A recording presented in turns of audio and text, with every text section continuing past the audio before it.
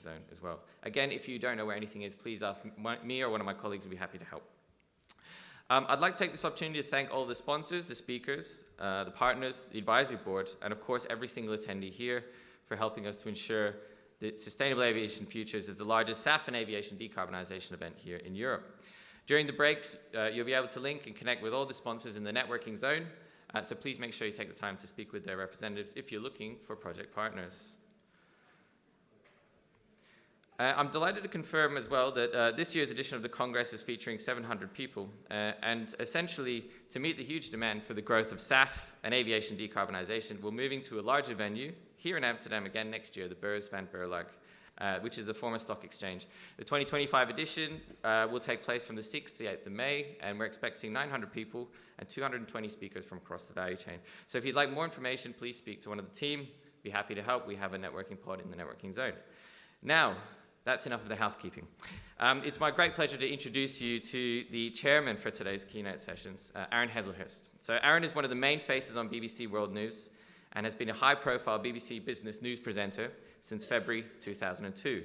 In May of 2017, he launched his own show, Talking Business with Aaron Hazelhurst, which attracts more than 140 million global viewers weekly. Not too bad at all. I can also confirm that Aaron is a self-confessed aviation geek and is as passionate about the industry as all of us in this room are as well. So I'm delighted to have his energy and his expertise to kick us off. Aaron, the stage is yours. Thank you. Thanks, Jamie. Thanks very much. Ladies and gentlemen, hello. Good morning. Who am Morga? So when in Rome, you know, give it a shot. Ladies and gentlemen, absolutely delighted and a real pleasure to be here with all of you in wonderful, little stormy, but wonderful Amsterdam. Let's get cracking, shall we? Okay, $3.5 trillion in global GDP. That is what global aviation industry generates. If aviation were a country, it'd be the 17th largest economy on the planet. Air transport as an industry, it provides nearly 11.5 million direct jobs. In fact, if we look broader, travel and tourism, it provides 1 in every 10 jobs on the planet. And of course, we know that aviation is an enabler of tourism, with nearly 60% of international tourists traveling to their destination by air. Air cargo. Air cargo is the oil that greases the wheels of our global economy. Nearly $6 trillion worth of products are carried in the bellies either underneath the passengers or in full cargo carriers. 35% of global trade in terms of value is carried up there. I mean, that's phenomenal. Now, you're thinking, why is he telling us all of the stuff that we already know? But ladies and gentlemen, I just think it's important sometimes for us to take a step back and just look and remember how fundamentally important this industry is, how important it is to families, to the business world, as an enabler of international trade, foreign investment. It is, in a nutshell, the backbone of our global economy. It's certainly one of the reasons, just one of the reasons why Jamie mentioned, I'm an av geek, I'm so passionate and love this industry, aviation. I've been following it and working alongside it, reporting on it for the past 25 years. People used to ask me why. I'd say, I think I was born with kerosene in my veins, but I'm not allowed. I don't think I can say that nowadays. But all of those numbers I rattled off also highlights why these gatherings are just so important. Important to continue to improve and to advance the industry. And something also that I've been banging on about for many years is to get the message out there to the wider public, to let them know what this industry has achieved, is achieving, continues to achieve, and strives for. So, on that note, ladies and gentlemen, I say to you a very warm welcome to the Sustainable Aviation Futures Congress Europe. Today, the 3rd edition of just driving this conversation around SAF and, of course, aviation decarbonisation. Look, ladies and gentlemen, we all know that sustainability in the aviation sector. It continues certainly to dominate the conversations among senior industry stakeholders. And it's increasingly, I have to say this, more and more in front of mind for passengers and for corporates around the world who use airplanes every single day. Now, I promised not to jump on my soapbox, today. I did promise them, but I'm going to take a little step up, just a little one at the moment, and give you this. It is, again, only my opinion, and again, something I've been banging on about. I mean, this industry, your industry, has made some of the most remarkable accomplishments over the past many decades, certainly in terms of the transport sector, global transport sector.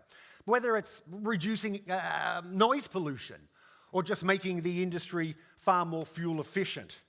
But, and I've said it before, you are your own worst enemies. You don't sell your accomplishments well enough. You're almost like the quiet achievers.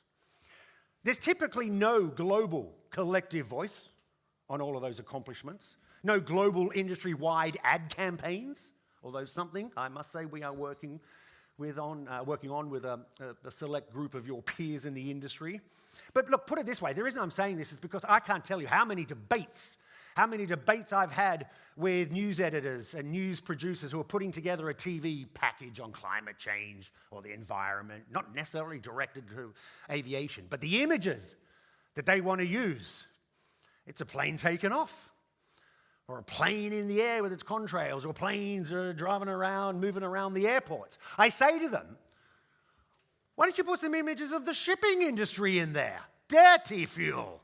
Getting better, apparently, but dirty fuel. Or I say, why don't you put some images of the cement industry in there? An industry that produces something like 10 times more emissions than you guys. But here's your problem. Cement's not sexy, is it? What is sexy is an aircraft taking off. Look, we know that the challenge before us is to achieve a net zero aviation industry by 2050. And ladies and gentlemen, as we know, that is a monumental task. But the imperative for action is undeniable. We all know, right? Aviation currently produces around 2.5–3% of carbon emissions. And with travel expected to double by 2050, that number is, of course, set to rise if left unchecked. The industry's urgency, ladies and gentlemen, to reduce its environmental impact just has never been more apparent. And that's why, given all of that, as Jamie said, we have something like 700 of you from across the entire sector here at the Congress today. Everyone in this room is seeking certainly actionable steps forward to drive and support new technologies, new strategies and initiatives to scale opportunities, of course, for aviation decarbonization. And before looking forward, just let us take some stock. Let's just take stock of some of the remarkable progress that has already been made, right? We know SAF refineries have begun to, I think I'm allowed to use the word slowly turning the taps on.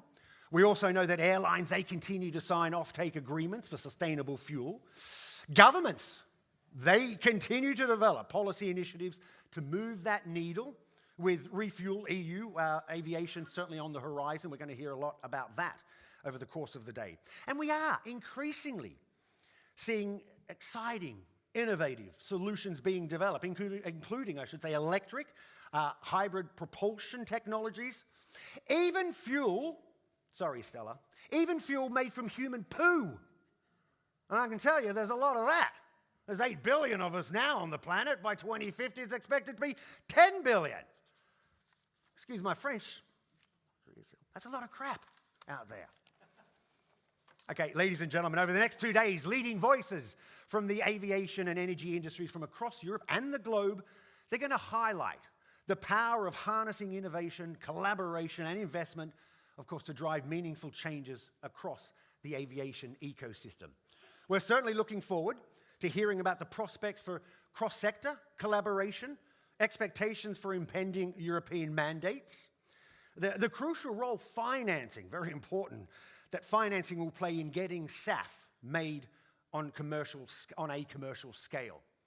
You know, the prospects for e-fuels, also about brand new feedstocks, which will certainly help to continue powering the SAF revolution in the years to come.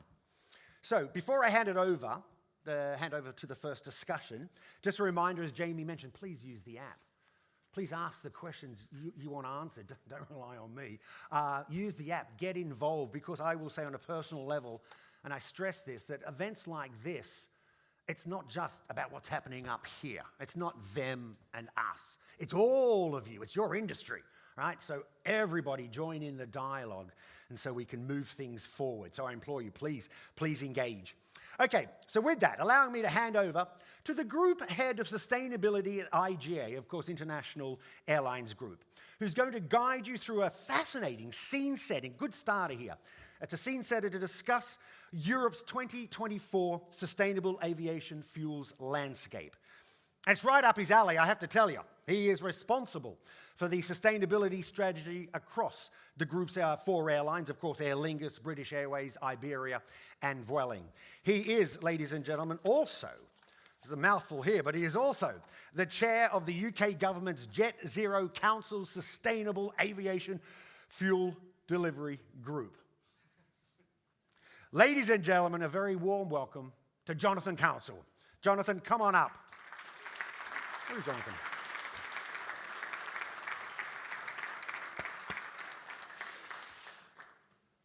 Good morning.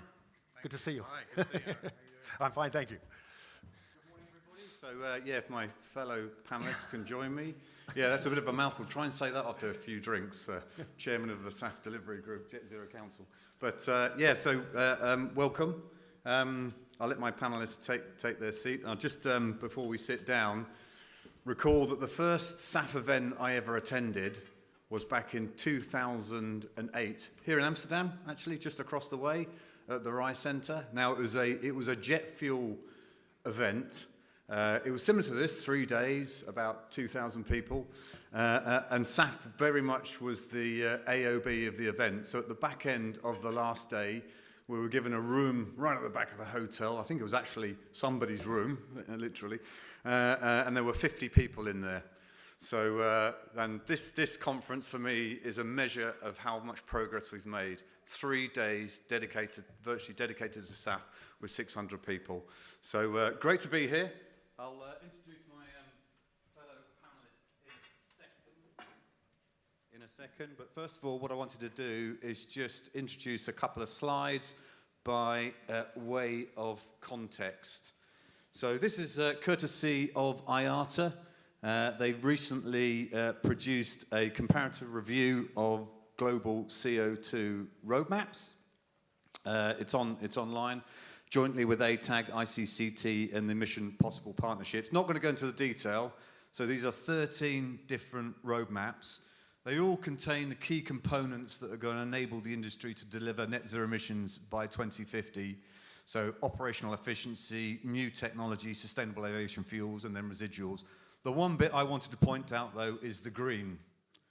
The green is sustainable aviation fuels.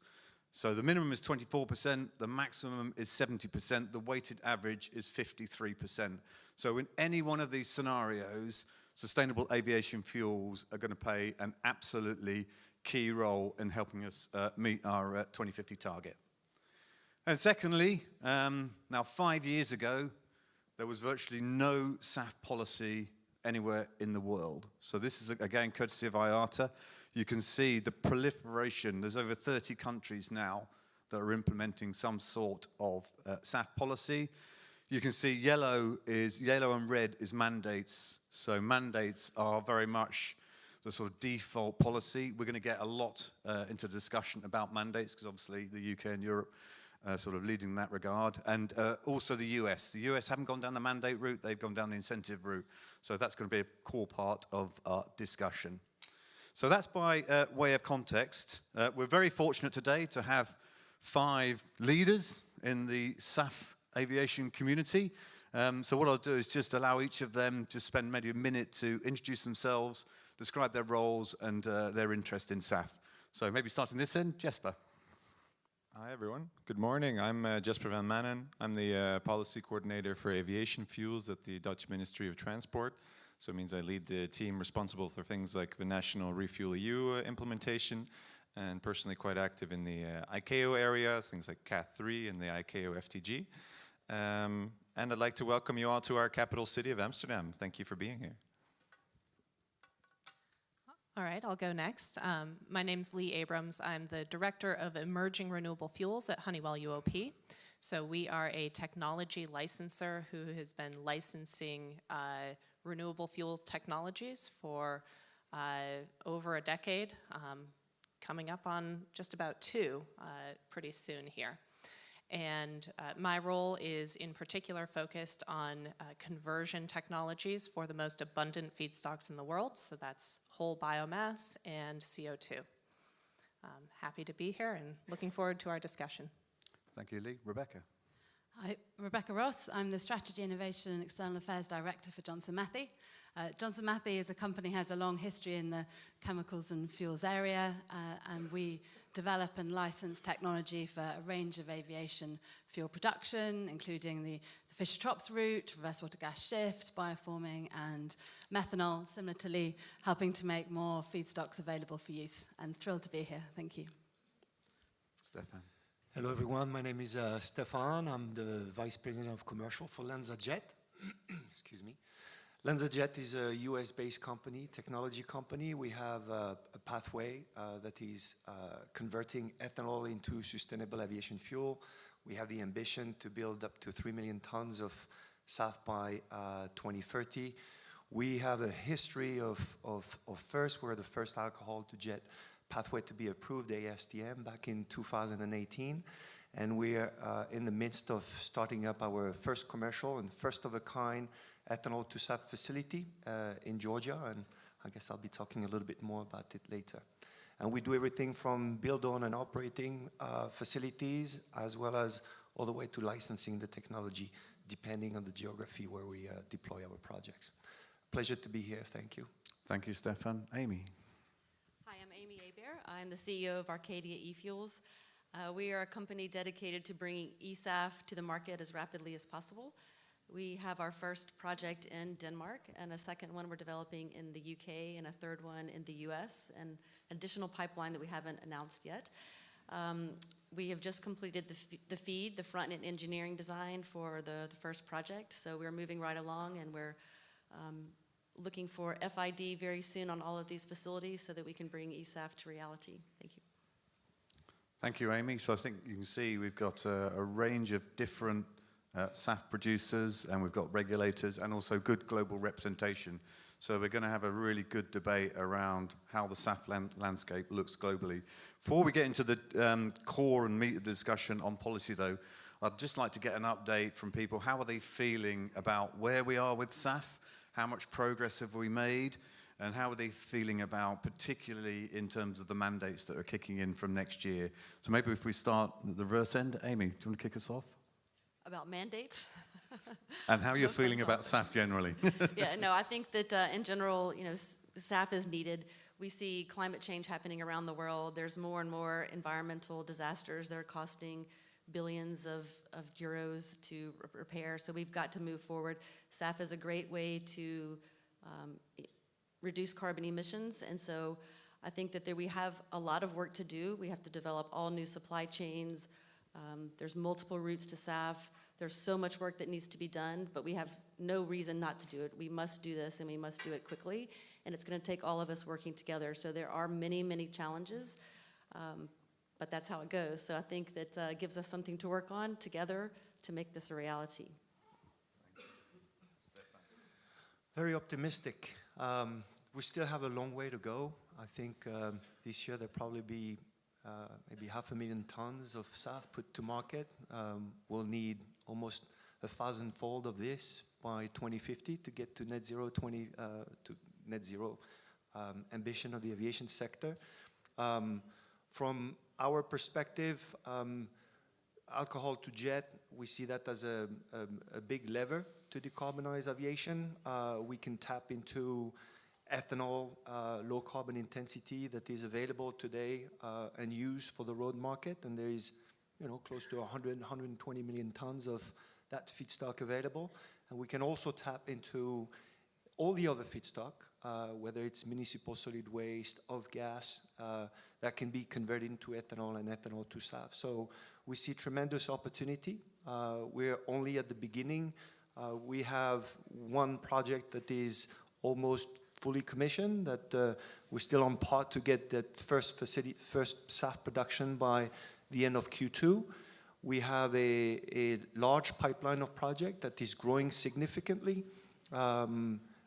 We have operation those projects are almost equally split between geographies. So whether there is mandate, no mandate, incentives or penalties, we see an interest even in geographies where today there is no legislation. So that is very encouraging.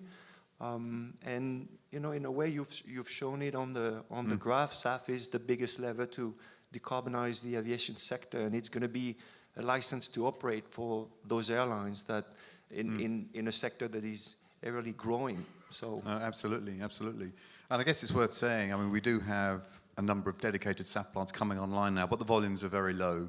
And I think 2021, it was 0.1% of global supply. I think this year we expect to hit 1%.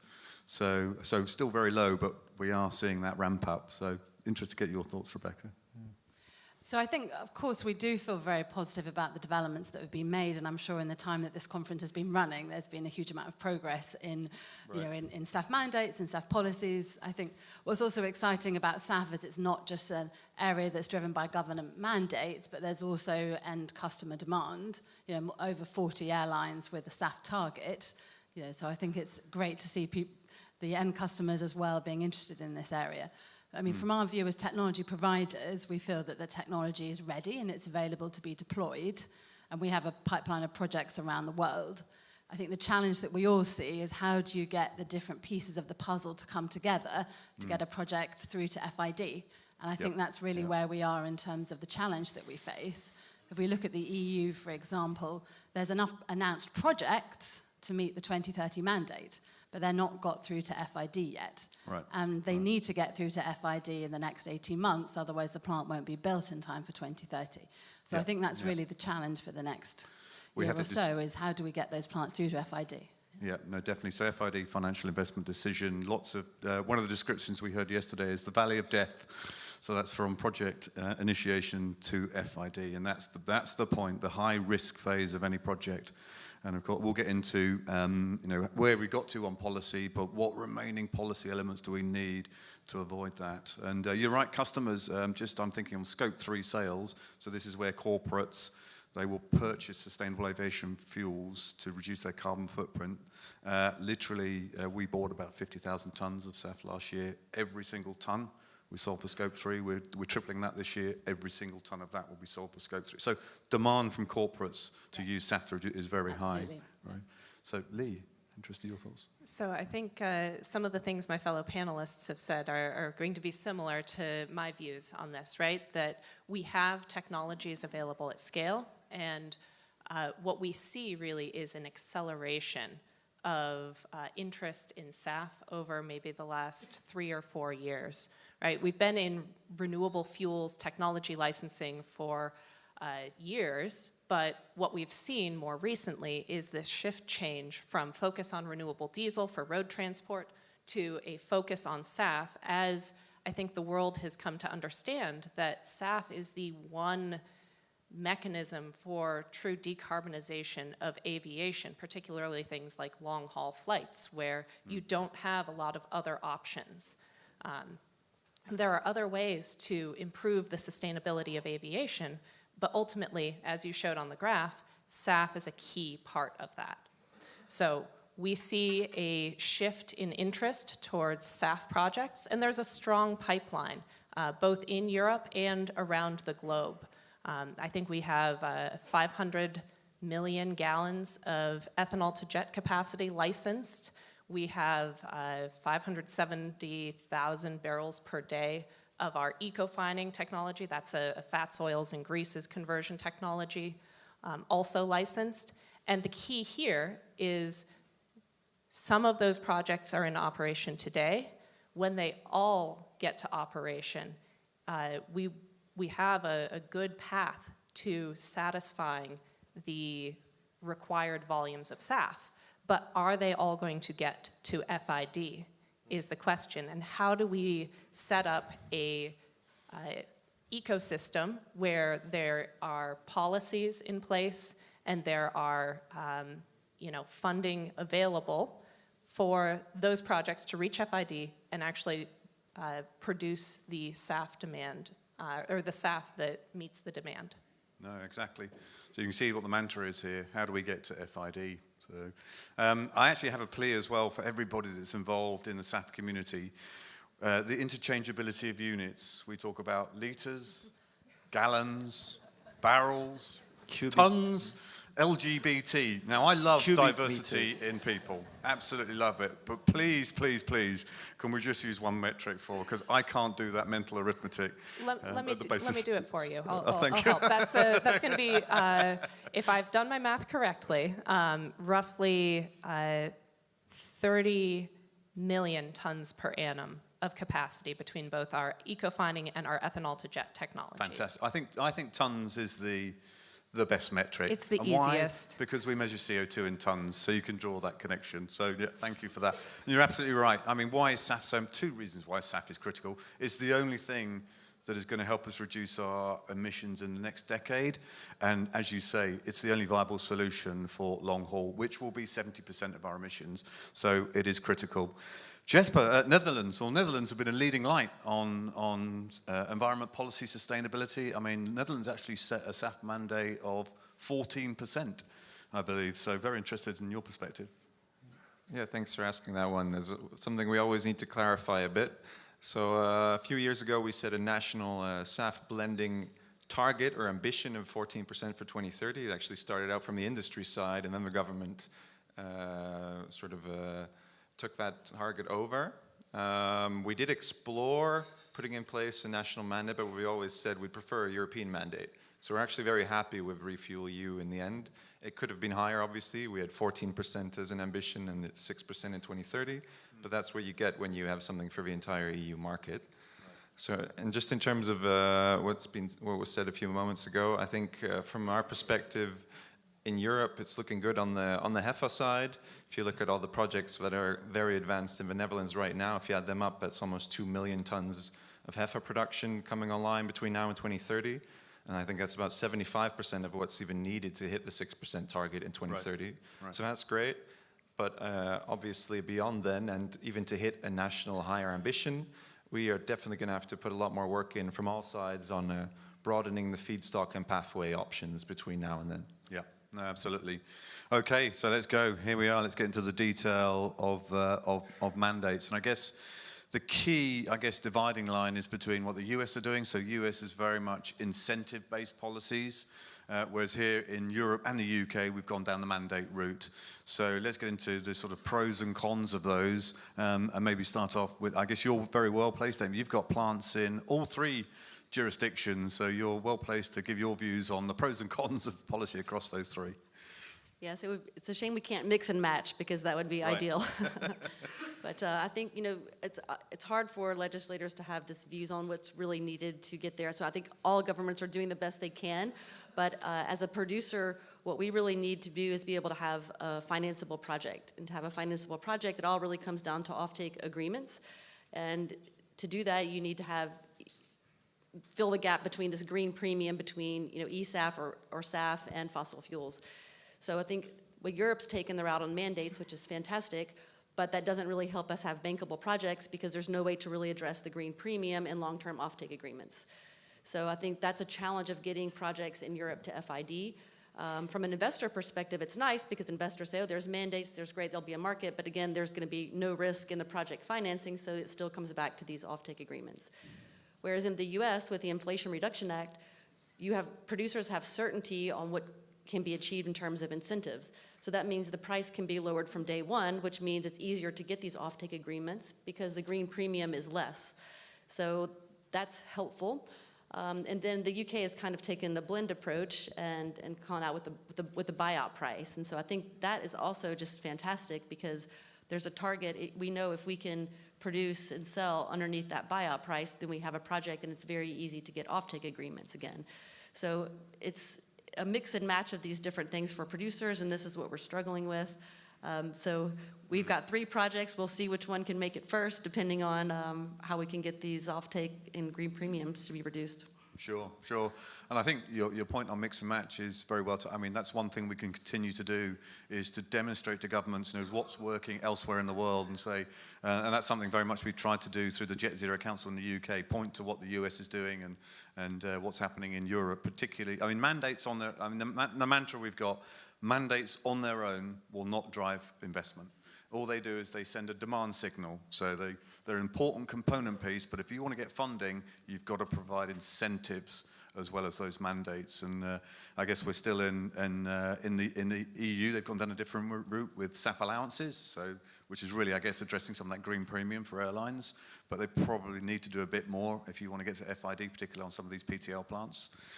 Yeah, I think as we've discussed at the SAF allowances, they don't help the producers, right? So we can't come to an airline and say, oh, let's hope that you get a 1-year SAF allowance into the future. That doesn't help you as an airline be able to make long-term offtake commitments without taking risk in it, right? Yeah, no, absolutely, absolutely. Lee, did you want to add something? I would. I can't agree more that those long-term offtake agreements are critical for project success and moving forward.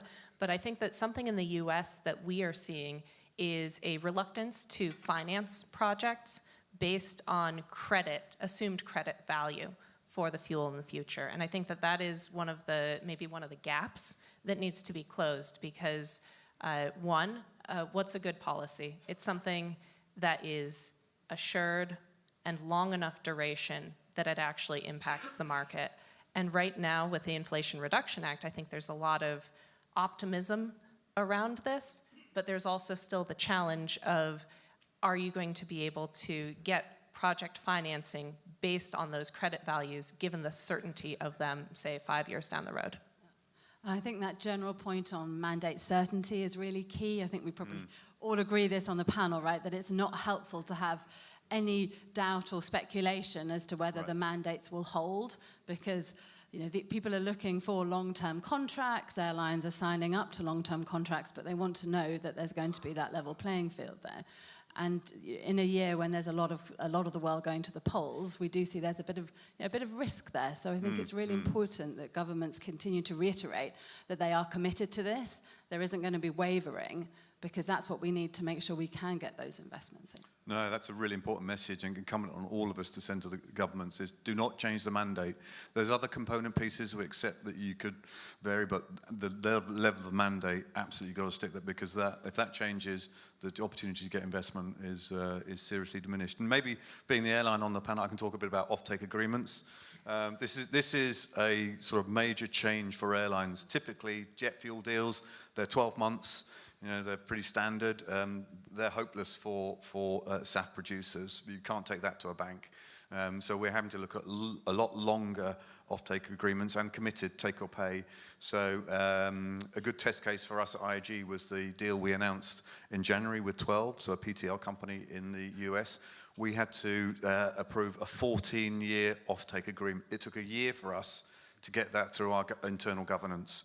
14 years. I mean, the world can change in 14 years. And the biggest concern was, how do we know that a new technology might not come along in that time and make that technology redundant? So it's all about convincing them that actually this is a pretty advanced technology and actually there's minimal downside risk. But I think it's airlines, that's the role we have to play, is convince our boards. Climate change is the biggest risk we are going to face. We just have to think about this differently. We have to take longer term agreements. And it's not MOUs, it's take or pay committed contracts. Yeah. I think that's where the mandates help to create a level playing field, because you're going out and doing that, you're maybe exposing yourself to a bit of risk. But if the industry as a whole has a level playing field, I guess people can get more comfortable than a feeling that actually some are doing it, some are not. And what we hear from airlines is that's where it gets difficult for them. Yeah, no, indeed. Jesper, go ahead.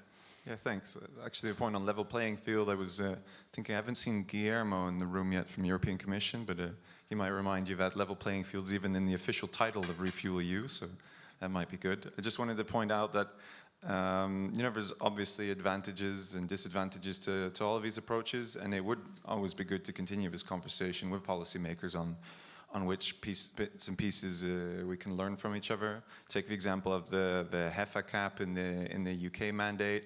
Well, Refuel EU will be evaluated at some point in the future. If that is an actual good example, then maybe that could be added. But specifically on Refuel EU and mandates being changed, I mean, the EU is a democracy. If voters completely want to get rid of Refuel EU, we'll have to. But it's very hard to get rid of EU legislation. So really, there's no risk. Take it from me. Yeah, don't quote you Are on you that. recording that, what you just said? Can we? Take it from me. Yeah, and I guess that's why I guess the EU. I remember when they first announced a 6% by 2030, people felt there's a bit of criticism. Well, that doesn't feel very ambitious, and I think it was part of addressing that risk. It'd be much worse to set a higher target and then has to roll back on it. Better to set a target that you got reasonable confidence that you're going to meet. And I think what we've heard from the capacities coming online, because it can all be achieved with HEFA bar the PTL subtype, we're reasonably confident we can meet that. I guess the interesting one in Europe, though, it ramps up pretty quickly, though. It goes to 20% by 2035, so almost 3.5 times in the next 5 years. So I guess that's going to be, the next few years is going to be critical whether we think that capacity can come online. So Stefan, I don't know, you're in a good position, aren't you? You've got plants in the US. In fact, I think the Freedom Pines plant will be delivering its first fuel maybe as we speak in the next couple of weeks. Yeah, so as I was saying earlier, we're mechanically complete the plant, and it's almost fully commissioned. It's in the hand of operation. The first trucks of ethanol has arrived and have been loaded. So we're on par to get the first SAF volume by the end of Q2. In the meantime, I mean, to rebound on some of the comments earlier, I think, and you show it on your slide earlier, we see an increase, when you look at the map of legislations coming up, yes, the Europe and US are leading the way, but we're seeing more and more legislations, at least roadmaps. We still need to have a bit more teeth, and we were talking a little bit earlier in preparation of this panel. There's still some uncertainty, like in Europe, how they're going to calculate that penalty. There's a mechanism with a formula, but it's not really, there's nothing really set for the time being. So there's still some uncertainties, and there will be some fine-tuning to make sure that it's got teeth, as you were saying earlier. So yeah, just to maybe cover that. So this is called the buyout. So the buyout, basically, there's a pressure valve within the mandate. So if a supplier can't meet the mandated level, they pay a fine. We call that the buyout. And you'll see in the UK, they announced on April 25th, it's pretty high. It's pretty high. So it's £4.70. So basically, it's about $6,000 a ton of SAF. So I think that's probably the highest buyout that exists, and it's even slightly higher for PTL. So so airlines are slightly worried about that. So the EU have set, UK have set a mandate of 10%. The big concern is that, and the reason the UK have done this is because they're not going to produce the 1G market. HEFA is not going to be produced in the UK because there's very little feedstock. So they're trying to send a signal for a 2G alcohol to jet MSW market. So that's the reason they set that price. What we don't want to see, though, is first generation SAF pricing at the buyout. That will be failure. And thankfully, there's a very important statement in the mandate document that says that they will intervene if that starts to happen. So there are new, so you see why they're doing it, but there are risks in terms of that. And I think the EU they haven't really set a number on buyout. It's the square of your inside leg measurement with a hat size, or no? It's a complicated formula, isn't it? Where it says it's twice the SAF price minus the fossil, blah blah blah. But of course, take that to a bank. How can you raise finance on that? Yeah. It's 2 times the difference of the average price of SAF minus the fossil. fossil. But it's retrospective, isn't it? So presumably trying to get finance, because it's a less clear signal in terms of what buyout will be, trying to raise finance with that is more difficult, I think. Correct. I don't know, yeah. But if you look at historically the prices of jet fossil and SAF, and just to round up numbers, if jet fossil is 1,000, and it's higher, but 1,000, and then SAF being average 3,000, then the penalty will be the difference times 2, so 5,000. 4,000. Yeah, yeah. So really the price market will be determined by jet fossil plus the penalty, so 1,000 plus 4,000, basically 5,000, which is a bit similar, a bit lower than the buyout So price in the work it UK. out. But Yeah, yes. sure. Jess, I don't know if you've got... Yeah, for me, I think an important detail here is that in the UK mandate, it's a buyout. So if you, as far as I understand at least, right, I don't work for the UK government, but then if you pay the buyout, you don't have to supply the SAF. In the refuel system, you have the penalty as you described, and then next year you still have to supply the SAF that you didn't. It's like double penalty. Yeah, Because but- whatever volume you don't do in a given Right, year right. You still is gotta added buy to it your, anyway. to your mandate the following So year. it's Yes. Okay. Yeah, and I think that the challenge is with the way the EU is set up is that the penalty goes to the fuel distributors. So Right. they're the middleman, if you will, I guess. You know, so you have the airlines who you need to sign the offtake agreements with. The producers don't have the penalty. The airlines don't have the penalty. The fuel distributors have the penalty. So how do we make this connection between the producers and the airlines in this case, right? Because they're not impacted by the penalty.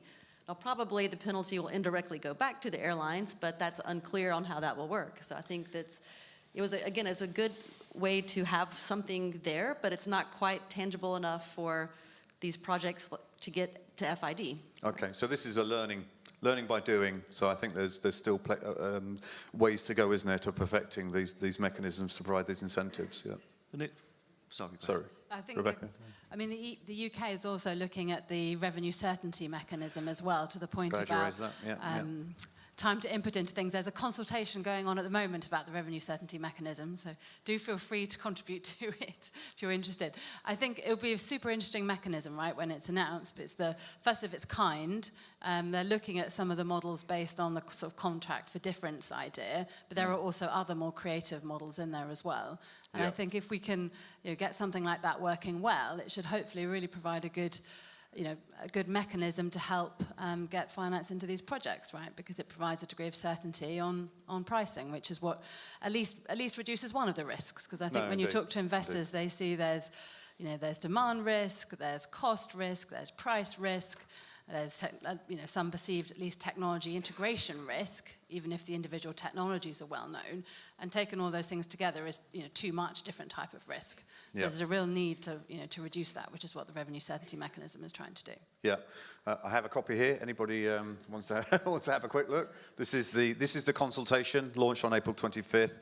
The deadline is June 20th, and yeah, please do respond. This is going to be key to funding SAF plants in the UK, and I think pretty much it's been the result of sort of 2 years of work. I think the industry is pretty happy with they recommend a solution, guaranteed SAF, which is basically a contract for difference. But if we can get this in, then that's going to help. The challenge we've got is it's got to go through a legislative process. It won't happen until Q4 2026. Yeah, so that is the biggest risk, is timing. I mean, some people might say Q4 2026 is a bit late when you think about the time it takes to get one of those plants up and running. Absolutely. And you're targeting a 2030 mandate. And of course, there's the spectre of changing government in the UK, potentially, and will that create further delay? So, it's no, a risk indeed. for us. The UK government has an ambition of 5 plants in construction by 2025, but the policy won't happen until 2026. So, what's wrong with that picture? So yeah, if you can add that message, that's great. Let's go for it. Let's get it in quicker. Yeah, Absolutely. Okay, just before we go to questions, I think one of the key aspects there are different types of SAF. So there's HEFA, there's 2G, alcohol to jet, municipal solid, and then there's PTL. Now, the more advanced SAFs, the 2G and 3G, are a lot less mature than HEFA. HEFA is being supplied, it's basically the only SAF you can buy today. So one of the challenges is how do you create policy to incentivize these or funding for these less advanced SAF pathways. Now, different options there. So actually, EU and UK have both gone down the PTL sub-target, but at very different levels. And then the UK has introduced this thing called a HEFA cap. But it'd be interesting to talk about what do we think about those approaches? Is it enough? Do we need to do more? So, Lee. Yeah, I'd love to take this one because what we have is a number of different technologies in our portfolio, from HEFA to alcohol to jet to power to liquids technologies. And so when we think about how do all of those fit together in the same market, what we see more than anything else is that demand requires us to have all pathways available. And when you start thinking about how you lower the cost of production, it's through having those different pathways available. Now, when you start thinking about that from a policy perspective, I think one of the challenges is if you start constraining 1G SAF feedstock, so the HEFA kinds of things, you are naturally, kind of distorting your market. I think there should be some assurance and some sort of confidence in our ability to generate technologies that enable lowering the cost of some of these newer technology pathways, right? We've innovated before. We've innovated for over 100 years in the petrochemicals and refining space. We collectively, technology providers, operators, have done a huge amount of innovation in this field, and that will continue. That said, I think that having a consistent, way to incentivize is helpful, but things like the ESAF sub-mandate has been very, very good at accelerating projects.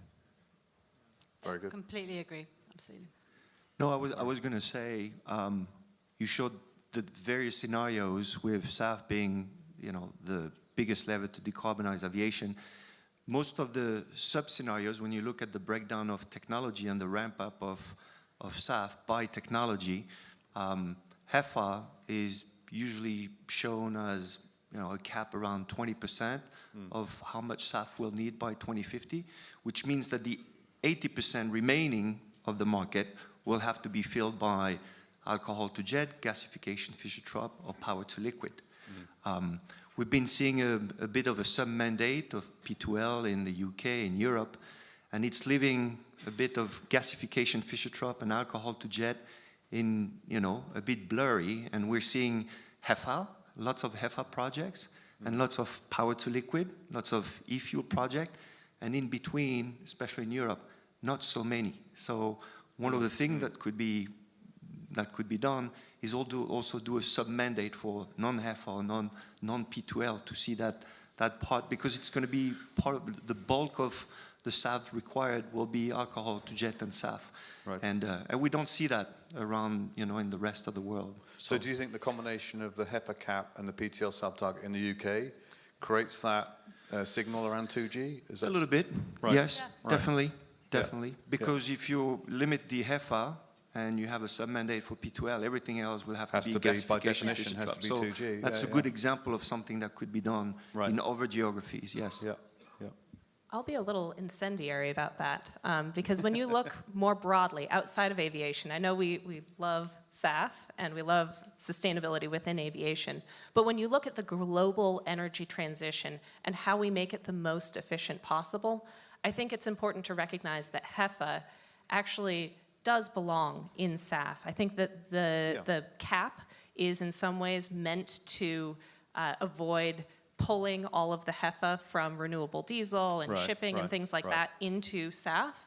But SAF is the hardest problem to solve. We have other ways to decarbonize road transportation, marine, and there aren't that many other options for SAF. And so I actually don't think that a HEFA cap is necessarily that logical. That said, I do think that mandating for some of these other technologies is critical. I think that's You have right. to find a way to incentivize it. It's purely for the UK, wasn't it? Yeah. UK. I don't think at a European level a HEFA cap makes sense because you're at a much bigger market. But for the UK, where you're not going to get any HEFA, but I think they recognise. I mean, original consultation was no HEFA, which we thought that's crazy. It's the only SAF you can buy. What are you talking about? So now it's at least by 2030 you can still use 71%. So absolutely, HEFA is going to play a critical role even in the UK in the transition. But but it will be capped naturally given the limited amount of feedstocks that can be processed. But I think the slight risk, though, that we've heard from some fuel producers in the industry is that because of course HEFA is cheaper to produce, they are unwilling to invest in the next gen technologies until they know that they're going to have to, which I think creates a bit of a risk that we'll get to the point when there isn't enough HEFA to continue growing, and we won't have these 2G technologies developed sufficiently, they won't have come down, the projects won't have come down the cost curve, the scale won't be there. So I think there is a need to start getting these projects No, in. absolutely. I think all the roadmap. Then you bring the cost down. Otherwise, we could get to a kind of cliff No, edge. no, absolutely. And I think all the roadmaps say by 2050, the role that HEF will play is somewhere between 15 and 20%, and that is simply because there's not enough feedstock. So yeah, you need all of them. Yeah, Jesper. Yeah, Jonathan, I just wanted to add that I think from an aviation perspective, we sometimes tend to forget that there is a sort of a HEFA cap in the EU, because under RED we have a limit on Annex 9B in total, but it's across all of transport. So then it does get a bit complicated also for us as national policymakers, because you have a different mix of fuels and energy sources across transport modalities in every EU member state, but there is a limit imposed there already in the legislation. No, indeed. Good. The questions, some of the questions have appeared. So anyway, have a quick look at those. Oh yeah, there's so go for the one on Singapore. So those that don't know, Singapore have introduced a mandate with a levy. So the question was, interested in panel views. Singapore policy with a levy to fund targets and EU mandate is flat and tall. So yeah, any thoughts on that? Any takers on that one? Not that popular a question then, okay. Maybe go to the, here's one that's, well, while you're thinking about the Singapore one. How do international agreements like CORSIA help to accelerate? So CORSIA is the global carbon offsetting and reduction scheme for international aviation. That was agreed at ICAO back in 2016. Really starts to happen this year. Increasing amounts of emissions will be covered by CORSIA. So I don't know, any thoughts on CORSIA acting as an incentive? Yes, well, so CORSIA, United Nations, there's 180, 190 countries that adhere to this idea of the problem is it's not so aggressive. The sustainability criteria are different than the US or EU, and today what's lacking is having an homogeneous way of looking at sustainability and what it means. Feedstock restriction in Europe, no restriction in the US, threshold on greenhouse gas emission reduction. For the time being, it's kind of a bit of all over the place. And if there is one body that could make everybody agree on something, it would be CORSIA. But the difficulty is aligning 180 plus countries on one rule. I mean, we see how difficult it is in Europe already. Yeah. Yeah, I mean, it took 6 years to get the agreement on CORSIA, and it was a compromise. It needs to be strengthened. It needs to cover all emissions 2050 and include removals. But I think global harmonization is absolutely key, particularly when it comes to SAF, particularly on sustainability policy. There's nothing worse than, as a producer, you've got to meet a whole different range of sustainability criteria, and likewise on things like book and claim. So I think we've got to continue to do that. While most of the action will happen at a regional level, we've still got to push for that prize of global harmonization. So, any other questions there that particularly take interest there? I'll take maybe the second half of the Singapore policy question, which is, there's a flat EU mandate through till 2030. Is that going to delay investment decisions? I think that, yes, nobody's really trying to produce, other than maybe a couple of, sort of leaders in the space, for things like e-fuel. The mandate starts in 2030. Nobody's trying to produce very much volume far in advance of that.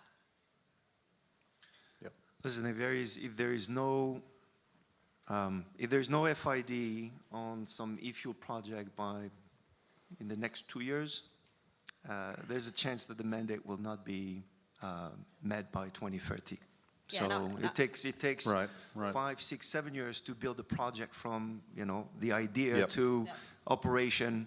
We're already in 2024, almost 2025. We have 5 years to build hundreds of thousands of e-fuels production facilities.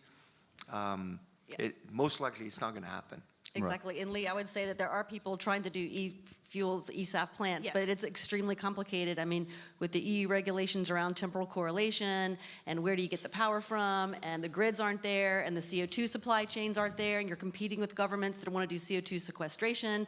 I mean, it's a minefield to navigate. And to reach the 2030 mandates in Europe, which is a small number, but it's still 10 plants roughly the size of Arcadia e-fuels plant. And you said 5 to 6 years to do a plant. It's more like 7 years. I mean, permitting in some of these EU countries is 2+ years. And so, I mean, it's a 7-year process, and time is running out, and we need to see 10 to 12 to 15 projects reach FID in 24, 25, and early 26. No, absolutely. I think the HEPA part of the EU mandate, we think we're reasonably, but it's the PTL piece, wasn't it? And 1.2%, that's not trivial, is it? By 2030, going to 5% by 2030. But interestingly, the UK have taken a linear approach to that 10%. So it goes from 2% to 10% on a linear basis. But because they've relaxed the HEPA cap, we're confident that we could probably meet that through imports of HEPA. I think we are getting close to finishing, and I've been told that there's a trap door up here. We'll all disappear if we don't finish on time.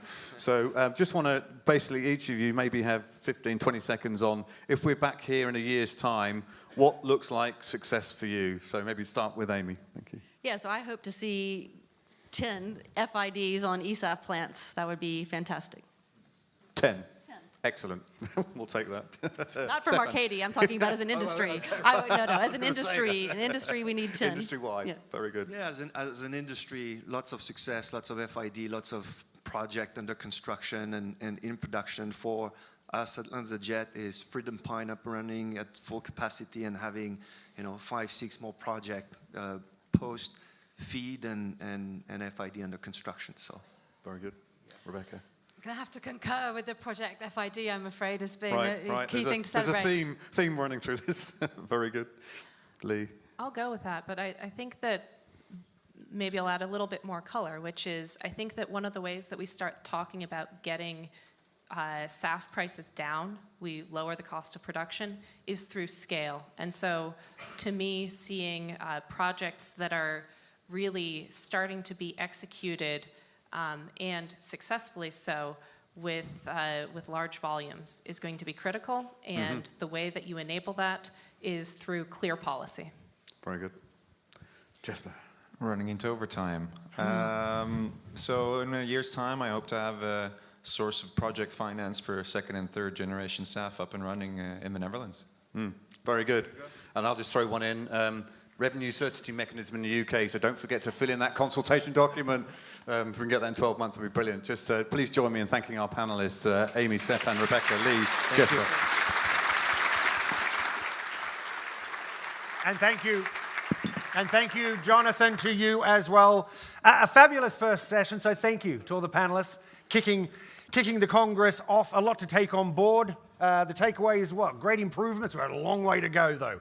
Okay, we're going to swiftly move along as these seats get removed, and we look forward to our next presentation. The title of this one, ladies and gentlemen, is Financing Mega-Scale Green Molecule Projects. So would you welcome to the stage, please, none other than Dr. René Cotting, Chief Financial Officer at Smart Energy. Come on up, René. You've got everything? Yep. Thanks a lot, and also a warm welcome from Smart Energy and myself. It's really great to see so many people here, because it also is correlated to the interest that we are now powered up after these very good discussions we had. And you also saw about all the challenges coming along. So I thought maybe let's see about how about financing and having a CFO up here in order to say, okay, how do we do all this happen? Let's see if I can click on it on the mega scale. We saw that, we heard about before that we would like to have 10 projects reaching FID here in Europe. And I promise we try to get 3 out of it. So that's what we are here about it. So I would like to take about the key drivers. First, to tell you a little bit about the key drivers of the SAF project. On one hand side, you see all the regulations going on, but on the other hand side, you also have the voluntary SAF market coming along as well. And of course, when I then look into it, hey, how does it look about the airlines? How many of you are from airlines here? Raise a hand. Okay, not so many. How many are fuel suppliers or related to fuel suppliers? Okay. How many are banks, investors? Okay, a few. Not too many. I would have expected about 80% banks and finance and investors. Okay. No, but the really true is that what is really good to see is that the airlines are really committed in order to get into the SAF. For it, 8 out of 10. And you see that 20 million tons per year of the top 100 airlines to come along is quite phenomenal about the commitment in order to go there. On the other hand side, when we move forward, we have this kind of quotas coming along. And we talked about mandates, we talked about incentives, about the IRA, but the mandates to get into the sub-quotas, into the eSAF is coming along. We heard about the 2030 coming along in EU and the UK, and going up to 35%, 70%, and for the whole overall SAF in 2050. And we heard about the penalties. And the penalties is something new. Something which is not limited to the ceiling, something which is defined by at least as a minimum of 2 times the difference for the fuel suppliers about the average price of aviation fuel, as well as then the SAF price times 2 into it. And that is, of course, a penalty which makes then economic sense in order to invest into SAF. And I would like to come to that point a little bit later on as well. So let's look into securing. How do we secure the financing out of it? Let's go back and lean back about how finance industries, how banks, how investors are looking into investments as such. We have 2 categories. We have the equity, which has the highest risk, and typically the available investment amounts are the lowest. If we talk about mega scale, and I'm talking here about hundreds of billions, and some are saying it will be $1.4 trillion getting into it to 2050. Let's look into equity. Equity is limited. That's why we go into the debt side, and in the debt side, we have different categories into it. It depends about liquidation preferences you might have when the company is going bust. So you try actually as an investor in order to reduce the risk as much as possible. You can go into subordinated loans. That means you're getting a second or third row. Firstly, the others are then served, other debt holders, other bank loans are served before. And you go down the road into the non-recourse loans. The non-recourse loans is really the one where you also have in the renewables for solar, etc., the project financing coming along. So you pledge your plant, your renewable plant, you pledge there, you have all rights aligned to it. And then when, of course, with the returns out of the renewable plant, you're paying back or you do the amortization of the loan, but you also pay then the interest. And dependingly about how risky the plant is, the higher the interest rate is, as well as also about do you have a PPA or do you have a long-term offtake? Do you have it just for 5 years, you 10 years, 15, 20 years, or do you have merchant? And this all gets into it. And that's why, as a CFO, many times, when you talk then to the banks and investors, it's not about the pricing, about the financing. It's firstly about, do I get financing at all in order to make the project? So that's really the big hurdle to get into it. And you see the DSCR, it's a nice term of debt service coverage ratio. So you need to get cash flow out of the projects divided by the interest and repayments of the debt. And these are KPIs which are being looked at on a half-year, yearly basis as you go along with the project and in the operations in order to see, do you need to pay back faster or not? And you have terms like cash sweeps and others, etc. So quite complicated, but it's all about investments. And that's why, what are then the, and I'm sorry about those slides because it's not exactly like I have given it with the nice graphs into it, but I just tell you what's on that slide. Principally, it is you have 4 risks. You have financial risk, strategic, operational, and political risk. And I hope that the slides are correct, how it was distributed. In the financial risks, it's all about the offtake. The longer you have an offtake, the longer you have security that something is coming in, the better. If you don't have, it's quite complicated. But it's also then the investors are looking at what are the parties related to it. What kind of suppliers are we using in our mega-scale e-fuel projects? Are they bankable as well, or are they just here for a few years to go? That's also then the whole question about, should I take a startup technology? Should I take a proven technology?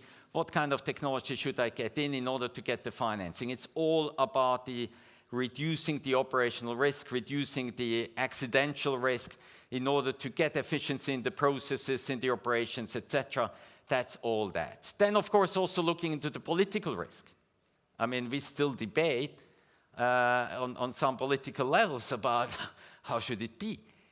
Man, I mean, these are projects for 30 years and probably even longer we would like to have if we then redo it, etc., remamp that up. That is tremendously important to have a stable frame of regulations into it. And then, of course, also the strategic risks are then new technologies coming along. So what we try to do, if I look at that, the earlier you are in a project, the higher the risk is. It goes down, and the IRR potential, so the returns is, of course, also the earlier you get in, the higher is the potential to getting the return out. This is really great.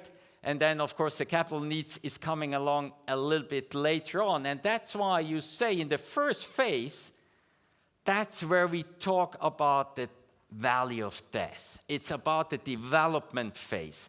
Can we make it up to the point where then the investors are coming in, where the billions are coming in? And typically, in the first phase, you're looking into, okay, strategic partners, or as a developer, you need to finance it yourself. You principally make up the project like we are doing, and then we are seeking for equity investors into the SPVs or into the company in order then to fuel then the money into it. And of course now for eSAF, you can also look into fuel suppliers, you can look into airlines who are interested in order to secure the supply of eSAF as such, and that's where we are standing for. And then we are bringing the projects further into the construction, and then, of course, into the operations, where then the pension funds are coming. When the risk is gone, then you get the whole money. And then that's why we need to bridge the first years into it. This is tremendously, and we heard it yesterday, bankability is the key word into it, and typically bankability is only coming in the construction when you have the FID, and then it starts. And that is, of course, if we want to have so many SAF plants coming along, we need to get this bankability earlier. We need to get equity investments earlier in order to make that all happen. Thirdly is, we have 2 markets we are looking into it. We have the emerging markets coming now along, where we have a supply shortage, and we have the mature market, because everything is coming along further on, and we'll talk about the first mover curves. First of all, it's like a golden age. We are getting up. We have 8.7 million tons of demand for 2030 for EU and UK together. And then, of course, what we supply is not enough. We heard it just before. So what do we need to do in Europe? We need to import. We need to get more development. We need to get more into bankability. This is principally what we are all after to do. Secondly, let's see how we can get along here. Okay, secondly, the penalties. I tried to calculate the penalties. We heard it before. Actually, it's really, we call it smart energy, but actually it's smart. It's smart. You have the conventional jet fuels, you have the CO2 costs, and then you look into, principally, I don't have a pointer here, you look into the levelized cost of ESAF, you look back, this is a number which will be given, and then the difference of 3,500 euros per ton to 900, that difference you double up. This is then the penalty you need to pay as a fuel supplier if you don't supply enough of SAF, right? The higher the ESAF cost is, the higher the penalty, because the difference is just getting up like that. So as a fuel supplier, everybody in the industry is extremely interested in order to get the levelized cost of ESAF down, right? The further it gets down, the lower the penalty. The higher it is, and let's keep the guys left alone and see what they do, the higher you are penalizing industry. So that's where we need to come together. That's where cooperation is so much needed. That's why we have such conferences like that, in order to use those 3 days in order to make things happen. This is a calculation. It's very simple. Then, what's about then the first wave projects? You have an offtake at a certain time, but then technology is going on. Money of the penalties will be invested into R&D as well as in order to reduce the cost of those projects. And when the offtake is over, then you have the plant and still produces at a certain cost, right? I mean, you don't replace immediately your electrolyzer and all of that. And that's why the new plants are becoming with a lower cost into it. The question is then, can you then still make the returns of the first project? Which, of course, now we are talking about bankability again. Everybody knows that this will happen. So how can you then make this gap that you dare to jump, that you dare to make your first projects? You can now go out and get the coffee and say, okay, René just told that it's quite difficult. Let's get the coffee into it and come back later. No, there is solutions into it for it. Now, overcoming the largest hurdle, let's see who is players. You have the EPC, you have the O&M providers, you have the SAF off-takers, you have the sponsors, investors I just talked about, and you have the banks. And one is missing here. You could also think about insurance, and yes, also reinsurance is coming into it, but another one is missing, and you know it. It's the government. So the government getting into enough security that bankability is coming along, and there are a few elements which I would like to highlight. One is, of course, infrastructure assets and permits need to be there. The certification standards need to be there. The book and claim system needs to be like that it's not double counted, that there is no fraud, that this is clear. It's also not clear right now. And we need, thank you. Now we're getting there. And we need to have, shall I start now again? No kidding. And we need to have the innovation finance. And the innovation finance is like public guarantees. And this first loss guarantee, I mean, we have it in the export credit agencies.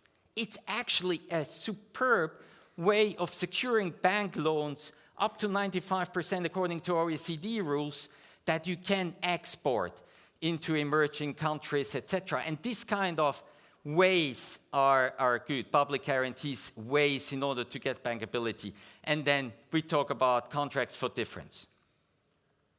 And these contracts for difference, so you have the first 10, we heard 14 years before, but say 10 years of offtake, and you are then on the market, merchant.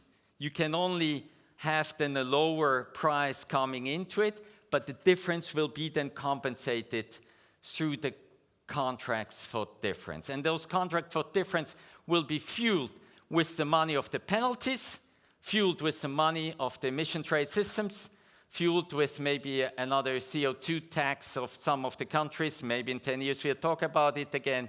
So that is giving then security in order to get everything happening. So our approach in smart energy, we are here in order to make this energy transition happen. So we are investing, we are developing, we are constructing and operating renewable plants.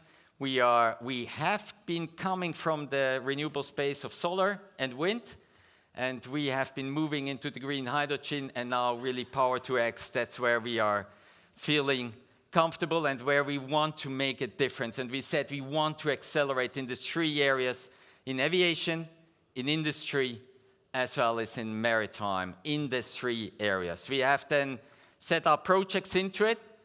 We said as an investor, it's not enough. In order to reduce all those risks I was talking about, we have then started to have our own engineering teams together.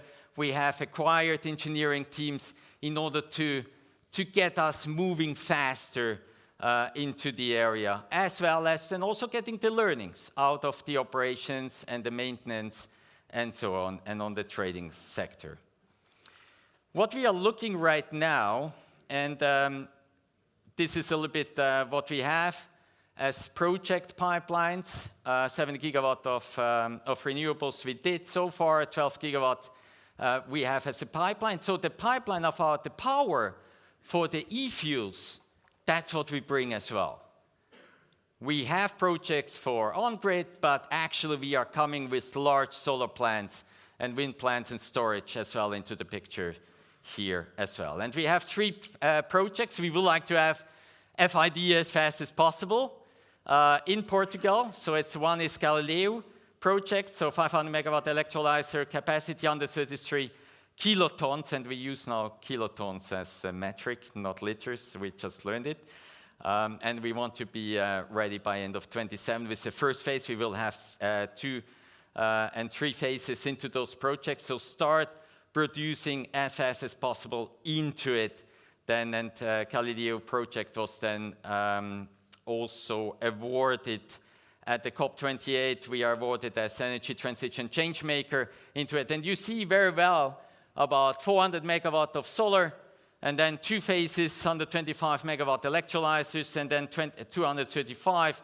And we take the CO2 for a cement factory directly, so CO2 capturing into it. So we try to decarbonize the cement as well as then the aviation, and that brought us the award into it. So we need to make it happen, and a lot of you can help us in order to make this big step happen as well. So coming to the close, and if the next slide you can just click on, is our pipeline. This is our ambition to get.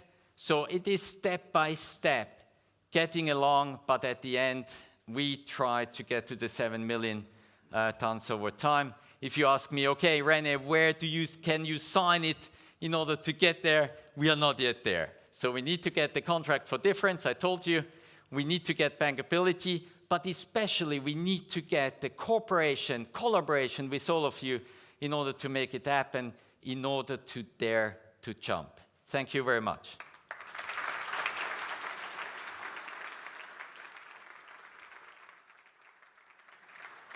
So, I was right on time, 3 seconds. Bang on, René. Thank you so much. Much appreciated. Thank you for your presentation. Ladies and gentlemen, once again, René Cotting. Thank you, René. Really great stuff. Okay, ladies and gentlemen, I tell you what, we're very excited for this next chat. This is like a little fireside chat. And I will tell you, our friend coming up on stage here, we've only got around 25 minutes. So I'm not going to waffle on with an introduction. In fact, ladies and gentlemen, this is an airline and an airline boss that needs no introduction whatsoever. In fact, I did choose a bit of an introduction. Can we bring it up, please? Let's bring that up. Cast your eyes on that. That's their latest numbers. Ladies and gentlemen, Emirates Airlines, and of course, please welcome none other than the president of Emirates Airlines, Sir Tim Clark. Good to see you. Thank you. Actually, Tim was telling me late last night he was about to text me to say he wasn't going to be able to make it because of the storms last night. But you got in. You got in. I'll pick those up later. Yeah. Full disclosure, ladies and gentlemen, I have to say, I've known this gentleman for 20-something years. I consider him a friend. Doesn't mean he gets off lightly, though. But of course, over those years, I've interviewed Tim on my shows countless times, and certainly things like this on stage at events. I will also add, Sir Tim has been very gracious to accept audience questions. Again, we only have the 25 minutes, but we'll try to get as many of those in as possible. So again, use the Slido, use the app, and please participate. Tim, let me start with this, my friend. Before we get on topic, you know what's coming, don't you? 16th of April, if I've got my date correct. Those torrential downpours in Dubai. We saw the images. It was absolutely horrendous. So, Tim, I've just got to ask you, what happened? Because if you looked at social media and X and all that, there was outrage. It felt like, this was, again, not very Emirates-like, but it did feel like Emirates just, you dropped the communication ball. Can you just explain what happened? I think, in fairness to ourselves, if I can say that, we had two storm cells merge overhead Dubai. In fact, at 11 o'clock in the morning, it was like night, and then all hell let loose. In 7 hours, we had 6 inches of rain, whatever that may be in millimetres, but that's about a quarter of the London rainfall in a year. Well, I was going to say Amsterdam, but they're doing well after last night. Yeah. And as a result of that, the hub came to a complete stop. Don't forget, this is a hub that moves 180,000 people across the network every day. If the heart stops, the hub stops, and then you've got all sorts of difficulties in trying to do it. What people didn't see was that so bad was the storm that the ability for people, for instance, crew to get to the aeroplanes from their accommodation, for catering to get to the aeroplanes, for food to get into the catering, etc., when their homes and the roads were under 4 feet of water, it paralyzed the city. And I don't think any city on the planet would have been any better off given that amount of rainfall that hit Dubai. And don't forget, we're a desert location, and to have that kind of rainfall, mind you, having the lessons that we learned, and we have learned a lot of lessons about the stress testing we need to do with an operational crisis of this size, and it really blew apart a lot of our standard operating procedures, which I put in place quite a long time ago, because the nature of what happened was so great and so intensive and so iterative in its effect that even the SOPs were starting to fall apart, and the people trying to implement, they had great difficulties. So, I mean, I was there most of the time myself in our command and control center, trying to get a feel of where our planes were. You know, we've got these big things like you've got here. We know every aeroplane, where it is, where it's going, etc. And see the gradually start to melt down. It was an horrific experience. But in the end, your leadership is what counts, the ability of the people to get a grip of it. We knew we were going to be in for 72 hours, 96 hours of real difficulty challenges. The baggage system, which of course is underground. Well, that was a swimming pool. Underwater. Yeah. And so our ability to, and then all the bag labels came off. Right. So then we didn't know where these bags were, who they were. So I have to say, even now, we're struggling to reconcile passengers. And my email is often full of people who are indignant about it. And you feel fairly helpless about saying, you know, there's a check. Yeah. Just get on with it. We'll do our best. But, you know, anyway, we move on. We learned. But there was some criticism about, not necessarily on the first day, but still bringing some of your aircraft into Dubai, but not knowing that these passengers could not then connect. And then, I mean, the scenes at the Dubai airport, I kept on wanting to call Paul, but I thought he would be too, Paul Griffiths, the big boss of Dubai airports. I mean, he had his hands full as well. There was so much, we did stop. We stopped people traveling across the network about 10 hours later, but it was too late. Some of the reviews that we have, we had better understanding of the meteorological conditions that caused this and the likelihood of those conditions happening again in the next few years, climate change, whatever it may be, we will be in a much better position. Not just us, but the government was so horrified about what happened. They're spending billions of dollars now in trying to deal with all the major touch points, whether it be road, the metro stopped, the roads flooded, so the city was paralyzed. They're never going to let that happen again. Remember, we've got nowhere for water to go. Yeah. There's no It's a rivers, drainage there's no problem, isn't mountains. it? is Yeah, there? yeah. So now they're going to create these huge underground caverns with pumps and everything else. So watch the space. Okay. Okay, let's get on topic then. Emirates sustainability and the SAF picture at Emirates. I was trying to think where to start. I guess best thing to start is, let's start back on 22nd of November of last year. You had a 380, one of your big birds, 380, 100% SAF demonstration flight on just one engine, of course, but I think it was in the air for 37 minutes. Earlier in the year, you did a 777, similar things. What did you gain from a balloon from those? I think this was a sort of combination of what the manufacturers wanted to do, a willing partner to check it out, because obviously, if you're using drop-in, and then eventually you're going to use 100%, you've got to make absolutely sure the engines will take it and can do all the things that you said it to. So we said it would do it. So we offered up. We're very interested in seeing how this is going to go. And we've been on this case for a long time. So when this happened, we were very, very happy to be a major participant, and it seemed to work very well. But, you know, it's not the immediate solution to the problem. It's just the start of a long journey.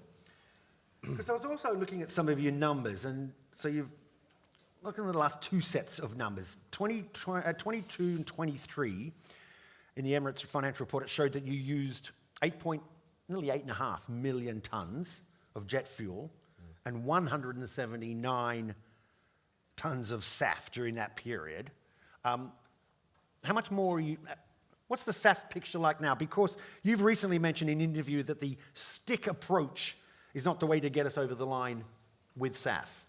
No, I still maintain that is the wrong approach. I think it's one that is high risk. If you're not careful, it could backfire on you for multiple reasons, not the least of which is what it does to the airline community, but it's a highly charged football on the international geopolitical stage. But you're right, the amount of SAF drop-in that we use then is a very, very, very small percentage of our uplift. And don't forget, prior to COVID, there was 550 million tons uplifted by the aviation industry in a year. So if you're going to start with less than 1% today, and then you want to get to the stage where you're going to put all these sustainable fuels, whatever they may be, PTLs or SAF or whatever, you've got a long way to go. And I think what we're doing at the moment, at great pace, both sides of the industry, the aerospace industry and the airline community and all the people such as the participants in this conference are trying to move at a pace which is a very, very, very hard thing to do. Yeah. Okay? This is technology which is taking us from 250, 300 years of fossil fuel global economy into something completely revolutionary. And the principles of flight and the power that needed to power a 380 over 17 hours on things other than fossil fuel at this point in time are going to be a very hard one to get to in the end. Not there'll be 380s around when that happens, but unless I have my way. So it's a difficult journey. We've got to be very careful. I'm very conscious of the fact that the truth must out. The metrics that need to go out then be well understood by everybody concerned. And I don't just mean people in this room, but the population in general. Will give you some idea of the journey that we have to get and the time it's going to take. The way technology is moving and everybody is trying to do their level best, whether it be government, the NGOs, the industry. But there are some major technological, not showstoppers, but difficulties. Are we going to have, do you believe, 100% SAF by 2050, which is what the industry says is going to be needed? No, I don't think that'll be the case. I don't think we know about biomass. We know, the fatty acid and hydroprocessed heifer fuels, etc. All this is driven by feedstock. It's driven by technology. It's driven by the ability of the private sector in the power thing to invest. The government incentives to do that rather than the stick, which is the mandate. And if you don't do this, you will be heavily fined. Of course, that ends up back into the airline P&L, which then gets passed on to the consumer. I think since 2006 and Al Gore and his Inconvenient Truth, we've seen a revolution the way we go about decarbonizing the economy. And so much was low-hanging fruit. We were avaricious in our spend patterns during the up until the financial crisis of 2008, 2009, we were just chucking our mobile phones, changing our cars, it didn't matter, environmental footprint hadn't. But what has happened, this whole issue about decarbonisation and climate change and whatever is resonating with the public. And I, you know, as a result of that, there is a buy-in. And it is that buy-in that we need to keep on side. And how do we do that without introducing government mandates that cause political backlash? You see in Europe how there is a pushback now against the green agenda because it's causing political fallout. It's causing the cost of living amongst the citizens of the EU or whatever to rise. So you saw that in the UK government on one hand. You've seen a little bit going on here. You've seen other parts of the... So we do not want to lose the goodwill about decarbonisation, climate change, and etc. We have to somehow find a way to make that work. And the evidence that we put in front of them has got to be easily understood and communicated. There's no point coming up with highly complex technical jargon in front of a man in the street who's worried about where he's going to feed his children and educate them, etc. You've got to somehow get across that. And this is something that we can do better at. What do you think it's going to take to scale up SaaS? Because I'm just kind of wondering, what do you think, what is it you'd want to see, I don't know, from financiers, the banks to scale SaaS? I think, you know, I'd like to see the talk being walked, okay? I see an awful lot going on there, but every time, the last slide the previous speaker showed was the journey to get to his kiloton output, and, you know, would he sign up to that now? And no, he wouldn't, but he's not alone. The impediments to the multi-trillion-dollar decarbonisation of the global economy are huge. And we're not alone. It's not just aviation. You talk about cement, you talk about maritime, you talk about whatever it may be. These are all things that have got to come together, and we need to find a way to coalesce all of this and keep telling the truth. Do not greenwash. Do not try and say to people we're doing a lot better than in fact we are. You've got to bear with us, and you've got to be able to watch what we do, we as the sort of responsible entities in this whole mix, and get the job done. Now, you asked me about 2050. Unless we have a breakthrough in PTLs, and we scale PTLs so they're not going to be, you know, 3.5%, 4% by 2040, etc. I'm struggling with the ability of biomass and other forms of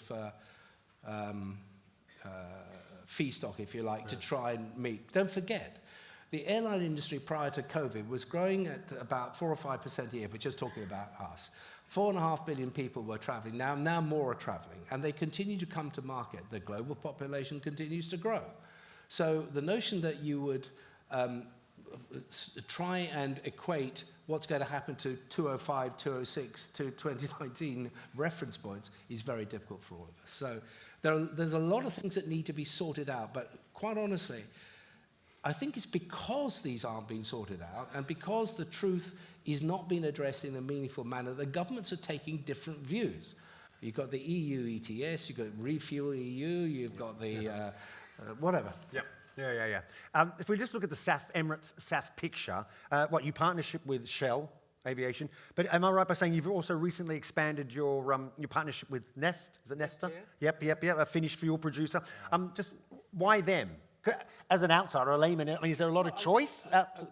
You know, we're looking at anybody who is up for it, and they are looking for equal partners. Now, Emirates is a very big global brand in the aviation world. If they can get them to participate, it adds more flesh to their story. Yeah. So we're doing it. We just started at Heathrow. We're in the Solent cluster. We're uplifting SAF in Amsterdam, of course, Paris, Lyon, Oslo, etc., Singapore.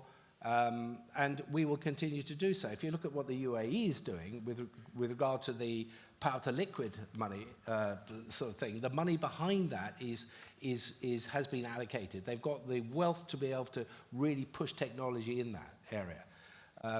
And I heard about solar being a means of providing PTL power. Now, I'm not quite sure that solar is going to do all that, but however, because the PTL electrolysis requires huge amounts of power, which in my view is can only be done by nuclear. And that's another sort of hallowed ground of non-discussion. So if the PTL has the power, not from sustainable, because sustainable it can only do so much, and it needs to power industry, it needs to power homes, it needs to power everything else. So you've got to find a way. If you use sustainable for PTL, you probably take 80% of it just to get the electrolysis, to get the oxygen separated from the hydrogen. So that is something else that tells us that are we likely to be there by 2050? It's going to be a challenge, but we can do an awful lot of things. We don't have to beat ourselves up because we don't necessarily get there, because by that time, the aviation industry will be in a much better place, not just about fossil fuels. I'm on a case with the manufacturers. I want to see better aircraft designs. If you think the 350 and the 787 is the end of it, then you need to think again. These aircraft were designed in the early 2000s. Propulsion for those was also in the early 2000s. We need to start looking again at the way we fly aircraft, the aerodynamics, the materials that we use, the systems, propulsion, etc. We can make better aeroplanes. But at the moment, the manufacturers, well, Boeing is another story, won't go there. Airbus is hung up on going for a hydrogen aircraft, which is absorbing all its R&D budget, rather than looking at the 350. Or how do we come up with new 320s or new 350s? But is it the fact, this is interesting, because our Boeing friend Brian is right in front of us here, and Boeing's on my next panel session. I'm going to talk, I wasn't going to bring this up with you, but you've just done this, and you did it in an interview years ago when you talked about, remember you talked about in IATA in Sydney, you mentioned, and it became a news headline, windowless planes. You've got them now, right, in your first class cabin. Right, seats with no windows, but you actually do have a window. Anyway. Yeah. But do you think we've gone too far? We can't go any further with the tube and the two wings attached. I'm just wondering, the full blended body wing. I mean, blended wing is an elegant proposal to that. But as I said, the focus on Boeing is to get its production line back where it needs to be. The focus on Airbus is all about hydrogen, and they're spending billions on that. And okay, good luck. But don't ignore the fact that you need to deal with the existing fleet. You need to transition. You are not going to get hydrogen-powered aircraft flying to the levels, the numbers that you get in flying today, and then roll that out to 2035, 2040, when the airline industry has continued to grow as the global population does what it's going to do. So the trick is to improve what you're doing. This is wing design. This is airframe design, blended or whatever. If you can get the aircraft in, look at the stealth fighters today, what they're made of, how they fly, and how you talked about a windless airplane. Yes, I did think we could do that. We could fly the aircraft higher, faster, burning a lot less fuel, carrying people in real comfort, using aerodynamic technology which is here today. It's staring them in the face. And if we put as much money into what we're doing on SAF and all the other bits and pieces into looking at future fuselages and wings, etc., then we'll probably do a lot better than we're going to do today. Before we take some fire shot questions from the audience, I'm just looking at the clock here. Talking of aircraft, if we look at your aircraft order numbers, this is as it stands now, right? You got 310. So I'm just wondering if you look at that, just briefly, Tim, your thoughts on how an airline's growth ambitions. I mean, how do you reconcile that in terms of then still sticking with sustainability targets? Well, look, objectives? you can't look at this in isolation. The airline community, hopefully, is here to stay. What we're doing with the 310 aircraft is replacing 270.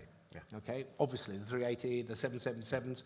We initiated with Boeing. I sat with the designers in a closed room in 2010, telling them to take the 787 technology and transfer it into the 777-300ER, put the new wing on, blah, blah, blah, blah, blah, and the rest is history, except that it isn't with us yet. Not yet. So they were very receptive to doing that. I kind of think that we have to renew. You need new cars, you need new washing machines, whatever it may be. We have to renew our fleet. We have to keep it up there with the latest technology, innovation, blah, blah, blah, the story. This is what we do in Emirates. And we will continue to do that. So as we roll forward into the 2040s, our fleet plans are in place for that. Our network is in place. Where we're going to go, when we're going to do it, how we're going to do it. Laser focus on that. We'll get that done. And we'll absorb the new aircraft as long as our friends in Boeing can step up to the 200 and whatever it is aircraft they're due to deliver to us. But, Okay, can we bring up some questions from the audience? Because I've been banging on about... Okay, here's one. You shared your prefer incentives over mandates. Can you give an example of what good looks like for you? Sorry. Can you read that? You shared your preferred incentives over mandates. Can you give an example of what good looks like for you? Well, that's a very good question. As far as mandates are concerned, this is a place that governments have gone because they see no solution coming from what I can say the other side. If you are going to incentivize, or you're going to get the enormous transition from fossil fuel refining into anything to do with SAF, etc., that requires a huge amount of will. It requires money. And clearly, a lot of people are not prepared to step up with that money, including the government, so that it's like a ping-pong ball. It goes backwards and forwards. What's a good place to be? Obviously, it would be for the hydrocarbon producers today, using fossil fuels, etc., taking a lot of the enormous wealth that they have created, not only for the communities, but for themselves as well, and starting to allocate large amounts of money in transitioning or building new refineries that will deal with SAF if necessary and in the PTL game. So we want to see much more of that. If there was evidence in front of the various governments that there was a real effort, walk the talk, as I said, laser focus, get that done, then you would probably see them backing off a little bit. What you're seeing now is the governments do not see that. So you've got Singapore doing one thing, EU doing one thing, the Brits doing another, etc. As an airline community, it's trying to read a music score with all the instruments coming in at the wrong time. And the babble of cacophony of sound that come out. It's very difficult. Anyway. Here's another one for Sir Tim. It says, is Emirates considering SAF project participation in Dubai? Is their local SAF offtake coming? Yeah, very much so. As I said, the major refiners in Dubai and Abu Dhabi are already well on this, particularly on the PTL side of things. And if anybody can do it, they will spend the money that needs to be done. So to the point I made earlier about the big players stepping up and doing the right thing, that's what they are doing. And as far as feedstock for other biomass things, we will import and process as best we can. And don't forget, in Dubai now, we have the largest solar array in the world. Okay? And by 2030, 40% of the power of Dubai, for that huge global metropolis, 6 million people and growing, will be sustainable through solar.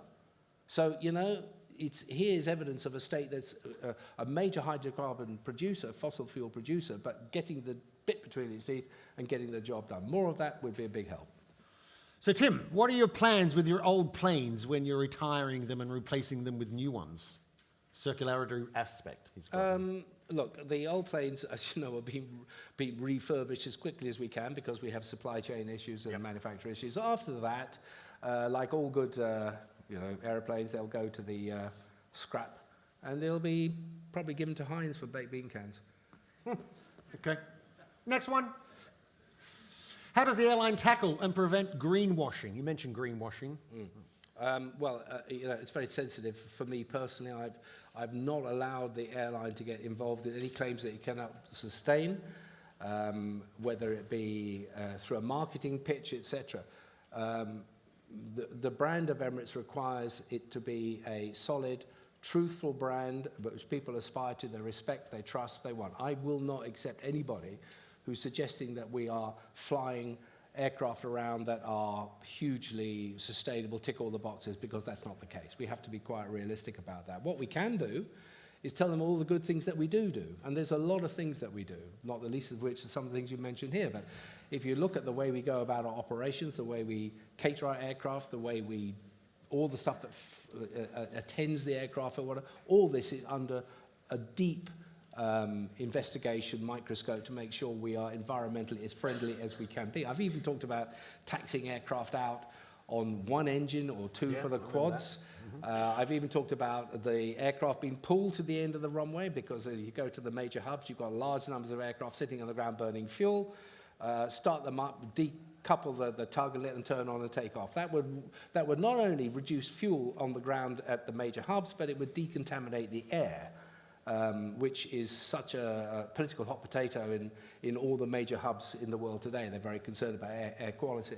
Why aren't you doing that then in Dubai?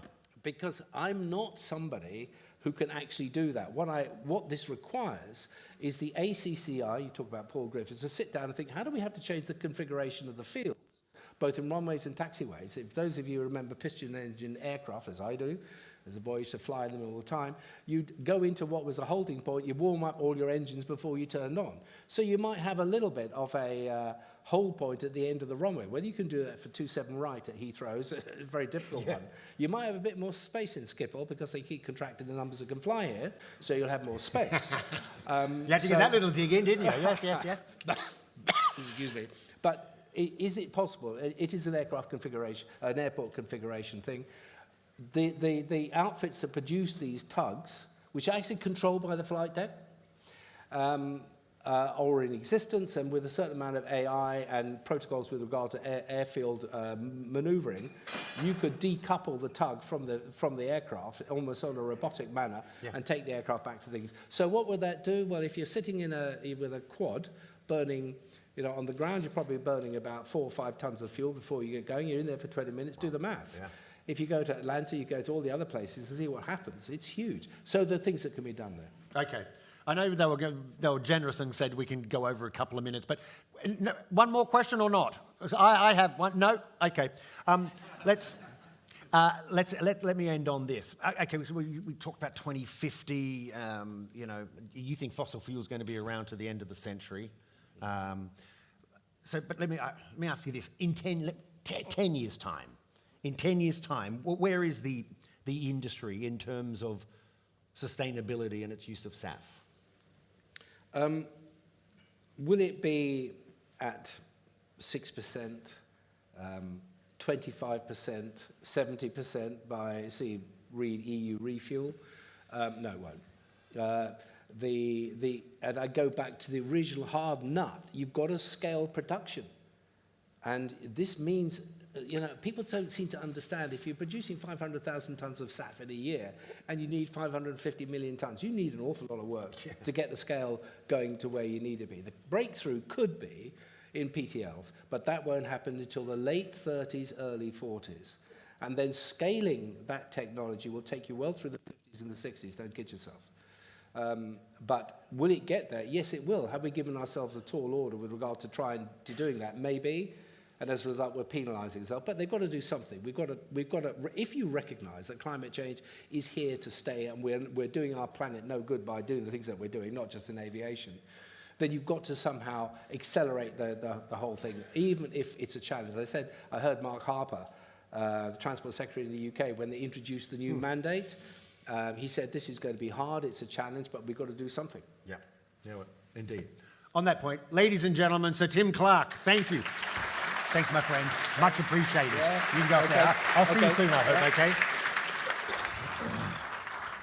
Okay, we're going to get a couple of more seats up here. Oh, God, you're already on it. Thank you, Sir Tim. We really appreciate your time. Sir Tim actually specifically just came here last night just to do that. Well, he's going to do a few press interviews while he's here now that he's here. But we really appreciate it, and always insightful to... What I didn't get to ask him is, because it's a running joke, is when's he going to bloody resign? We've been talking about this for years. He's supposed to resign 5 years ago. He's not listening to me. But anyway, they just won't let him go. They won't let him go, poor bugger. Okay, ladies and gentlemen, up next, we're going to have some great dialogue with some of the leading voices in sustainable aviation and the industry and from across the sector, from across the chain. Our next friends coming up on stage, actually on that point, can I ask my 3 friends to come on up? We've got Mehmet, Zita and Brian. Brian, you're down the end. We'll put the rose between the 2 thorns. Here? Yep. Zita, where's... And Mehmet, good to see you, my friend. Come on up. I'm fine. How are you? Take a seat. So, our friends are up here. My panelists for our next session, they're going to share their perspectives, ambitions, and the opportunities for sustainability across the aviation sector. And I tell you what, this is going to be very exciting here, an exciting discussion to get a sense of the different opportunities in the region and, of course, the different strategies. So, there's the topic up there. Well, we can see it in front of us, guys, here, if you don't want to break your neck, Zita. It is what drives sustainability strategy and decision-making in the aviation sector. So, to the three of you, thank you so much for your time. Let me start introducing you. Mehmet Kalunjo is the board member of IGA Istanbul Airport. Not sure how many of you have experienced Istanbul's new airport, but holy cow, it's big. There's a lot of walking. But it's a beautiful big airport.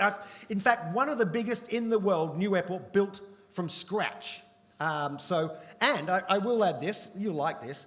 According to the votes of more than 4,000 industry executives and air transport newsreaders, for their awards, voted Istanbul as the airport, as the world's best. That's the fourth, I can't put my teeth in, fourth year in a row. Which is not bad, given it's only been open for 5 bloody years, right? So that's remarkable. Next to Mehmet is Zita Shelkins, Senior Vice President Strategy at KLM, wonderful KLM, of course the world's oldest airline. That's right. Right behind it is my national carrier, Qantas, although we are the oldest English-speaking airline. This whole BA thing, forget that.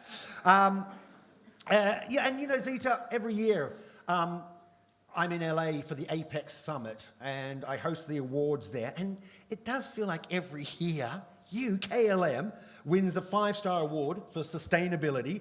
You are an airline that, of course, is deeply committed and passionate to making every traveler's journey sustainable, and we're going to find out how you do that and get more from you shortly. And last but not least, Brian Moran, Chief Sustainability Officer at Boeing. He's a brave man, isn't he? I said, Brian. Good to see you. Yeah, that old adage, you know, if it ain't a Boeing, I ain't going. I'm going to flip that and just ask you, how's it going at Boeing? Because let's be frank, it's been a rough few years. It has been. Yeah, but you're getting through it. Look, yeah, things have been rough, and most importantly, they've been rough on our customers because of our missteps, and we absolutely own that. And from the original MAX tragedies to more recently with the Alaska accident, it's been all hands on deck, and we know that we can, that we must, and that we will do better. And I got to tell you, internally, it's the 170,000 of us that get up every morning to get back to where we belong and to re-earn our stakeholder trust and preference. And it's a matter of, as Sir Tim said, getting back to basics. Yeah. And adapting a culture and embracing the culture that we have of listening to our customers, our regulators, our critics, and most importantly, our employees. And I think we're making good progress, but we got some ways to go. Well, we know, you know, when you say that, Brian, and thanks for your candidness, but, you know, getting back to basics would get all those buggers in Chicago back to Seattle and become an engineer, like you used to, an engineered-focused company, and not focused on stock price, but that's another thing. Okay, so look, great to have you, all of you. I'm going to start with this before I show you a clip of an interview I recently did that we'll have a look at that in a minute. But I'm going to start, this is all to all three of you. And I want to start about how do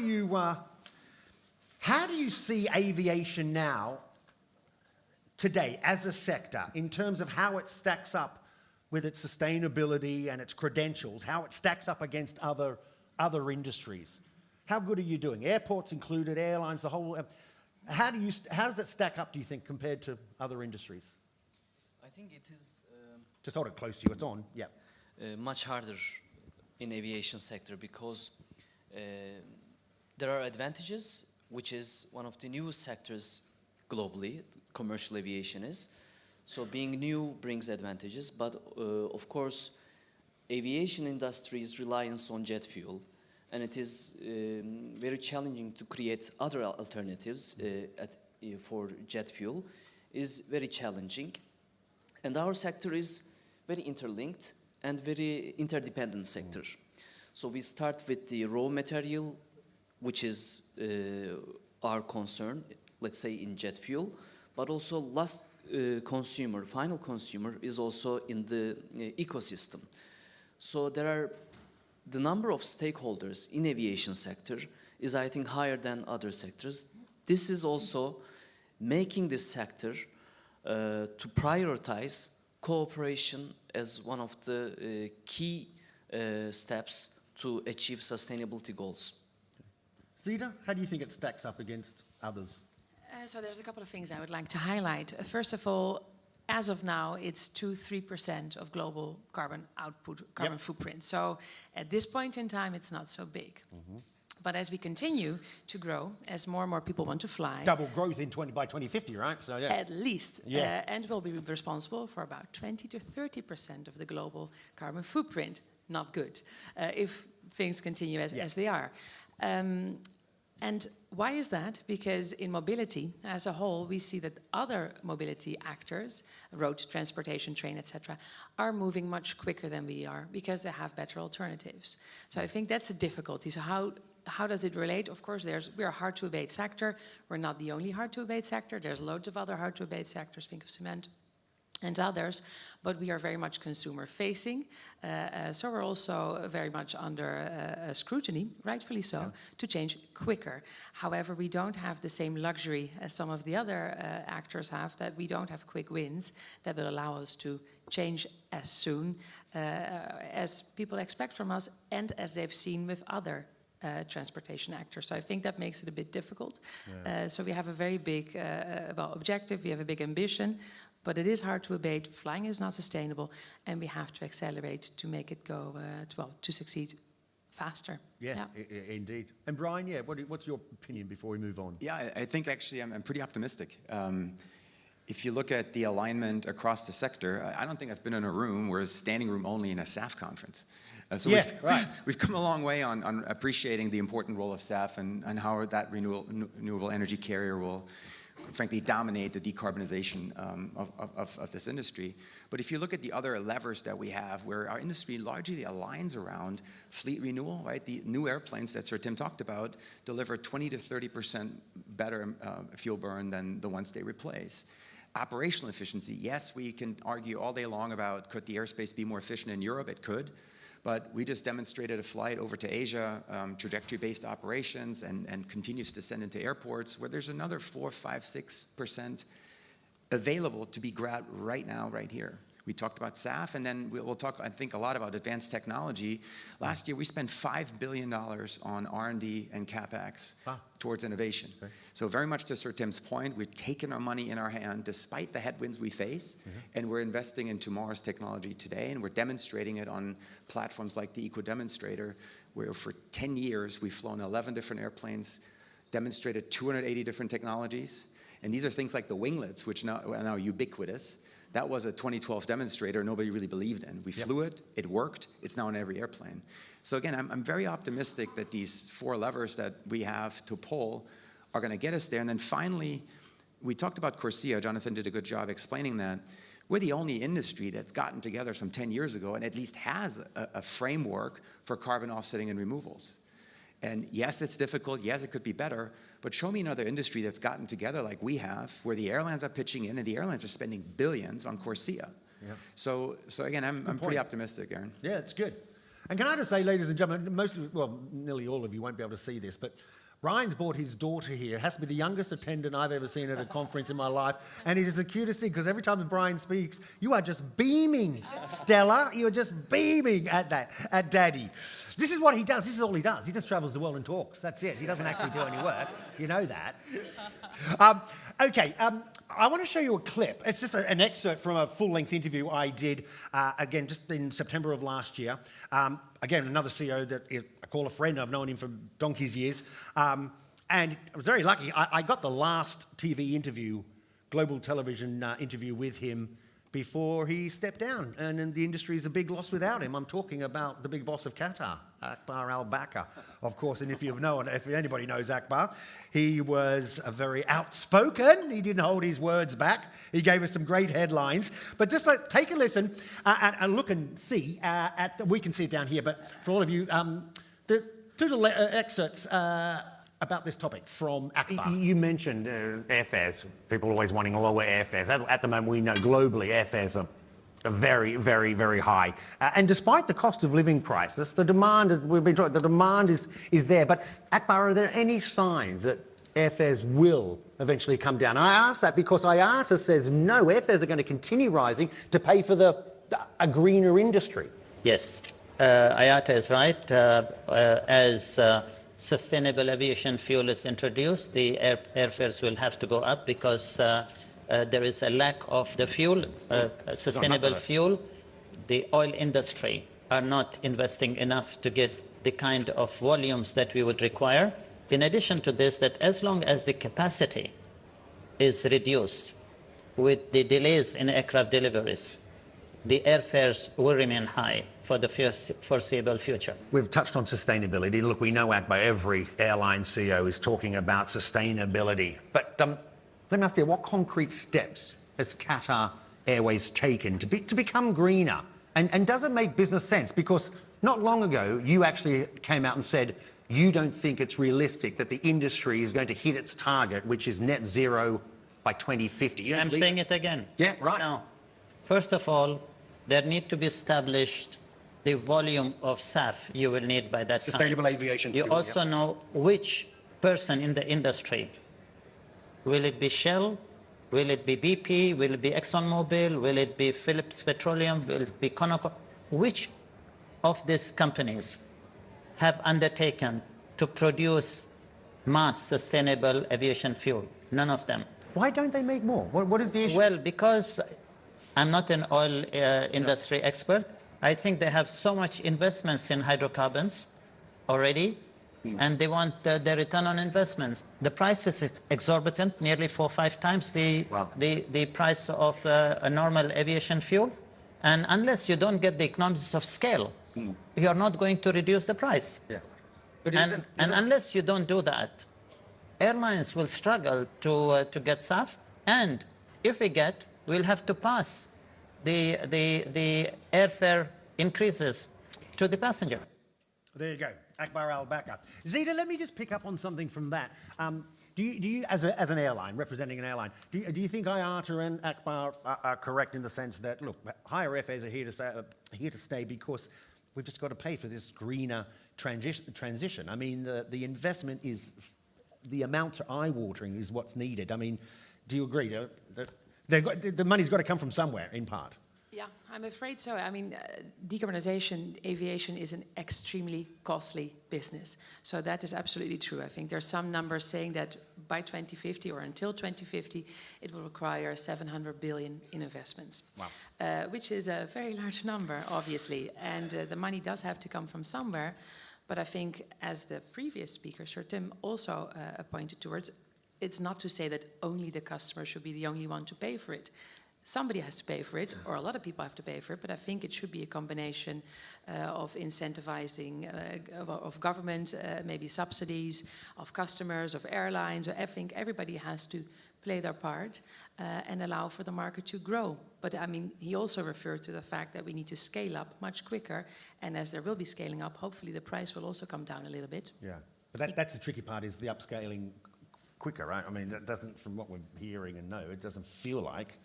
It's just... No, but then why is that? I mean, of course, there's technological challenges, obviously, but at the same time, it feels to me also as if the biggest challenge is the money question. And if it's money, surely we'll have to find a way to deal with that. I think if there weren't any technology, I would be even more worried. Yeah, no, true. I'm not saying that it's going to be easy at all. I think money makes the world go round, and it is an important factor.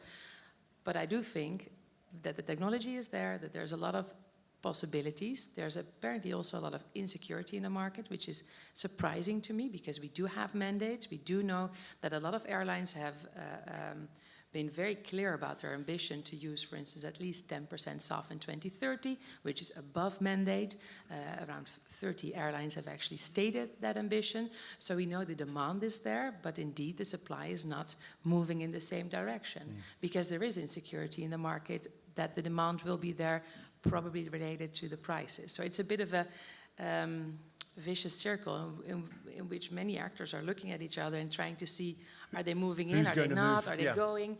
But is the point, do you think, that Akbar made, that the big guns, the big guys aren't fully on board yet, or producing enough, the big oil majors I'm talking about, because they've just got so much invested? Brian, your take on that? Because they just have so much invested in, in fossil fuels, if you will, and they want a return.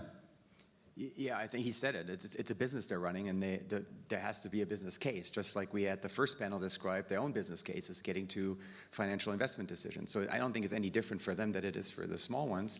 The small ones, I think it's their sole business, so have probably a bigger incentive to race into this. But you know, we work among others with BP. I mean, BP is putting steel in the ground in 5 different locations around the world. Okay. In Australia, they're looking at co-production and some to modify some of their plans. They're certainly very active on policy. So I think they're starting to move. But the stack, if you look at, and this is why the HEFA conversation was interesting earlier, the cheaper SAF closes the business case. PTL doesn't yet, as we just heard from the prior presentation. And so a HEFA cap is sort of questionable when it's viable, it's sustainable. Taking that off the table for them makes it even harder to double down. But again, I'm pretty optimistic that the volumes are going to start kicking in. Okay. Look, for us as a manufacturer, more importantly, from my perspective, is we got to get the airplane ready. We buy it. We have to put our money where our mouth is, and we got to help scale it. On the airplane, we're leading the way on getting 100% SAF certified by 2030 for all airplanes. We just did a great demonstration with Virgin Atlantic across the Atlantic. Yep. That flight was 64% lower emissions. Wow. If you think about it, from the dawn of the jet age to now, we reduced emissions by 70%. You threw some of those numbers out in your intro. So that flight matched what we've achieved since the dawn of the jet age. So there's work going on there. On buying it, it's 35 million liters, which I think is 33,000 tons-ish. That's what we bought. That doesn't sound like a lot, but it's taken our money, and that's 20% of our own fuel use, where we're being a bit of a catalyst in the market. And then third, and most importantly, our job is to help scale it globally.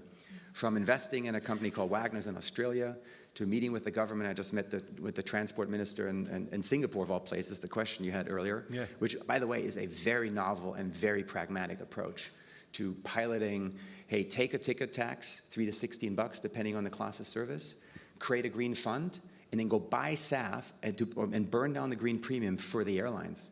And have a target of about 1% by 26. That is a very pragmatic approach. We'll see how that all shakes out, but for what it's worth, whoever asked that question earlier, I'm very optimistic about that. Okay. And then look, you saw a final point from me, Sir Tim on his chart had a little aircraft consortium at the bottom of his infographic there.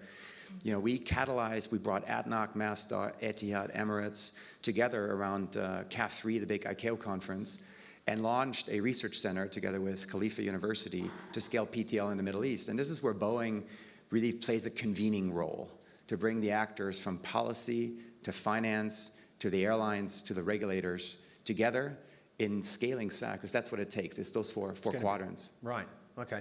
Mehmet, can I ask you about this? Because you've got, at your airport, again, amazing, but a lot of sustainable projects, if you will, right? Initiatives in place. So I'm just kind of wondering, do you think the key pillars of sustainability, do they continue to be framed with infrastructure, technology, economics, and operations, I guess?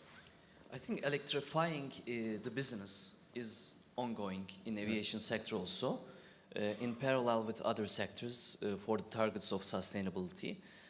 For example, we are now establishing a solar power plant, which is going to be 240 megawatt, to use all of our electricity from renewables.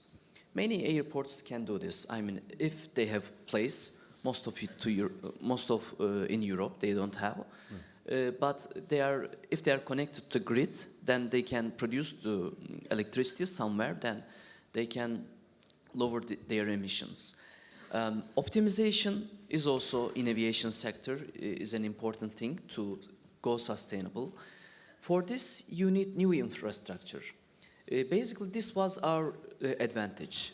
We had two advantages. One is that our investment was big. We had the scale to make some things that doesn't have ROIs. As Akbar said, businesses, they look ROIs. But when you have the scale, then you have ROI.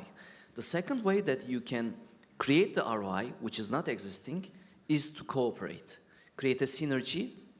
For example, this can be the case for oil producers. I mean, if Shell can't do it alone, BP can't do it alone, why don't they come together and use their own competitive advantages, own qualities to do this challenging thing together. This can also be a solution. The third is, as I said, optimization. All the equipments, all the technologies that we use are linked to internet. So we create that data. Everything at our airport can create data. We analyze the data, then we can do predictive maintenance, because the most unsustainable thing is an old device that can go, that can be unused very easily. Thus, they use more electricity. So these aspects are also can be adaptable to aviation sector. Zita, can I come back to you? Because I was writing this down when I was just doing the research, and I thought, you know, one thing that I think we should probably briefly discuss and I guess and also evaluate is just what are the most, given your job, what are the most important factors that guide high-level, sustainable decision-makings for airlines? Yeah. What goes behind? What are the factors behind that? So we have set an ambition in line with SBTI. In 2030, we want to have 30% less CO2 output RTK, and we also added an absolute target to that of 12% less carbon footprint. And what we have done additionally is, and that's also why I sit here, my role is strategy, transformation, and sustainability. So we've said, instead of having a separate sustainability strategy and a separate team for that, we've really integrated that, because we believe that the strategy going forward and the future of KLM and the mission of KLM and the vision of KLM is to become a sustainable, well, to try and pioneer a sustainable aviation as much as we can. So that trickles down in every decision and discussion that we have. Yeah. Are they tough decisions sometimes when you're sitting in a room? I mean, I know they're tough, but combative sometimes? I don't know. I mean, of course. I mean, some are not. So, I mean, there's a lot of, well, there's fleet renewal, of course. I think the good news is that most new aircrafts are much more sustainable compared to the older ones. So there, I think it's a sort of a straightforward discussion, more or less. There's operational measures. So there's sort of three things we do: fleet renewal, operational measures, and SAF. When it comes to operational measures and SAF, it is a difficult discussion sometimes, because again, it's of course about being a financially successful company as well, and there could be costs in some cases. However, when you look at operational measures, the objective is always to reduce your fuel consumption, to reduce your weight, to reduce your fuel consumption, because that also results in less carbon footprint, obviously. And needless to say, maybe less fuel is also a positive thing from an economic perspective. So those are not the hard decisions. I think the hardest decisions probably are the ones where the customer might have a very different preference. For example, most customers now require Wi-Fi on board. But adding something to your plane usually adds weight. But at the same time, there are certain preferences and expectations from customers in their journey as well.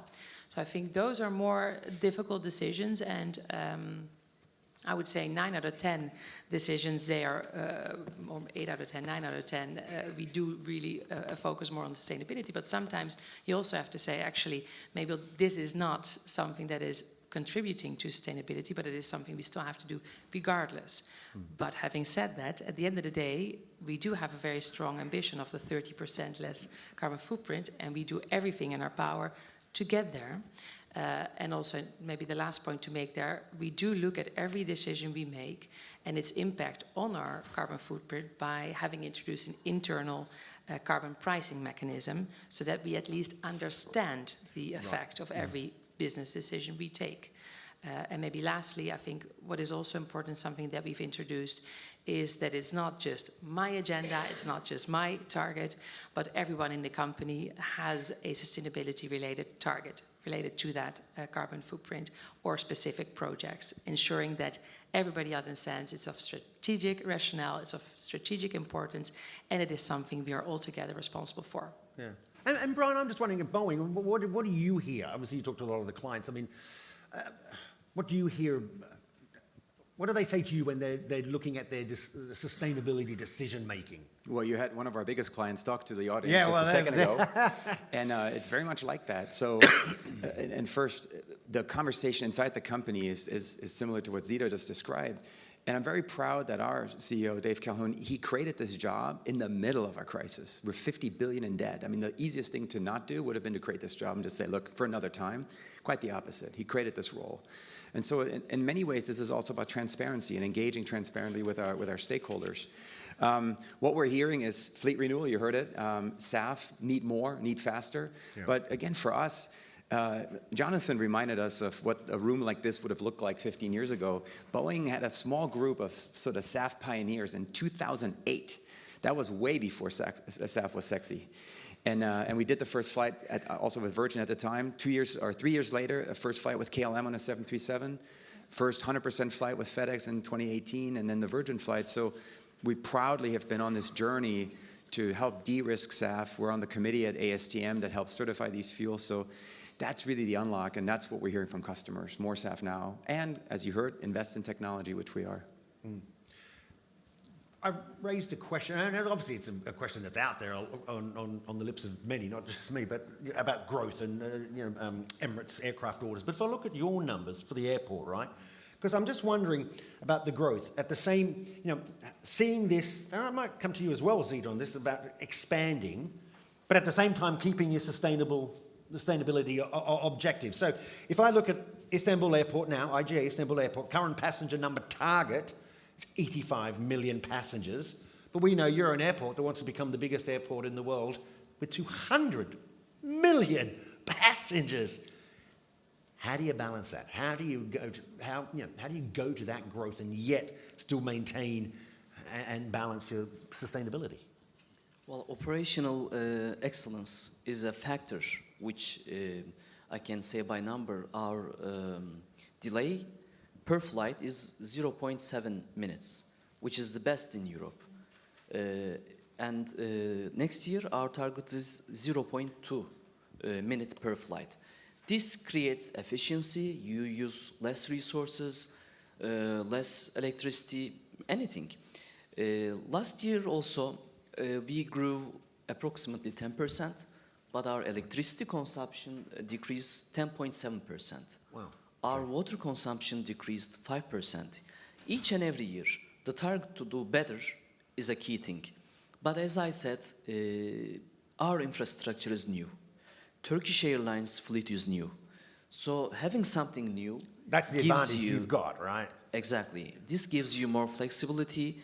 You can adapt to changes rapidly.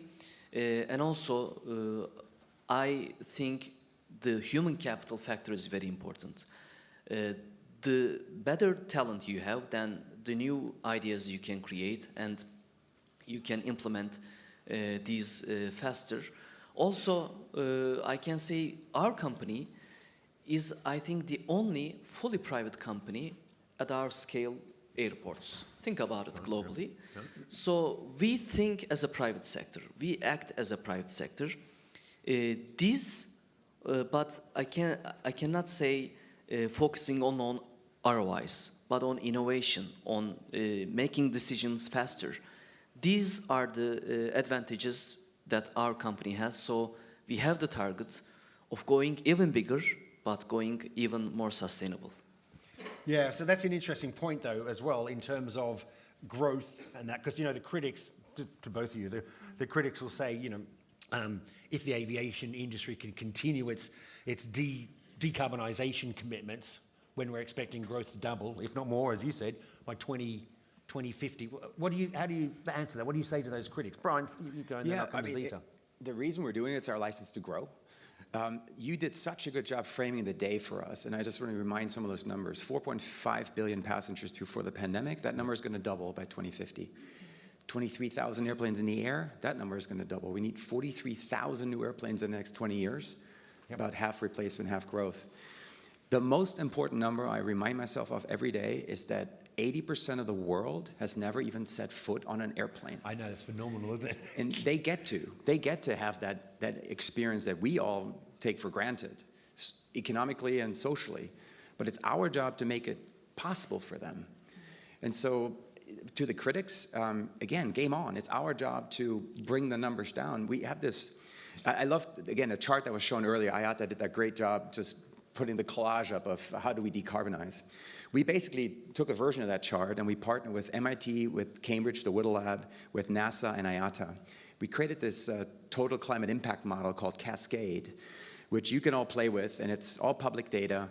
And it basically takes that chart and brings it to life. And you can design your own future. What's your assumption of the rate of new airplane introduction or hydrogen availability, or how clean will the grid be that will power the so-called electric airplanes? And you can play around with that. And what you see under these scenarios is that you can get to net zero. There is an amount left of offsets or, very importantly, carbon removals, which we've started to invest in. We made an investment last year with aquatic, ocean-based carbon removals. And I guarantee you that at a conference like this, maybe even next year, there'll be a removals panel. Because carbon removals is a viable solution for all of us that, by the way, links to SAF, because aquatic, the 64,000 tons of carbon removals we bought, has a byproduct of 3,500 tons of green hydrogen, which can be used for SAF production. And as part of sort of all the different levers, removals is a really important topic I think we'll all be talking more about. Yeah. Zita, just briefly on that question about, KLM has growth plans. Yeah. Yeah, that's also why we have a relative carbon footprint target and an absolute target, which is lower, which is 12%, because it does take growth into consideration. But I think we also look at our role as we want to be a front runner in the aviation industry. And what does that mean? For instance, that last year we've bought over 16% of the worldwide available SAF as a group, as Air France KLM. Sorry, 16% did you say? Yes, of the worldwide available SAF. Yeah. And we were also the first airline to actually insert or structurally mix a percentage of 1% of SAF to all the tickets sold. We were one of the first to also start a corporate program. But we also said we don't just want to be the first to do SAF, we want others to also embark on the same journey. And that's why, together with SkyTeam, we started the Sustainable Flight Challenge, in which I think already more than 30 airlines will this year participate to learn from each other. Yep. Because we have all these operational measures, we have all these things we can do to improve our footprint, but let's learn from each other so that we can accelerate everything we do and we can improve what we do. So I think, yes, of course there's going to be growth because, like Brian said, we know people will want to fly. But the question is, can we accelerate the decarbonization of the industry? And yes, I think we can, and we need to be very smart about how we leverage the role we have in our value chain within the industry. And that's what we're trying to do. So that's interesting, because I had this question down for Satim, but he kind of already had touched on it when he said we're a global brand. And of course, if these providers have us on board, Emirates on board, it's great for them. But yeah, so because I was going to say, does it help with Emirates' commitment to buying SAF? Sets an example for the industry, but this is what you were really just touching on, right? In that sense, getting the other, if KLM is doing it, and Air France, Yeah, I certainly hope so. I mean, of course, we're competitors, but we're also trying to work together, and we're trying to really set a new standard, if you will. Yeah. I'm going to take, do we have some questions? Yeah, bring them up, because there is a burning question, discussion I want to have. Again, we can't be too long on it, but with Brian at Boeing. But let me just do this one, because I've asked you what is to participate. Sustainability is evolving fast, and it can sometimes feel like always playing catch up and putting out fires. How best to monitor the sustainability landscape? Anybody want to pick that up? Maybe I think we should put right priorities first. For example, long-haul flights, which are more than 4,500 kilometers, is only the 6% of total flights. But they create the 50% of carbon emissions of aviation industry. Aviation sector is a real sector. We are doing a real job. We are keeping people safe out in the air. So everything we should act should be sincere and based on truth. And breaking truth is not helping in this process. So I think the first is to putting numbers out there as a truth and putting priorities in accordance with them. Okay. Okay. It'd be remiss of me with Boeing on stage not to discuss, and you and I discussed off stage, but I mentioned it with Sir Tim. Again, in that same show that I showed you the clip of Akbar, I interviewed the CEO, Tom O'Leary. He was the CEO of Jet Zero. And it was this full, a blended wing body. And they had the video and the mock-up of it. And look, it looks pretty darn sexy, I have to tell you. Does. But it's not a new concept. It's been around for years. I said, I asked them, why now? Why because of the materials are available, they can actually do it. But the headlines would be, it claims 50% less burn and 50% less emissions. Yeah. And he was saying that the world has just we've gone as far as we can with a tube and two wings. Yeah. In 1928, Bill Boeing basically admonished us to let no improvement in flying or flying equipment ever pass us by. So he challenged us, if there's an innovation to be had, Boeing better be part of it. And that's how we got to the 707. Mm-hmm. That's how we shrunk the world by 40% with the 47, all-composite airplane with the 87, and we got to the moon, by the way, with the Apollo program. If you Google X-48B, with Cranfield University in 2007, we flew a scaled model of a blended wing body together also with NASA. And we learned a lot because we had exactly the same question. Is this the next revolution? We came to the conclusion, and this is actually a perfect room for this. Look around you, a windowless room where you're all sitting 40 abreast, 10 rows deep. That is what, in a scaled version, but not much, what that would feel like. So egress for passengers is a real issue. But they have windows now on them. Yeah. And then they have windows, skylights. I'm not saying it's impossible, but it's what we got to at the time was egress and passenger experience. I see Shebnem over there from Google at the very tip of the airplane. When we're banking to go land, you're going to go up 4 stories, and it's a bit like a roller coaster. So look, is it impossible? Probably not. Might it make a decent military cargo airplane or a tanker? Perhaps. We don't see that being the next design. What we do see, if you also Google X-66, our latest X-plane with NASA, it's a transonic truss brace wing, a high aspect ratio wing, super thin, with lots of real estate under the engine to put new and novel propulsion technology under. We're shooting for about 30%. But that's a demonstrator, that's not scale, that's an actual airplane, in fact 2, that we're going to fly by the end of this decade, and we're cutting the metal as we speak in California. These are 2 XMD-90s from Delta that we bought, and we're converting the thing. Wow. We got pilots in the mock-up right now, and that's going to be exciting. So we're thinking new radical design in that way, wing design, more real estate for engines, new materials is probably the way to go. But for us as passengers, the tube and... Yeah. Yes, the tube we and see wings the tube and is wing. here to stay. No, it's here to stay. And you know what? The now. thing about that, it's worked so well for us. Yeah. Okay. Zita, I'm going to throw this one at you because I think this is up your alley. Can you share more about the importance of sustainability to your employees and just how you inspire, the next generation of innovators? Sure. So there are indeed a lot of people within our company who feel extremely excited about sustainability and what we try to achieve. And sorry, do you find that across, in terms of demographics, is it the young'uns mostly? Do you find it across the age group? I mean, so I always say KLM is like any regular society. So there's people who are very, might not agree with climate change. There's people who are extremely excited about climate, not extremely excited about climate change, No, we know but about sustainability.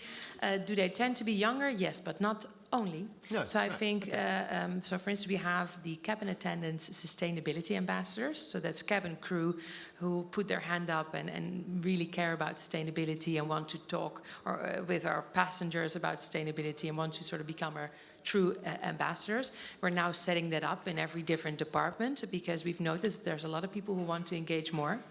In partaking the Sustainable Flight Challenge, we go into the company and we ask everyone for their best ideas to further improve our sustainability practices. Last year, I think we had around 400 ideas collected. So there's definitely also lots of great ideas within the company that we try to engage. We have sustainability leads in all the different departments. Those are people that also put their hand up because they wanted to work more on sustainability, and now they can because it became their formal function. And there's regular conversations. I have throughout the company, whether it's with pilots, cabin attendants, people in the head office, people in engineering and maintenance, trying to ensure, because very often they do have really great ideas and suggestions for how we can improve in terms of operational measures. So we also try to really get those out by having workshops with all the different departments. We also managed to get 400 ideas there. We selected 149 out of those. We've prioritized them, and we've now started working on the 24 first ideas, really implementing, executing those ideas. Because I think it's important to have the conversations to really get the great ideas that are out there and to then also use them and execute them. And also be fair about the dilemmas and challenges that are there, because people understand that they are there, but also leverage their ideas and be frank about those. I think those are two things that are really important. Brilliant. Okay, well, the clock is ticking down. So if you can, in no more than 30 seconds, question I asked for Tim, in 10 years' time, what are you positive about? Where do you see the industry in terms of its sustainability? I think our industry is good at creating alliances. So I think the impact of cooperation will increase. We will see new alliances, new cooperation platforms, and this will help us achieve our goals. Okay. Brian, I'll ask you as well. Zita just finished off, so I'll ask you about that. 10 years' time, what do you see in the industry? Sorry. Oh, yeah, that. No, I finished where I started. I'm super optimistic. The convening aspect is vital. We try to play a big role in that. We're going to do another big conference in October along those lines. And those four pillars, aviation, the regulator, the energy companies, and so the academia coming together is really important. So I'm pumped. And on the prior question, real quick, since I brought my 10-year-old with me for the first time ever, Take Your Kid to Work Day, that I created because I live 3 blocks down the street. That's why we're doing it. This is, it's our license to grow from a financial perspective. But in the end, this is the most exciting industry I can imagine, and I want that to be an industry that they can enjoy and be part of. And the industry, as we know, needs more Stellas. That's true too. We need more women in the industry. Yes. Ladies and gentlemen, a big round of applause. Mehmet, Zita and Brian, thank you so much. Much appreciated. Okay, it's a break time, ladies and gentlemen. Harry, we still do 30 minutes? Yep, 30 minutes, ladies and gentlemen. It's all out there, but I will ask you to be back in the room, and I make that at 11:35, please, for another couple of hours of amazing topics and sessions. So grab a coffee. I'll see you soon.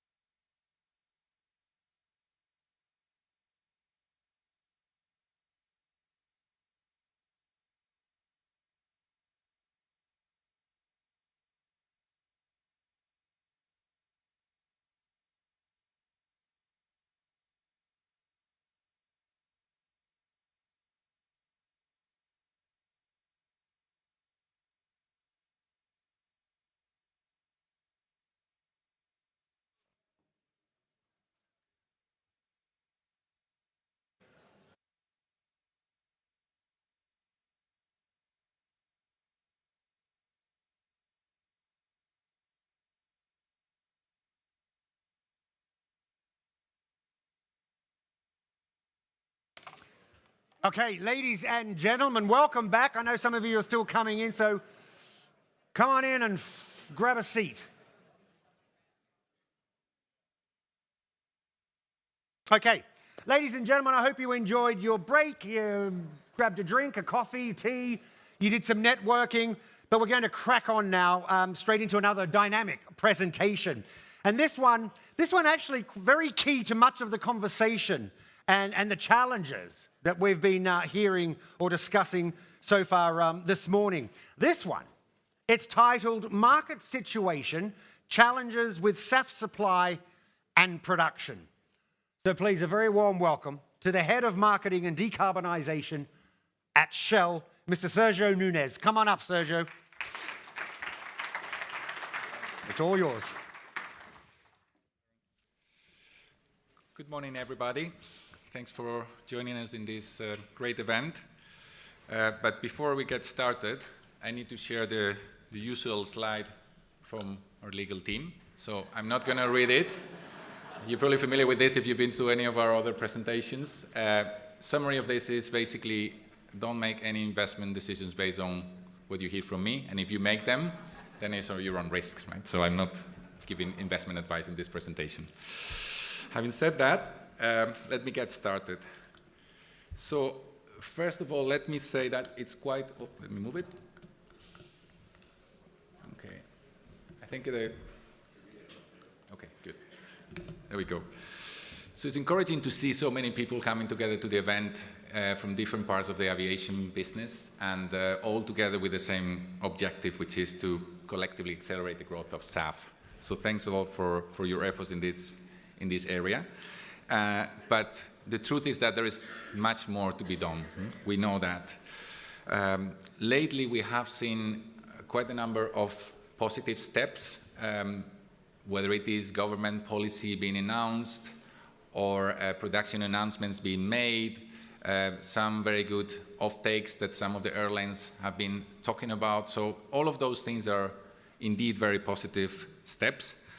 But we know that we are a long way from reaching the levels of SAF that we need to really start seriously decarbonizing the industry.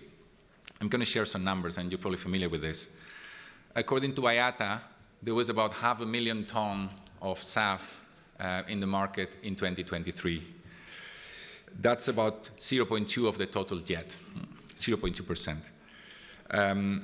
IATA's roadmap calls for roughly 24 million tons by 2030, which would be a 50-fold increase from the levels we saw in 23. So that gives us an idea of the scale of the challenge ahead.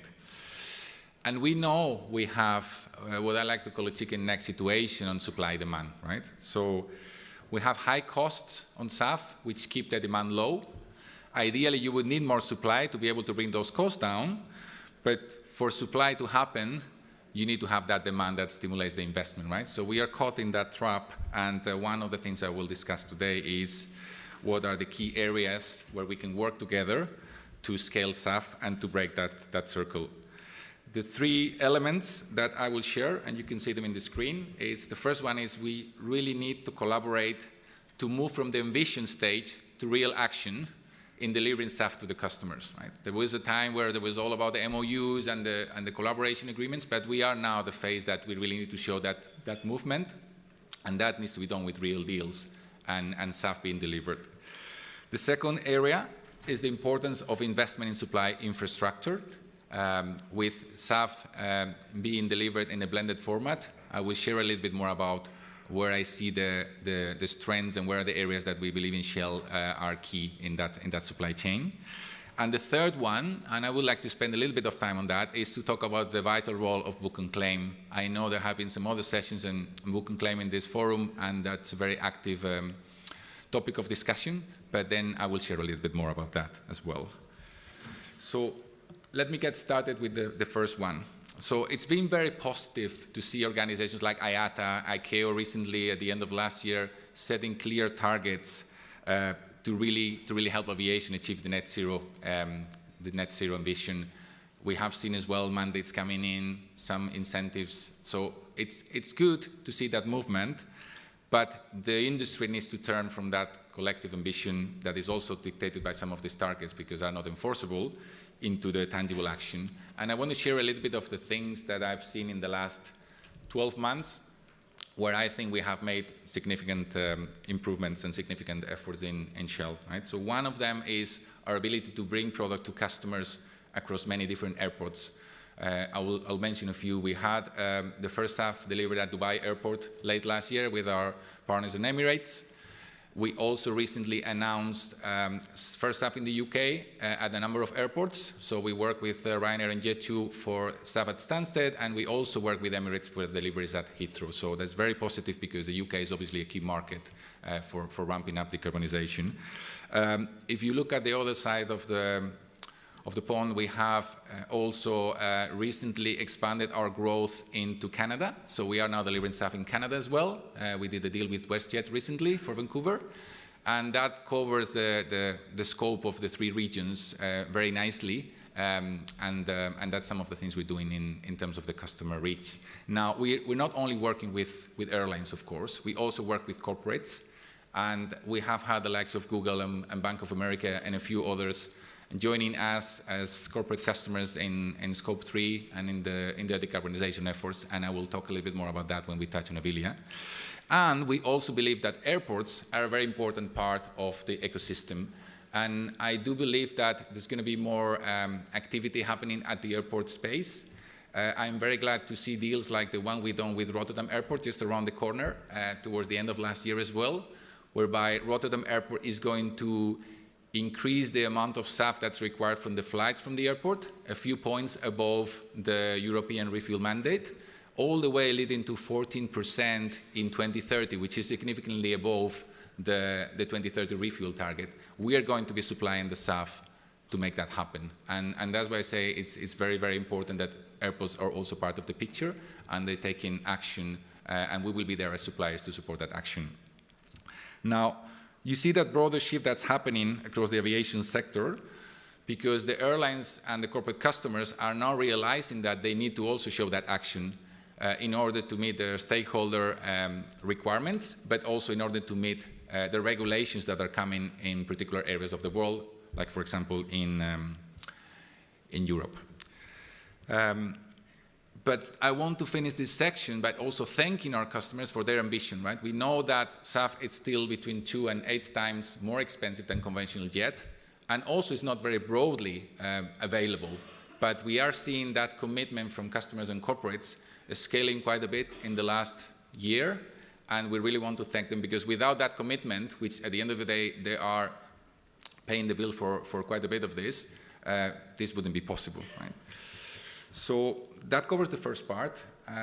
When we look at infrastructure, I will start by mentioning production because, of course, every time we talk about investment, the question pivots around production. So in production, we are going to be active and we are going to have one of the biggest biofuels plants in Europe when our biofuels plant at the Shell Energy and Chemicals Park in Rotterdam comes in stream.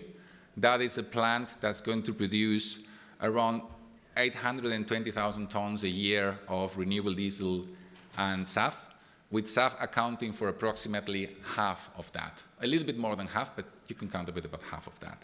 So that's one of our key commitments in the production space.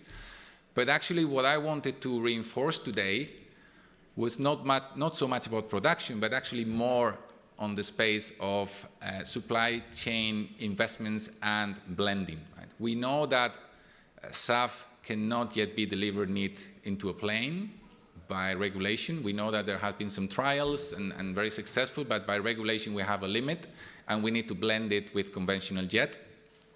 And we do believe that investments in blending infrastructure and the ability to blend that neat SAF is going to be key to reach a bigger number of customers and a bigger number of airports.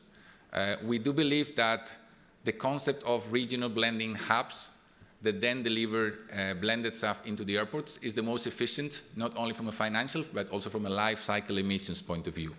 And we have done a few of those efforts already, such as, for example, the Carlson terminal in South California that allow us to blend jet and neat SAF and deliver it to Los Angeles Airport. lakhs.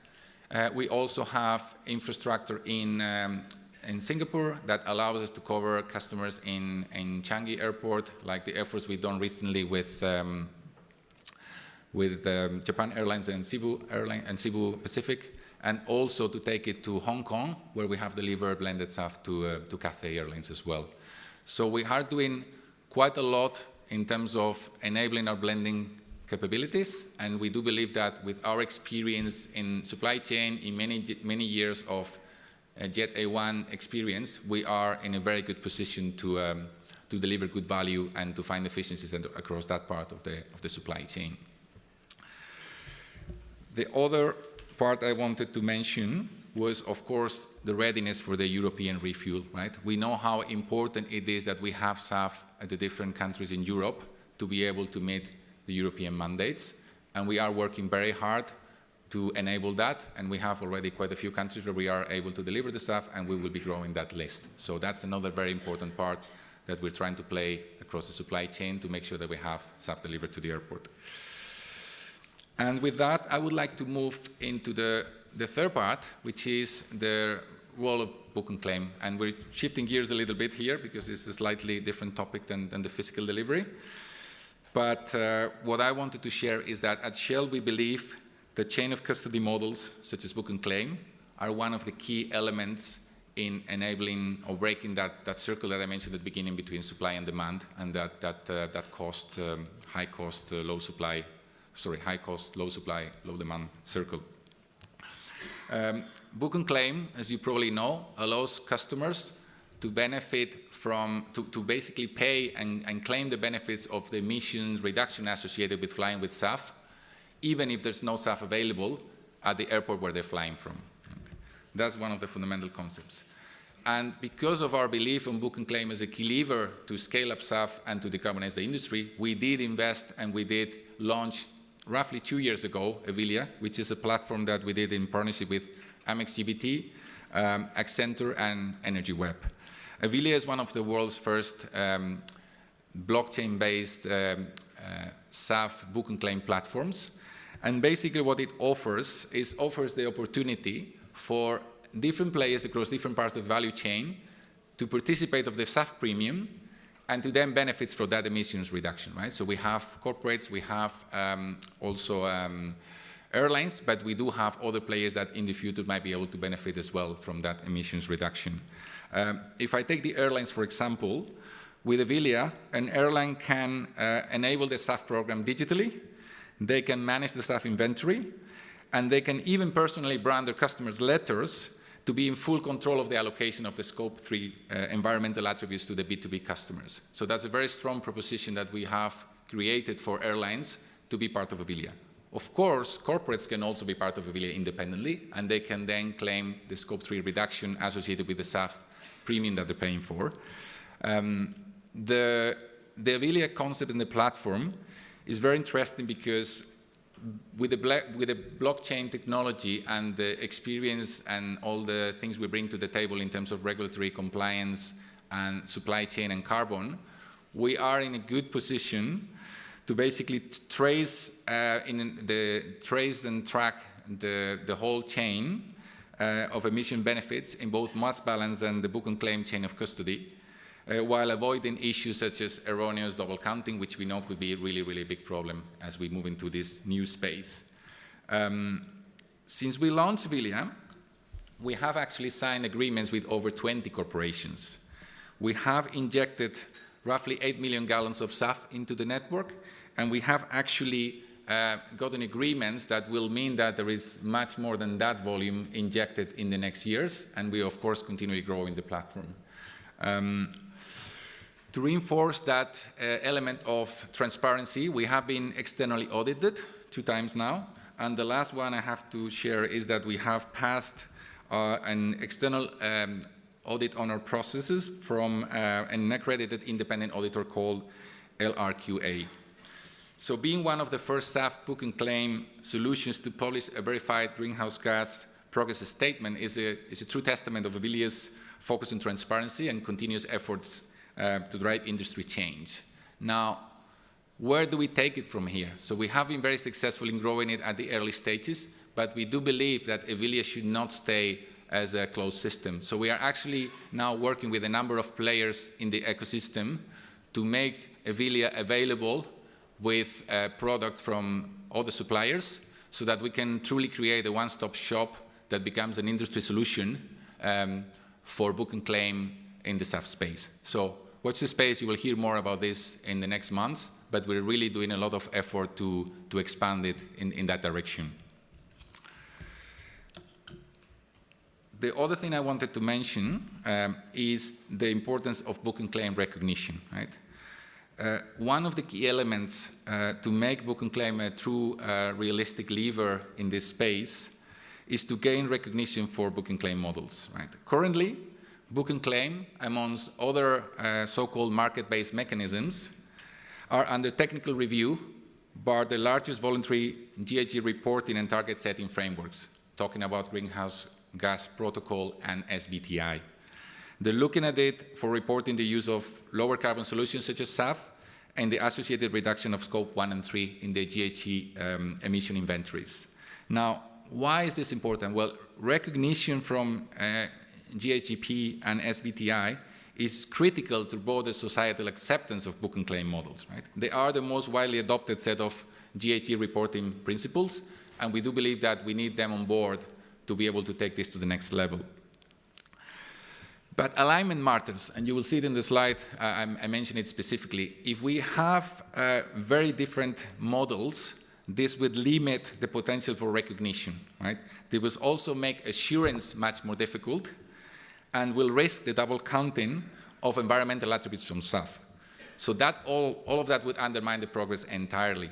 So we really need to join forces in securing recognition of book and claim, but with an aligned, as much as possible, an aligned view to make that happen and to make it an acceptable market-based mechanism.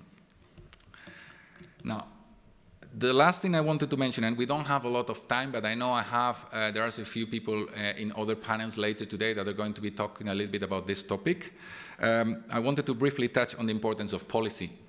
So policy frameworks are key in enabling net zero for aviation. In Shell, we believe that we need a comprehensive approach, an approach that both stimulates the demand and the supply. And we do that by having both mandates and incentives, right? So mandates help us a lot in terms of securing a demand, but you also need the incentive side of the house to make sure that you have some price stability and good incentives for supply and for production investment and supply chain investment. And I will leave you with that and with just a couple of final messages. The challenge is significant, as you see, right? We need to really ramp up, and we're nowhere near the levels that we need to be at 2030. But I'm confident that we can overcome this by collaboration across the whole ecosystem and with the right support from governments in the form of policy. We are stronger together than we are alone, and I do believe that people like the forum that we have in this room are the people who are going to make this happen. So let's do something remarkable and decarbonize aviation. Thank you very much, and I'll take your questions.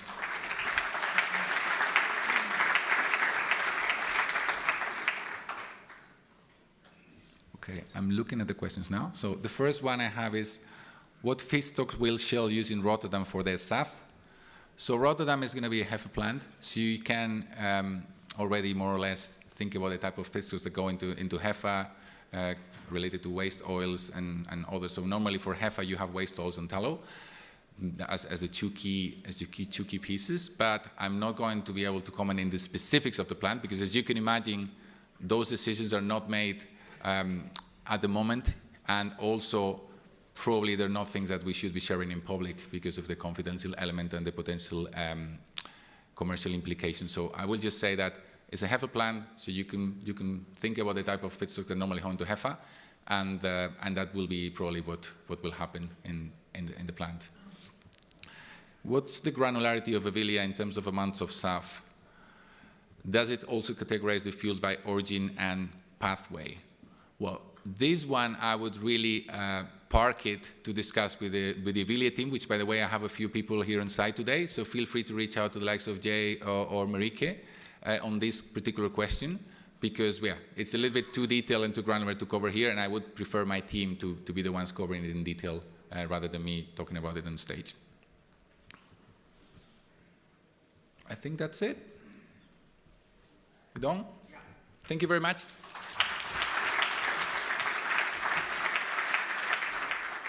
Thanks, Sergio.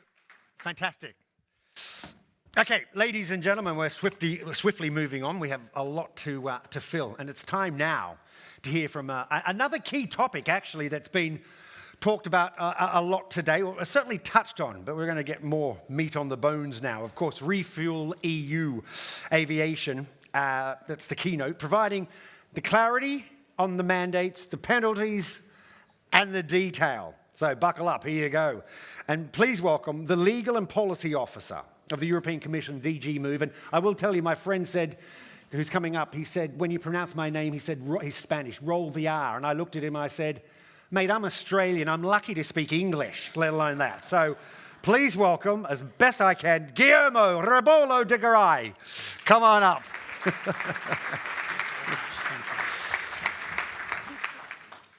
Well, that was definitely perfect pronunciation, I must say, so no comment to make on that. I was told also to say that I will be speaking for now, and of course I will be taking questions at the end of the keynote, so please keep them with you, but definitely ask questions afterwards, and mostly invited to. So, welcome from my side as well, and thank you very much to all the organizers and everybody that is not so visible every time for organizing this wonderful Congress. It's a pleasure to be here, and an honor as well that I can share the morning with you. And in this presentation, that I hope comes up to the slides. Thank you very much. I would like to take you all on a journey. We have been already hearing some of the details, and I think it's important that we keep on not only the big picture, but also where we want to get. And the journey starts today, and it starts by acknowledging the fact that European citizens expressed themselves very clearly and very loudly in the last European elections in 2019, saying that climate change is something that they care very much about, and that action against climate change had to be undertaken. And they were asking the European institutions, the one that I have the honor to work for, that we should deliver on policies that would then contribute to reducing the emissions and achieving climate neutrality as our top priority. And it has been over the last college that now is coming to an end. If we look at the results, however, of the latest Eurobarometer on climate change, we see a clear message. We must act now, and we have no time to wait. 77% of the 26,000 European citizens that were asked agreed that action against climate change was very urgent because it is a very serious problem to them. 75% agreed that action against climate change will lead to innovation and more competitiveness here in the European Union. And 73% of them agreed that no action, that holding off, that not investing now would create even bigger problems in the future. So, and these priorities, this vision for the future perfectly nails in with what the Commission has done and what the European institutions have done over the last years, delivering on the top priority of European citizens, delivering policies that make our European Union climate neutral by 2050. However, the picture is a bit less positive when we look at perceptions on climate change, on aviation's environmental impacts to the country. Only 5% of European citizens could actually guess the right share of aviation's emissions over the total of the economy. They didn't know how big or how small the challenge actually was. And we need them to be aware because they are the ones that have to execute and have to buy in all this transition. Contrary, 80% of them actually want to know more. They want to understand the environmental impacts of aviation, the environmental impacts of their flights, and what choices they can actually make to reduce them. 60% of them are willing to make those choices. That means purchasing more efficient, more environmentally friendly tickets, other options, other modes of transport. This is the reality that we live in. That's the reality that we have to tackle. And that's who we are then obliged to also serve. So, where does this journey then bring us? And we talked about it already. What is our vision for the European aviation industry? What is our vision for the European economy from here until 2050? Making the European Union the first climate neutral continent in the world has been the biggest ambition and the biggest obsession, if you wish, of the European institutions since 2019. Delivering on the first political package, the European Green Deal, that sets the targets to become climate neutral by 2050, translated into a legal obligation in the European climate law, with an intermediate target to reduce our emissions by 2030, by the end of this decade, by 55%, the whole of the economy together. We had a set of proposals in July 2021 that aim at making sure that we get to that target, the Fit for 55 package, making sure that the European economy gets to the targets in a fair, cost-effective, and competitive way. And Europe thereby is delivering on the priorities we saw before. Climate change was the top priority of citizens. We have delivered on what is important to them. However, our work doesn't stop. We have achieved all this. We have delivered all the proposals of Fit for 55, but we have already started the process to get to define our 2040 climate targets that will then make sure that our union is on track to be climate neutral by 2050. It is a big challenge, It is a big challenge, but I think the most important message to everybody today and everywhere in the world is that the European Union is very serious about this challenge, that our vision has not weakened, and that we're going to go all in on this because it is time for it. It is time for us to act. So, knowing that we need to act and knowing what is possible and what we can do, we need to understand, of course, what is the situation for transport? What is the situation for aviation? And we just know the figures. It's important that we recap, right? So out of the total of the European economy, 18.1% of the CO2 equivalent emissions actually belong to transport, were emitted by transport as a whole. And out of those transport emissions, approximately 13.4 actually come from aviation. Doing the math, 2.4% of the emissions come from aviation. That is our challenge. That is what we need to reduce from here until 2050. The European Union set the target of climate neutrality by 2050. For transport, the target is to reduce its emissions by at least 90% in order to contribute to climate neutrality. And all modes of transport will contribute to that target of emissions reduction, each of them in its own capacities. Some have more direct access to direct electrification, some not yet, some have other options right now, right? And we all know that very well. Our ambition, our political headline ambition, is, however, that all modes of transport need to become sustainable. No one can be left out. That sustainable alternatives, sustainable modes of transport need to be available everywhere in the European Union, everywhere in the European Union. And, of course, that we need to set the right incentives in place that guide this transition, incentives that the economy can actually execute our political vision. And this is all in line, of course, with our so-called smart and sustainable mobility strategy. The road for decarbonization of aviation, we all know it, will depend on these four. We all know it, but it's important that we remember that it will depend on these four. We cannot just simply close our eye and forget about 2 or 3. We need 4. We need all of them. We need to have more efficient aircraft. We need to replace the old. We need to invest continuously on new, different kinds of aircraft that don't fly today, that maybe the kids of Brian will actually see fly in the future. That is what we need to actually dream of and do it. The air traffic management is another topic, being able to fly more efficiently through our skies. We were mentioning, some speakers were mentioning before, some ways that we can actually make sure that we reduce the consumption of fuel through our more efficient air traffic management. Sustainable aviation fuels is our prime solution, yes, because it will help us reduce the carbon intensity of aviation from within without then affecting its ability to operate, allowing the sector to decouple forever growth and emissions, and that is the fantastic thing about SAF. And fourth, again, economic and market-based measures that help us then guide the economy, guide our investments, make sure that actually these investments are happening, that we close that price gap that currently exists between the polluting conventional and the sustainable alternative, and those other fuels of the future that don't exist now. Now, ReFuelEU Aviation is in force since 20th of November 2023 and applies already. And our first mandates are starting in 2025, just around the corner.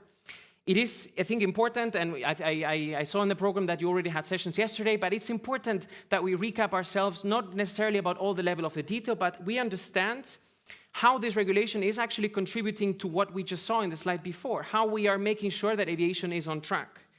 With our regulation, we have 2 objectives. One is to make sure that SAF deployment is happening at scale in the whole of the European Union, and that we're giving the economic actors the tools and the options that they can compete on a level playing field inside the European Union with a harmonized European approach. The same rules apply everywhere in the European Union. This is a great advantage for business because we profit from the greatest strength of the European Union, which is our internal market, and we should not forget about it. All our stakeholders are contributing. Most of you are here today. Our aviation fuel suppliers will deliver on this promise by supplying increasing amounts of sustainable aviation fuels from here until 2050 at every union airport, with flexibility between 25 and 34, but at every single union airport, because that is our vision, to replace kerosene by SAF. Union airports themselves will have the obligation to facilitate the access to SAF so that supply and demand of SAF can meet in a fair way. Our aircraft operators will have the obligation to uplift aviation fuels, not only SAF, aviation fuels overall, without tankering practices to reduce the emissions thereby as well. In the European Union, and I should like to go to the next slide, in the European Union we define SAF as synthetic fuels, biofuels, recycled carbon, aviation fuels. We all know that.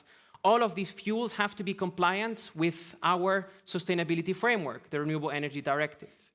The supply obligation, as the co-legislator, the European Parliament and the Council wanted, can also be fulfilled with other kinds of fuels. Hydrogen, for example, catering for those planes of the future. We know as well that RefuelEU Aviation is open to domestic production and also imports, as long as the sustainability criteria are met, allowing not only for global and not only for regional, but also for global supply chains, global value chains everywhere to be built. An important note as well in this year, I think it's important to also mention that RefuelEU Aviation as a European regulation replaces the existing and those in the pipeline, those national mandates, the national legislations on sustainable aviation fuels. It is important to say that because with this regulation, the 27 member states and the European Parliament, not the Commission, they agreed that we had one source of definition, one source of targets, one source of penalties, that is this regulation. They agreed to it, and we definitely support it. That was also the intention of the Commission. Making sure that there is a strong and stable legal framework from here until 2050 to stay so that investments can happen. RefuelEU Aviation brings that much needed market certainty, allows for investments to happen, facilitates the large-scale deployment of SAF, providing investors, as I said before, 27 years of market certainty is unprecedented anywhere in the world. Every stakeholder now knows how much capacity is needed and by when. Producers can produce, investors can invest, and our European industry can thrive. And we can all agree that these targets that we have, that we agreed to, are helping mobilize much more capital, much more resources than no regulation at all. It's also going to serve us as a benchmark to measure progress, because we have to admit it, only what gets measured also gets done. And with this, alongside with the regulation, of course, and it's important to mention it as well because we mentioned the incentives before, the regulation is not everything. We are setting the frame, we're setting the markets, but we're coming with proposals, with initiatives, and with actions to make sure that the transition happens, because we know it is complicated and it's going to require efforts from everybody. In the collaboration domain with our Renewable and Low Carbon Fuel Value Chain Industrial Alliance, we're helping supply chain to actually collaborate, that these supply chains regionally and globally can be actually set up. At international level, RefuelEU Aviation is a groundbreaking initiative recognized by many players in many jurisdictions. And following the successful CAF3 last year, we can also say that the whole world is moving. And some news were coming to our attention this morning that some countries eastern of the European Union were coming up with maybe a mandate as well. Maybe it's not that bad of an idea, right? And maybe this is the way that we can help the industry transition. As well, of course, we're fully committed and supportive to the highest level of ambition, not only here in the European Union, but globally, because we know and we recognize that solving the problem will require global action. In terms of production, dedicated financing is already existing to de-risk production at all stages of technological maturity. From Horizon Europe to InvestEU and also the Global Gateway are now directed more and more to aviation. More can certainly come. In the supporting also the production of actually plants in the European Union is also an important pillar through the inclusion of SAF as a strategic technology in the Net Zero Industry Act will actually helping that the permitting of new paths, of new plants actually can happen, that the steps and the bureaucracy required are not in the way, that we're removing all the barriers that we can. With our new SAF clearinghouse, we will help make sure that the qualification of new pathways to produce SAF, those that don't exist today and that we know that takes time to get a pathway qualified, especially for the interest and in the support in terms of duration and costs for our small and medium-sized enterprises. And also our action in the framework of Act SAF, the international and global investment into capacity building everywhere in the world, in Africa and in India, we're making sure that global capacity building is actually coming. In terms of the uptake, we're financing with more than 1.6 billion euros the uptake of sustainable aviation fuels through the European Emissions Trading Scheme, also with a 0 rating of SAF. As well, the favorable treatment of SAF in energy taxation will also be another incentive for the uptake of these fuels. As well, we're also incentivizing the uptake by giving the means to the airlines to be able to communicate on their efforts in a fair and transparent way, through our new flight emissions label that I'll touch upon later on, and also through the inclusion of SAF and through the inclusion of aviation as a transition technology in the taxonomy, while helping give the visibility to the investments that are needed, that then our stakeholders can then communicate to their own stakeholders as well. So moving on to 2050, jumping in the presentation to 2050, what changes will we have achieved? What things will we have changed? Well, first of all, RefuelEU Aviation is expected on its own to reduce the CO2 equivalent emissions of aviation by more than 60% compared to baseline. It's also going to help us improve air quality, especially for our communities living around airports, and helping us reduce the external cost of health, of the external cost caused by air pollution by more than 1.5 billion euros by 2050, directly benefiting the health and the health of our citizens. Our European approach that I mentioned before is going to help us have SAF production everywhere in the European Union, which means that we will have an approximate job creation of more than 250,000 jobs here in the European Union, everywhere in the European Union. Establishing a new industrial backbone, especially for some regions that are currently facing more economic challenges, which might be in the future, not so long in the future, prime locations for SAF production, giving them an even bigger added value in terms of jobs, innovation, R&D, and helping our local communities. And last but not least, this regulation and our European SAF policy overall is going to help us diversify forever our dependency on imported fossil fuels. Shifting to SAF is not only going to help on energy security, it's also going to boost our strategic autonomy, helping us be less dependent on imports, less dependent on volatile global markets, and also geopolitical tensions, ensuring that the European Union and our energy future is more stable and more sustainable. Because investing in SAF in the European Union makes creating jobs in the European Union, in stimulating innovation in the European Union, and also globally. And RefuelEU Aviation is delivering on all of these 5. Now, reflecting on 2024 and all the milestones that we have coming up, I think the first thing to say, and as Jasper was speaking this morning, I think the first thing to say is that we have been working very, very much and very constructively with all our member states to make sure that we have a very smooth landing in runway 25, which is next year, and that we make sure that our mandates and our obligations are working. At the same time, we are working and we're delivering well on the 3 key deliverables that we have that the co-legislator gave the Commission. The first one, a report that we will publish on the flexibility mechanism before the summer, ideally, which will be assessing the development of the SAF production and the supply in the European Union, as well as assessing the feasibility of creating a system of tradability in the European Union. These reports will be a first step in trying to understand how a concept of virtual trading could work and what the added value of such a system would be in the European Union. And further action will come. The Parliament already tasked the Commission to further study the possible system of tradability and looking more into the detail of how such a system could be designed, what the impacts could be, and what, of course, its added value would be.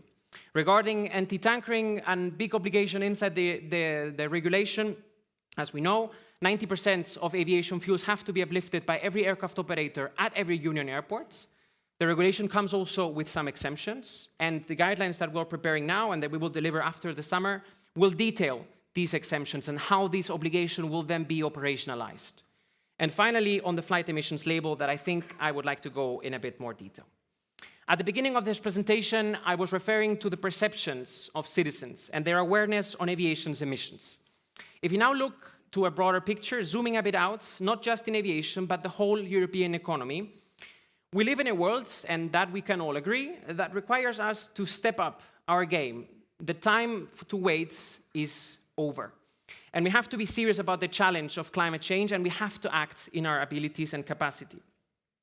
Unfortunately, though, our research in the inventory of environmental claims showed in 2020 that 53% of environmental claims in the whole of the European economy were vague, misleading, or unfounded.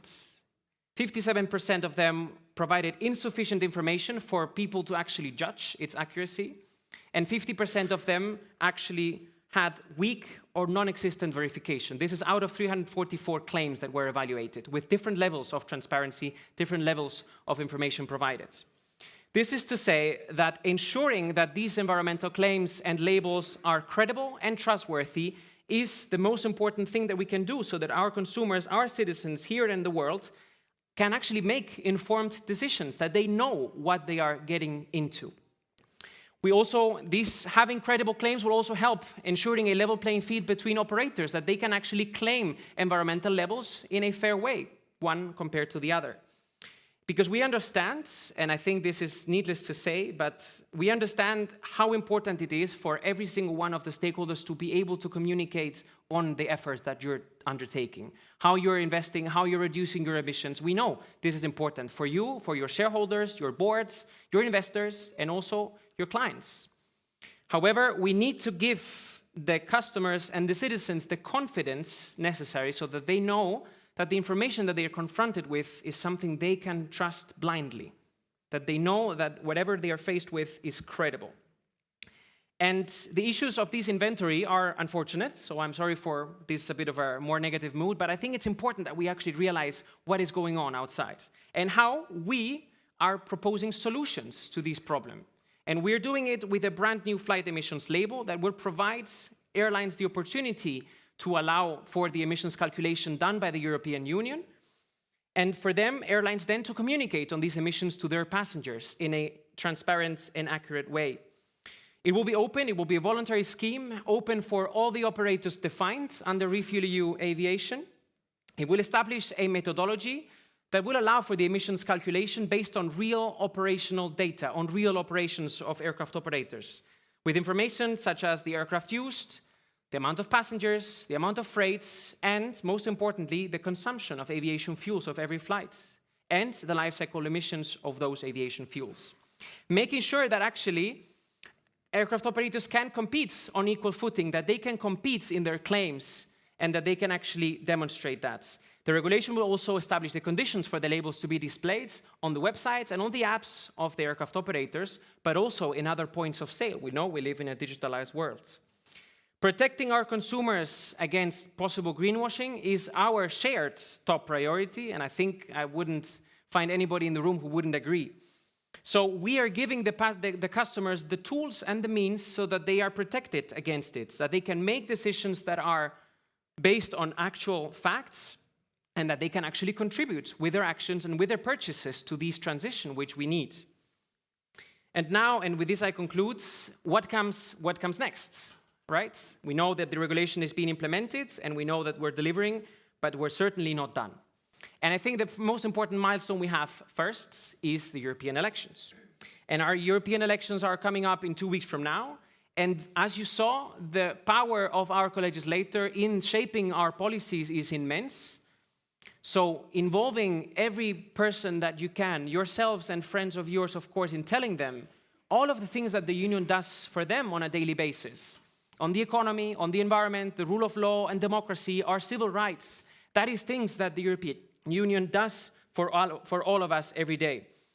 Because, of course, as a union, we always have the best solutions to offer. And that's, of course, not a marketing pitch.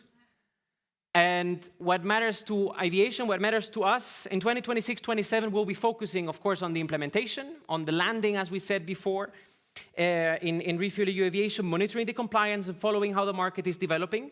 We will continue our efforts to support the transition with our measures to increase affordability and availability of SAF in the European Union. Our first review will be coming up in 2027 already with data from 1 full year of the mandates. And in this review, we were tasked to explore how the obligations are been functioning, how the shares are working, how the fuels are working, if we're incentivizing well enough, or if we're actually going too far. We will see what these reports and this review comes up. Additionally, of course, the review will also look, and that was our task, to explore if we need to have further measures to support zero-emission aviation, zero-emission aircraft, non-drop-in fuels. We'll also consider extending the flight emissions label and extending the flexibility mechanism as part of that review. And we will also come with new measures that don't exist today, improving the quality of our aviation fuels, reducing the pollutants at the source. And this is a major, major milestone globally and at the European Union. And furthermore, and last, we'll be also launching a study to assess the possible risks of carbon leakage in the European Union with the rest of the world, and also possible mitigation measures. And such a measure could be, for example, examining whether or not the carbon border adjustment mechanism could be extended to include transport with a special focus on maritime and aviation. As you see, we have a very, very big list of tasks still ahead. We're definitely going to be working very, very hard as we have over the last years. And I should like to finish by saying that we should be positive. I'm an optimist by my nature, as you could definitely see in this presentation. But I think we should definitely focus on all of the things that we have done, that you guys are doing on your daily lives, to make sure that aviation is sustainable. Because we know all the benefits of aviation. We know how much it connects our people, our societies, our economies, our businesses. We need it to work, and we need it to make it sustainable.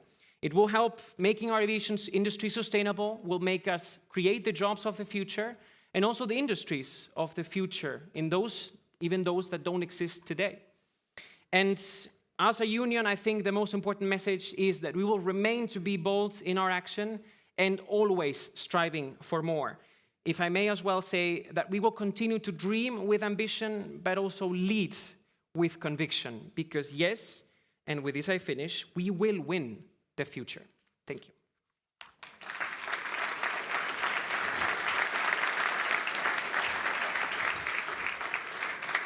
We're out of time with questions. I'm sorry. But Guillermo, you're around all day, right? I will be. So we had about 50 questions. So we're just out of time. I'm just the messenger.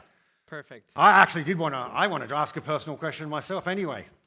And that would be on one of the slides. I'm not asking the question, I'm just going to state it. You can, yep. Thank you. Oh, I wanted to ask the question when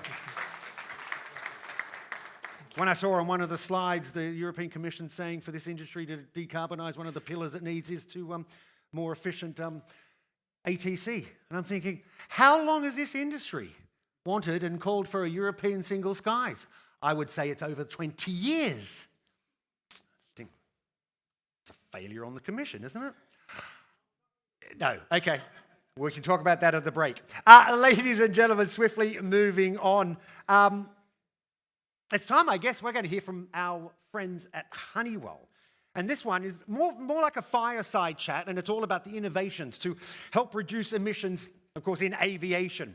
So let's hear, no, we're not going to hear from one, we've got three. We pulled all the stops out here. So ladies and gentlemen, please welcome to the stage, I'll announce all three of them. Willie Kurtzy, Director of Government Relations, Honeywell UOP. He's going to lead as a moderator for this.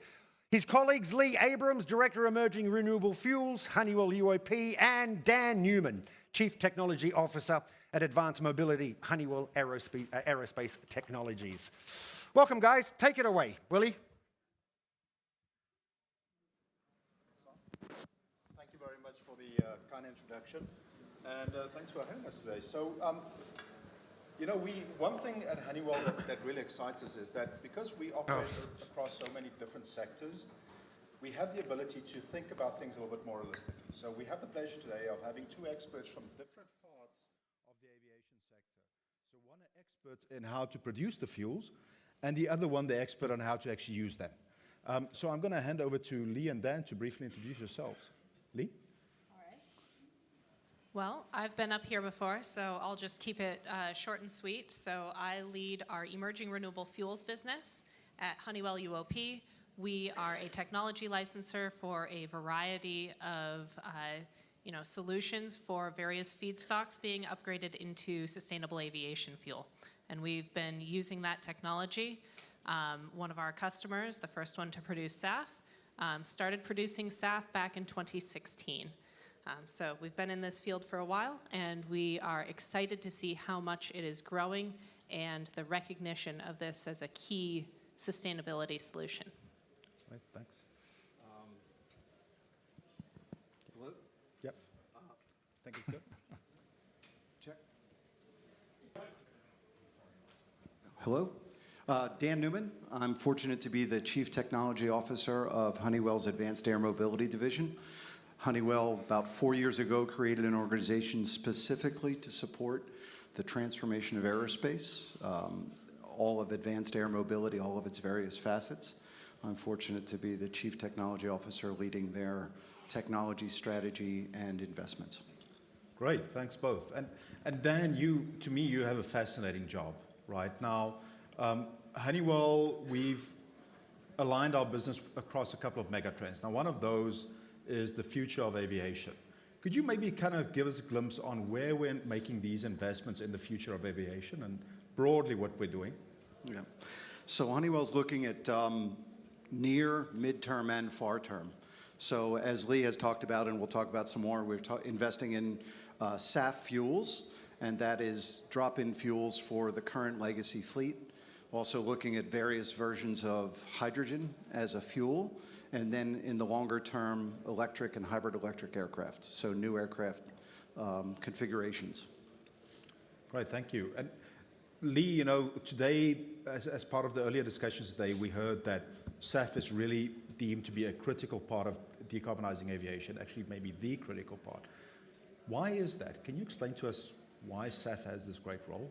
Yeah, I think there's really two main reasons that I see for why SAF is so critical for decarbonizing aviation. The first is something that Dan already mentioned, it's drop-in. That's true, I guess, if we're getting pedantic here, after blending with a fossil-based jet at this point in time, though I think that there are plenty of people in this room who are already working on and thinking about a 100% drop-in SAF. That means that it works with existing infrastructure. It means that you don't need to change out your fleet, you don't need to change out your fueling infrastructure at airports, and that's really critical for getting adoption fast and hitting the targets that we just heard about in the last presentation. I think the other reason why SAF is so critical to decarbonizing aviation is it's really hard to decarbonize aviation. This is one of the big challenges in getting to net zero. And SAF in particular is the only solution that we have for things like long-haul flight. And so this is going to be a part of that segment because that segment consumes quite a bit of fuel today and generates a lot of emissions. So those are my reasons why SAF is critical to decarbonizing aviation. So essentially SAF is pretty fungible with kerosene. Absolutely, right? Yeah. Now, that being said, we know that adoption currently is quite low, right? If we look at the percentages, the amount of SAF out there in the market is actually quite low. Yeah. What do we do to scale it up? What do we do to make it mainstream? Well, we get projects to FID. For people who were in our morning session, I think that's absolutely critical. And so, the way that you get that to happen is you look at technologies that are proven and scalable, and you look at lowering the risk of a project to the point where it is easier to get it to go forward. Okay, and then I guess that part of the issue here is as well, we need to be able to use it in aircraft, right? Are we doing that? Well, our customers, the airlines, the aircraft manufacturers are asking for it. So they're already looking to use it, but it's not well known how many flights have been flown. it's really demand. The demand exceeds the supply right now. We're using it today. I mean, we're using it in all our engine test stands, on all our APU test stands, and trying to deploy it to all our ground test and all our internal flight test activities. So SAF is out there. It's really an acceptance. It's not just the technology. It's also a demand side and an acceptance challenge. Okay, great. So we can apply it.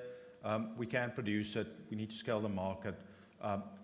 Lee, I'm wondering, can you tell us a little bit about what are the different pathways to get there? What are the technologies that help us actually produce this at the type of scale that you're talking about? Yeah, so Honeywell has really tried to look at this market, and we've seen it expand a lot in the last several years. And we recognize that our sort of flagship original technology, which is eco-fining, that converts fats, oils, and greases into sustainable aviation fuel and renewable diesel. That's a good de-risk technology. There are 8 operating units in the world today, but feedstock supply is not sufficient to meet the global demand for SAF. So we started looking at what else can you use to make SAF, and that's where we developed some of our other technologies, such as ethanol to jet, which allows for use of an existing commodity intermediate that is available at scale today. Again, that's one of the ways that you get SAF scaled quickly and effectively, is that you leverage existing supply chains and things like ethanol that is already available in the world and may be a little bit stranded when you look at passenger vehicles transitioning to electrification. Beyond that, that actually still doesn't fill the need for sustainable aviation fuel in the world. And so that's where you start looking at feedstocks like biomass and CO2. Ultimately, the way that we achieve the amounts of sustainable aviation fuel needed by 2050 are by looking at all of these technology pathways. The question is not which technology pathway is the best.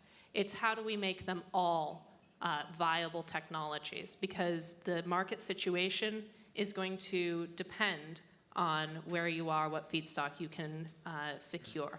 So our other technologies are really focused on that biomass and CO2 conversion. We have both what we call e-fining, which is a methanol to jet technology pathway that allows you to make sustainable aviation fuel out of either biomass via gasification and then methanol synthesis. Or we have our unicracking technology, which is a hydrocracking process for the upgrading of a Fischer-Tropsch wax and liquid. And if you talk about things like methanol to jet and unicracking, those are established technology pathways. It's not something new that we are thinking up and wild and wonderful. I'd argue that all of our technologies are based on the 100 years plus of history that we have in refining. Right. And the important thing there is, again, project risk is lower when you use a technology that is established, that we already know how to operate, we know how to design and have it work in the world. So I think the end goal, obviously, is to decarbonize aviation. We heard the great presentation from Guillermo earlier. How much are we really going to decarbonize aviation by using these types of fuels? I mean, is it real, or is it marginal? Is it significant? So I think it's absolutely real. And one of the challenges with SAF is today you can get a range of carbon intensity reductions with sustainable aviation fuel. We have, I'll save you the run through of numbers, but anywhere from, let's say, 60% up to 88% reduction in carbon intensity, depending on the pathway and the feedstock chosen. And this is life cycle basis, correct? Yeah, that's on a life cycle basis. You'll note that that's not 100%. And I think that's where some of Dan's technology solutions can also play a role. So what are those, Dan? Can you fill us in on, I mean, SAF's one way, right? But that's not the only way. Well, SAF is the way we're going to meet our 2050 goals, because the other technologies are real and they're emerging, but they're not going to be ready yet. And the fleet turnover time is significant. So you can imagine how long it will take for aircraft replacement on a natural basis. So we're looking at SAF clearly, but we're also looking at other technologies to improve current aircraft. So routing, improving engines, improving APUs, lightening the equipment. The next step is to look at hydrogen. Hydrogen as a fuel has energy density that's comparable at some level, and hydrogen can be used in existing turbine engines. The challenge is that there will be changes to the aircraft in terms of energy, fuel storage and volume requirements and what it does to the payloads. There's also emerging regulatory and then the challenges with infrastructure for hydrogen. Now, more efficient than use of hydrogen by burning it in the turbine engines is using a fuel cell. Again, a technology that's maturing and the regulations are still maturing, but it's an electrochemical process that will create only water and heat, and energy, and therefore far better in terms of emissions, but emerging. So that's hydrogen, energy density. And then beyond that is electrification of aircraft. So we have the opportunity with batteries to take an electric energy power transmission system and downsize the power plant. Even when we're in a hybrid system, the benefit to reducing the size of the engine to peel off those high power takeoff and climb for a fixed wing aircraft allows the engine to be optimized for the long duration cruise segments. So by using hybrid electric and augmenting with some electrics, we can optimize the power plant. And then in the long-term future, we've got all electric. The challenge with all electric is the energy density doesn't match fossil fuels at all. So right now it's limited to short range, perhaps intercity, perhaps intracity. So urban mobility we're talking about in cargo. So all electric is an opportunity, but it will have its challenges until batteries improve dramatically. Okay, so you've spoken a little bit about the benefits and some of the challenges and so on. I'm just thinking from an aircraft and an aircraft systems integration perspective. Could you just briefly touch on these three different main options and what some of those specific limitations and challenges and benefits are? So SAF, as Leah said, is very small limitations. Hydrogen is a fuel in the existing power plants. There are a lot of studies going on. The challenges are where the payoff is and what the consequences are to the aircraft design, and can it be done in the existing aircraft? At this point, we don't know enough whether a fuel cell use of hydrogen can use the same form factor as the current airplanes. But we do know that the electric airplanes offers dramatic opportunities in terms of something called distributed propulsion. You see these multi-rotor aircraft, both fixed wing and vertical lift aircraft, that take advantage of the fact that electric power distribution in place of mechanical power distribution is far easier to do. So we have these new form factors of aircraft that can capitalize on electrics. We have better sustainment, easier maintenance, lower costs to operate, and we think at some point that electric aircraft will democratize aviation the way the PC democratized computing. So we move from mainframes to PCs, and we think that this move to electric aviation will dramatically change the face of aviation. But for the time being, we're still working with large commercial transport aircraft. Okay. And you also mentioned regulatory barriers. Can you just kind of very briefly, what's kind of the key regulatory issues that you're facing? Well, we see the type certification of aircraft, and the legacy rules were written around fossil fuel burning aircraft and engines. And so the type certification, you see quite a bit of electric VTOL aircraft manufacturers working very hard toward their aircraft platform certification. And then beyond that, we need new airspace rules if we're really going to be looking at different aircraft operating environments. There's infrastructure challenges with new vertiports.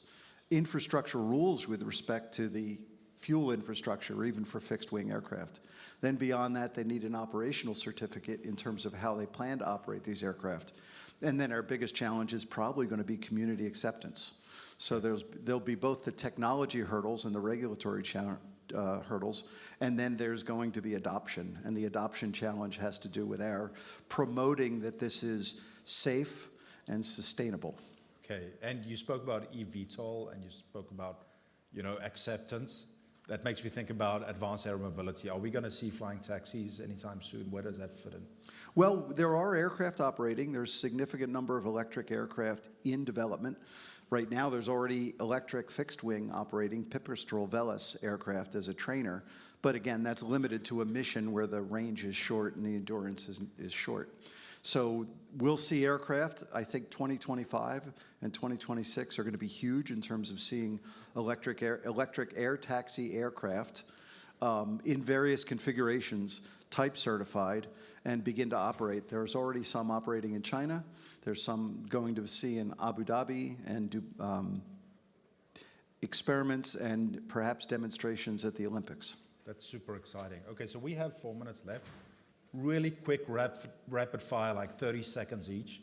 When the audience walks away from here, what's the key thing that they need to remember? Lee? 30 seconds? Wow. Yeah. All right. I think that the main takeaway here is that decarbonizing aviation isn't only a SAF problem, and it isn't only a equipment problem. It is logistics, it's the supply chain, and it's both of those things. And so when we think about how we solve this really hard problem, I think we have to look at all of the enablers needed. And it's the modification of engines to make sure that they're qualified to run on SAF. It's the scale up of the ability to make SAF, and it's the hydrogen, because one of the linchpins to this is scale up of low carbon hydrogen that can supply either a vehicle directly or can be transformed into an energy dense drop-in liquid fuel. I'm excited. There's an extraordinary number of technologies being brought to bear. This is an extremely interesting time, and it may be the next generational transformation in aviation. But we need, as Lee said, there's no magic bullet. We need a lot of shots on goal. We need to do the work. And we need to promote this. Aviation, many have said, space is the new frontier, and aviation is already as mature as it's going to get. No, we have a lot of good work to do. We're excited. We need a lot of great resources. There's so many opportunities here, and I'm looking forward to it. Super exciting, very insightful. Thank you very much. So I think we have like 2 minutes for questions. Are there any questions that's come through?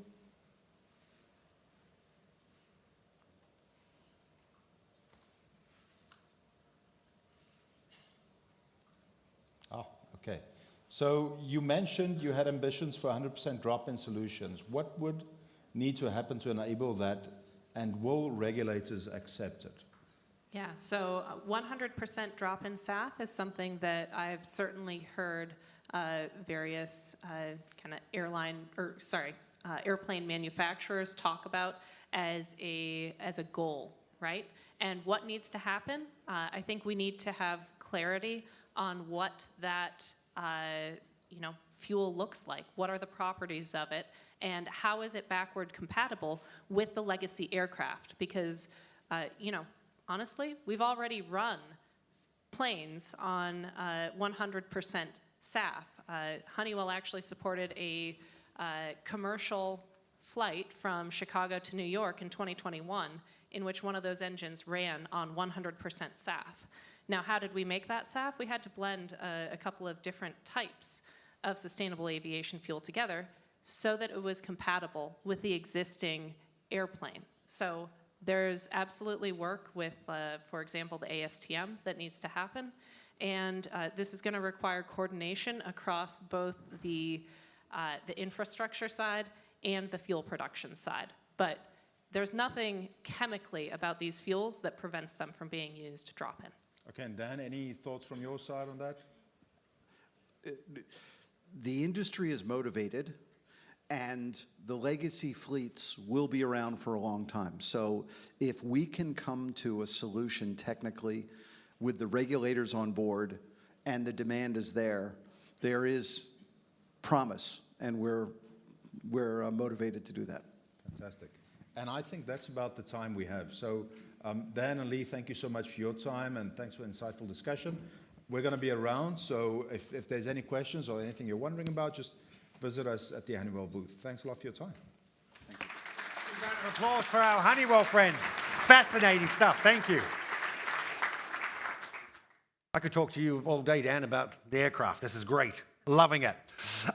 Okay, thank you very much. Thank you. Before lunch, let's end on a bang, shall we? Let's end on the money and the financing of SAF projects.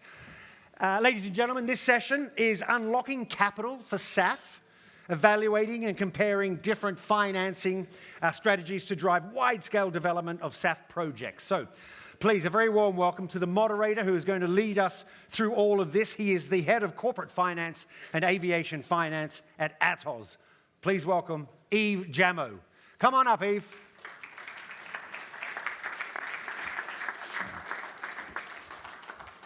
All yours.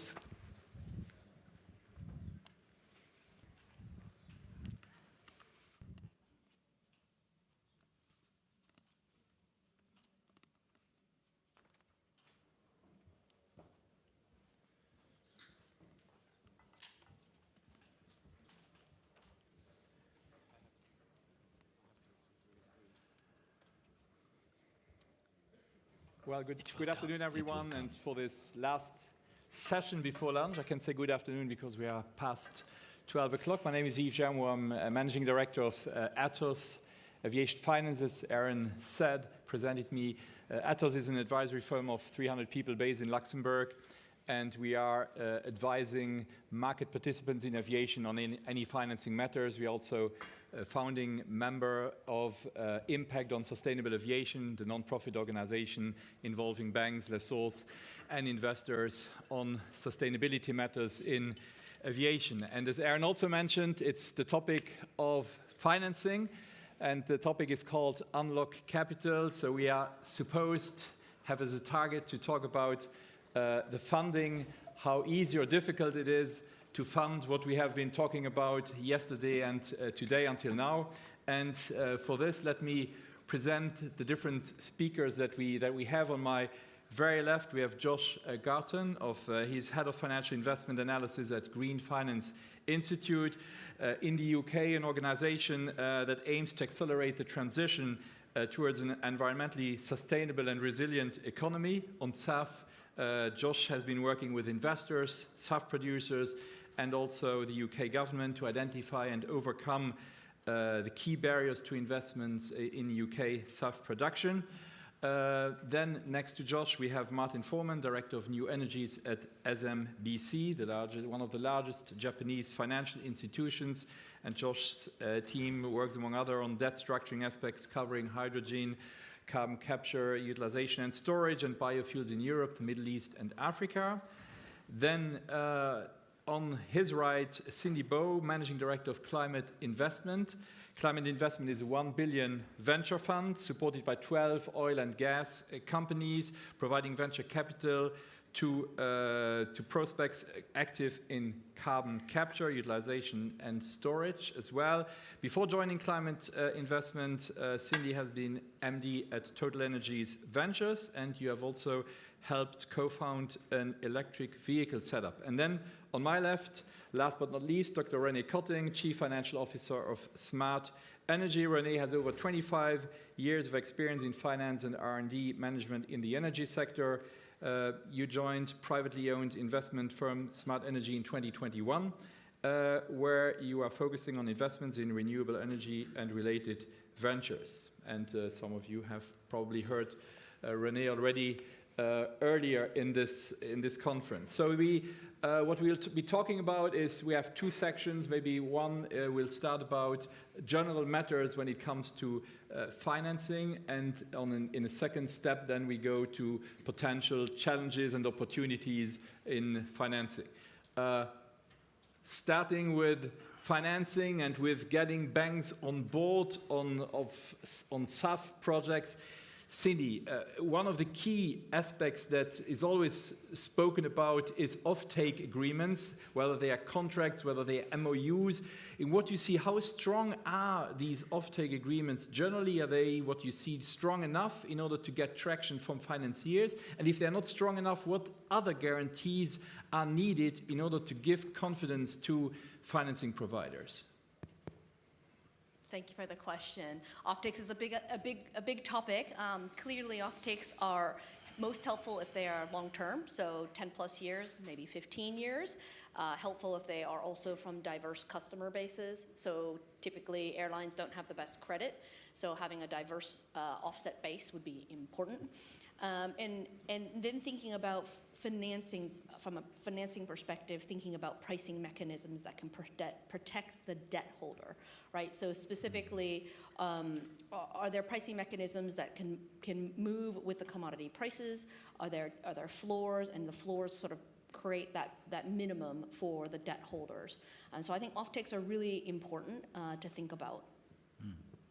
Really, in the projects that you are working on, how do you see off-take agreements, and how strong are they, and what is potentially lacking in those agreements, or what are the challenges? Yeah, I think Cindy already pointed out that off-take agreements, long off-take agreements, every finance investor would like to have, and the longer the better, and especially in order to calculate all your internal rate of returns and payback and debt service coverage ratios and all of that, because each one who is investing, we should never forget, these are all human beings, and the ones I'm talking to, they need to go to an investment committee need to get to the board, etc. They have all a career, and they need to get security about what they are deciding is actually getting the money back and the return back. And that's why actually we talk about off-take agreements. Now, the problem is in ESAF, and I mentioned it this morning, that off-take agreements is quite difficult to get, because what is then the price of the ESAF? Just thinking about, you have firstly the renewables, the solar plants and wind plants, and the storage, and then you have the electrolyzers to produce the green hydrogen, then you have the Fischer-Tropsch process after it, and you have the CO2 capture coming into it. There are a lot of processes, a lot of suppliers, a lot of people involved into it, so you need to look into, are they credible? What is their expertise? Do they have actually the good backing in order to make it happen?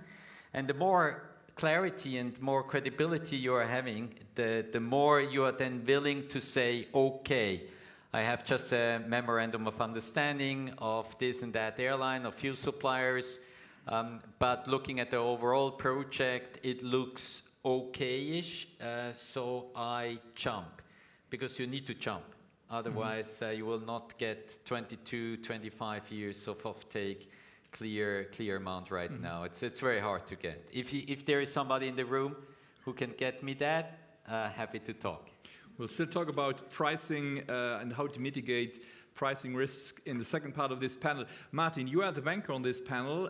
What are the key requirements that a bank has when it comes to SAF projects? What are the boxes that need to be ticked in order for a bank to say, yes, this might be a project that I might participate in? So, hi everyone. I'm from Sumitomo Mitsui Banking Corporation. That stands for SMBC first. I think there are 4 lenders. As Yves said, I'm covering carbon capture storage, low carbon hydrogen, biofuels, including SAF and H2 derivatives. So I think where the lender is struggling is the sheer number of production pathways. And each of the pathway has a slightly different profile. Some of them are more OPEX heavy, some of them are more CAPEX heavy. Without going into much detail, I think Cindy said it correctly. We would like to have a protected margin. And it's not simple, because we have a technology risk in some of the projects. So it's a feedstock, plant performance, and off-take contract needs to work together.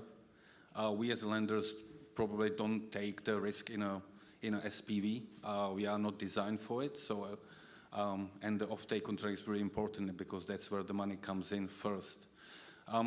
And the second one, people don't talk too much about, is really the completion risk, and that can come in a different type of representations. Can be project risk, ability to complete projects on time and on budget.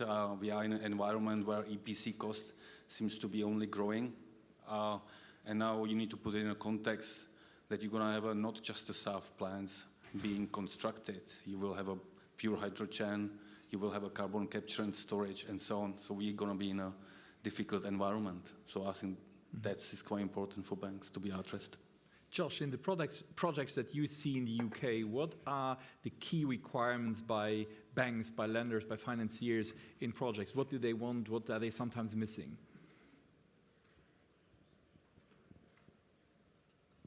Hello. So I think I mean, Martin has covered off most of those requirements quite thoroughly. I guess the only context that I would add is that we've engaged a lot of banks through our work on SAF so far, and there's definitely a lot of enthusiasm for banks to be involved in this sector. That's unquestionable, and they're motivated by various things. But principally, I think it's probably the opportunity to reduce their financed emissions, which is a big motivation in their willingness to participate in the sector. But SAF, we have to be frank, is not the lowest hanging fruit when it comes to decarbonisation. And so there are other opportunities that banks can explore to reduce their financed emissions. And banks are not going to change their credit assessment methodologies for the sake of SAF, right? These are ingrained in their business processes. So I think what is required beyond what is already out there is some further supply side support when we're thinking about the EU and the UK. René, what gives financiers confidence sometimes is the regulatory framework, at least that from regulations you are covered. Sometimes there are holes in these regulations. Sometimes regulations are not meant to last, so there's an uncertainty about what happens in 5 or in 10 years. How can these uncertainties be overcome, or what is the importance of having regulations stability from a regulatory standpoint when it comes to financing? I think the EU has done a tremendous job now with the refuel and with the penalty scheme, which is quite unseen like that before, because actually it makes it very simple to calculate for the fuel suppliers. They just need to jump on it. The higher the cost of e-fuel remains, the less people, the industry gets involved into it, the higher the penalty if they cannot deliver it.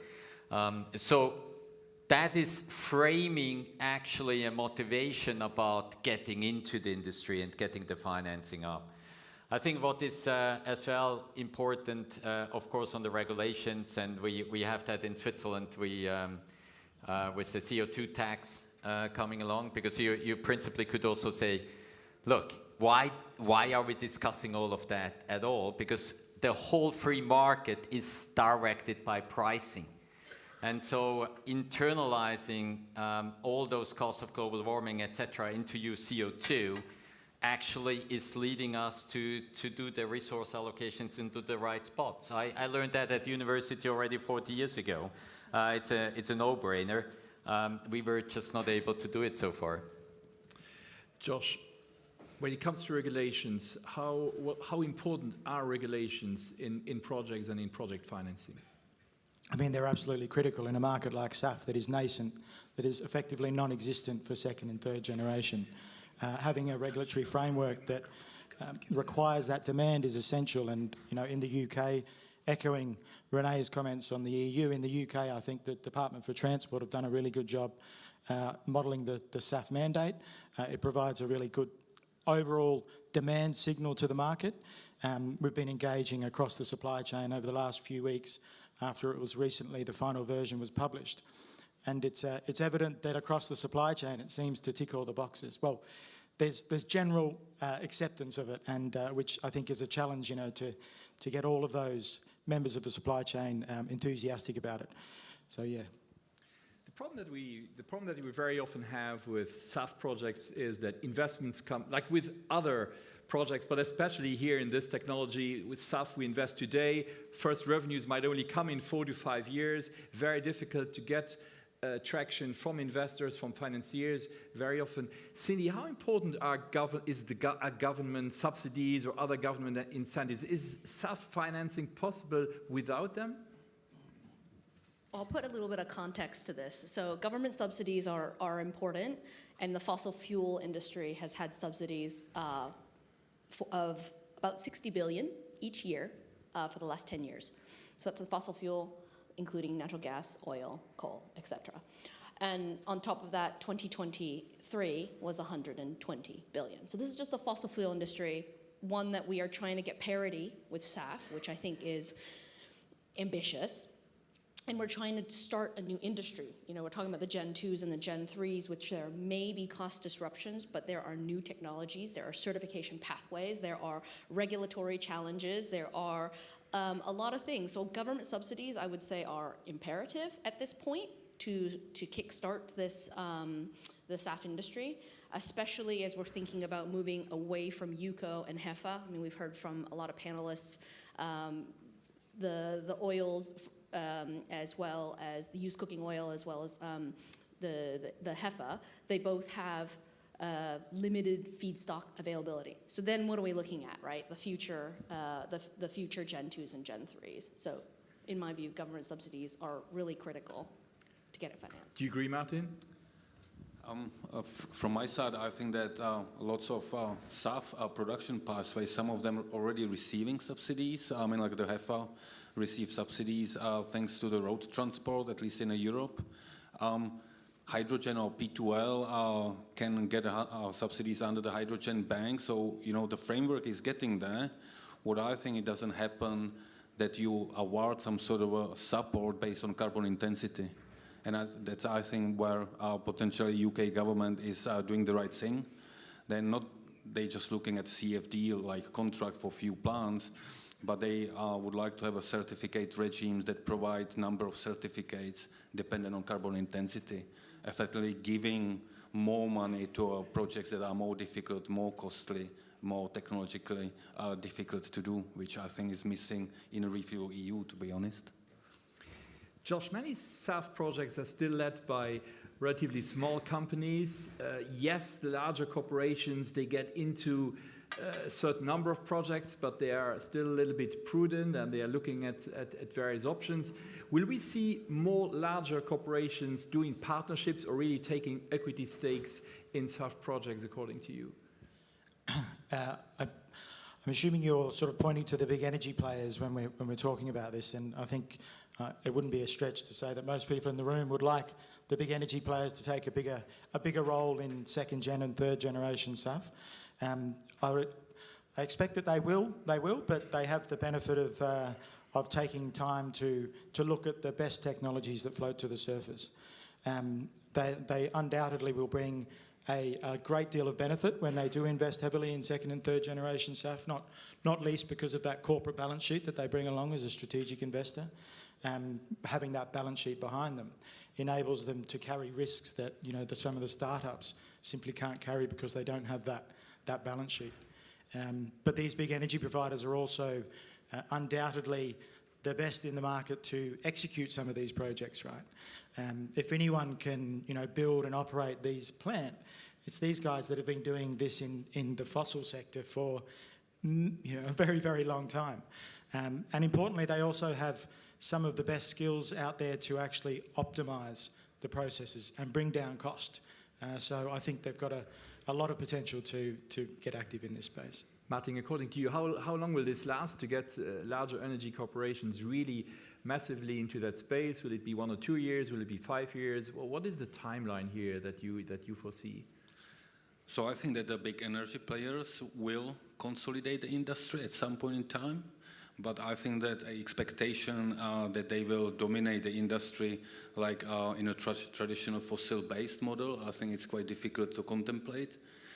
We've seen how many plants will need to be built, and relying on them to build these plants is probably more like a poker game type of roulette game.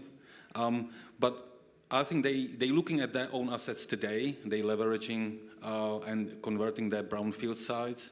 And once they see the winners coming through, they will enter the space in a big way, because I don't think that all majors, especially, they are in a business of developing technologies. They are in a business of producing molecule. And it's a simple business model, in my view. Next to, thank you, Martin. Next to the large energy corporations, we also have the public space. René, public-private partnerships, how important are they in the development of SAF projects, in your view? Yeah, it's absolutely crucial. And I already mentioned the contract for difference as one of the levers in order to make things happen. And on the other hand side, it is actually very simple, right? I mean, we had already the experience in the solar industry, how it started with the feed-in tariffs in order to get the security of the banks and the finance, etc., in order to calculate the IRs, etc. And it worked out. It worked out well. Now we need to have this kind of contract for difference in order to have the same way in order to get security, and I think the public can do here great work into it. I think if you are just saying, hey, subsidies, etc., will not be enough, because we need hundreds of billions, as you said. I mean, the oil and gas industry took over 100 years, and we tried to make this transition in a decade happen. So it needs to have an effort of everyone. Cindy, are these partnerships going quick enough? So are the partnerships going quick enough? The public-private partnerships, are they going quick enough? Well, we'd always like to see more. So I'm a venture capitalist, and what we see a lot in this clean tech, climate tech industry is there's a lot of gap in what we call the missing middle. There's a lot of funding going into new technologies in the early stage. There's the missing middle as they get to the first of its kind, the FOAK, right? That's really difficult, and that's where potentially the government support can come in. I mean, I like to highlight, this is a different industry, but H2 Green Steel is a first of its kind green steel plant.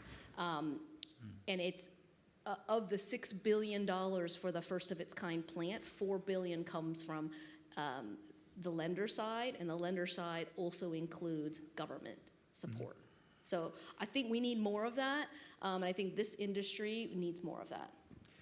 More financing, but also that this means managing risk. That's the second part of this panel. So we will be looking at risks and how these risks can be mitigated. Martin, as a bank, when you look at the SAF projects, what is the list of risks that you are most concerned about, that you are most looking at, and you want to get tackled first? Yeah, so Cindy said it quite well. First of a kind, and for banks, it's going to be first of a kind for a long time.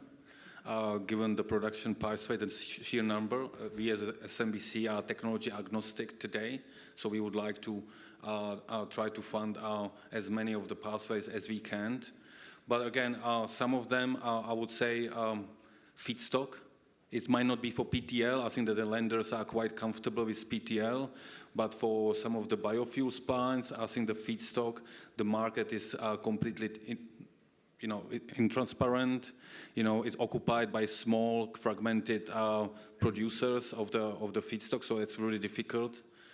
The plant performance, I a little bit struggle. Cindy, you mentioned H2 Green Steel, but ultimately you can break each part of that project. You might have a DRI plant, pellet plant, you can have a storage between. SAF plant, unlikely. So if it doesn't work, it simply doesn't work. And I think that the lenders will scrutinize this, how this is addressed. There are numerous ways how to do it. Either fall back on the sponsors, but that's a big balance sheet, insurances, but also offtake contract can take some of this plant performance risk. And I think that given the huge number of startups, I would recommend really to set up the consortium in a right way. Look at yourself, you have a strength in something, find partner that has a strength, what you're missing, and that includes EPC contractors, technology providers, feedstock suppliers, and off-takers. Yeah. So on a case-by-case basis, unfortunately. Mm-hmm. Cindy, from you as an investor, but also from lenders in the projects that you finance in, what are the key risks that keep popping up, or that, let's say if you are a SAF production company, what should you mitigate? What are the obvious risks that always pop up that you would like to get rid of? So I like Martin's counsel to folks who are in the SAF industry and building, which is to partner.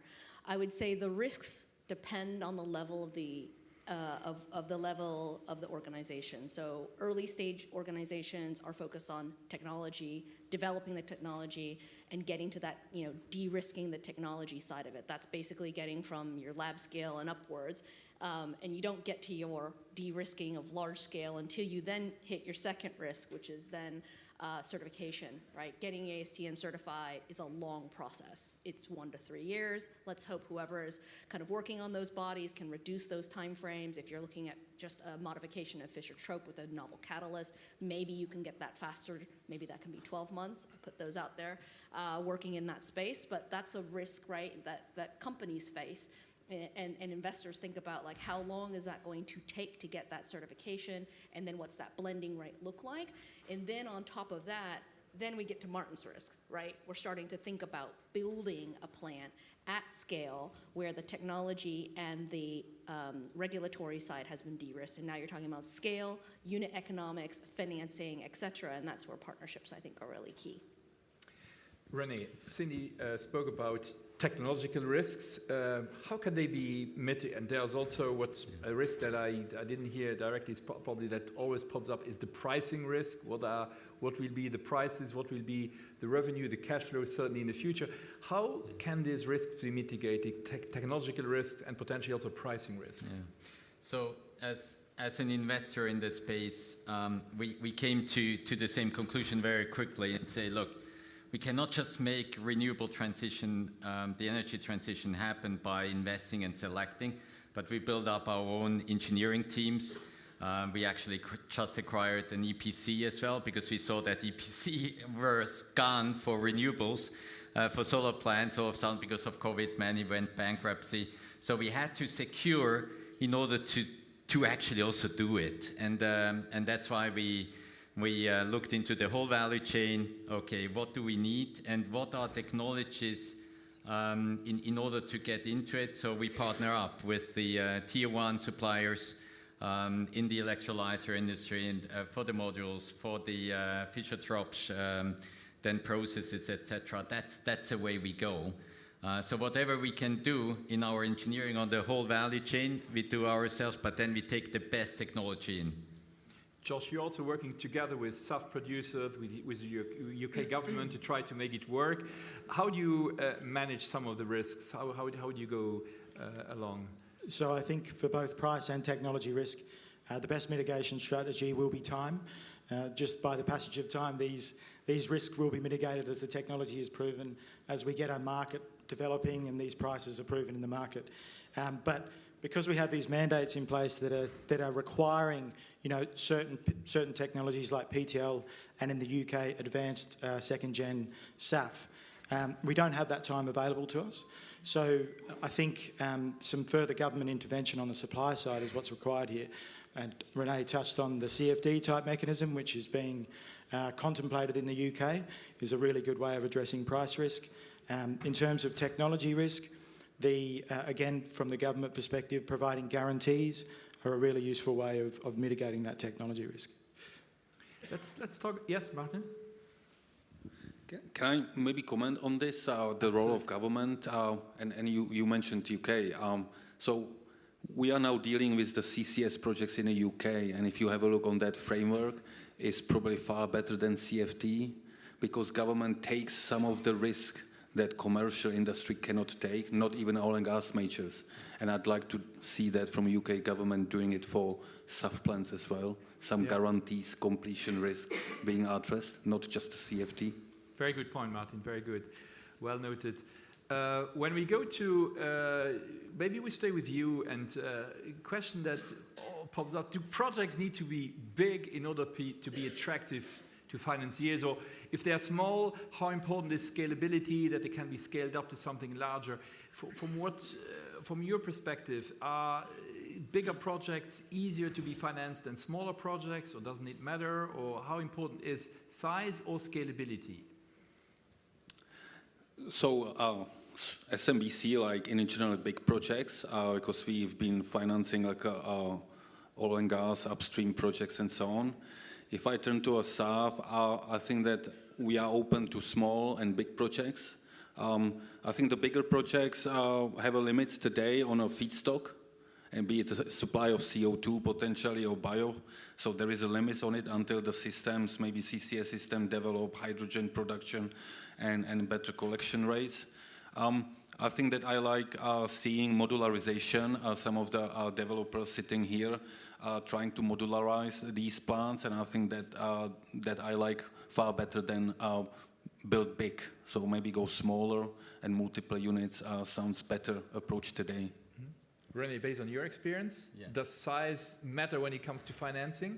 Well, it's always people are getting astonished when you come with 3 gigawatt electrolyzer capacity. It looks like, no, but actually what we try to do exactly the same. We scale it up.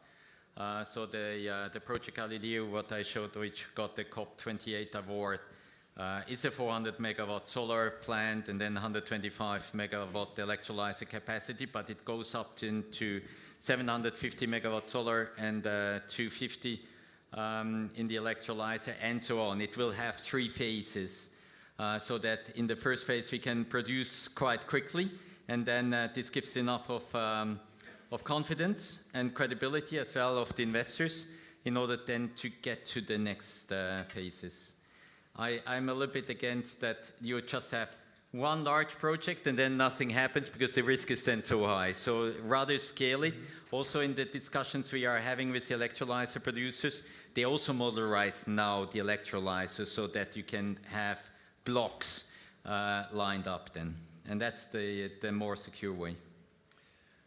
When I look at the SAF production, and when we all look at SAF production, there's still so many technologies, so many processes out there that it's sometimes difficult, at least for me, to really have a clear overview on what is the most promising technology, what will be the winning technology or the winning technologies. Cindy, from what you can see, what are there any breakthroughs of technologies or any things that you see there? You say, well, this will be it. You know, this is the most likely technology to be successful in the future, or don't we have such a technology? Unfortunately, I don't think there's a silver bullet for SAF, right? So energy transition is a phased process, and there are requirements for sustainable aviation fuel today, and there's some new technology advancements which will probably be more applicable for tomorrow.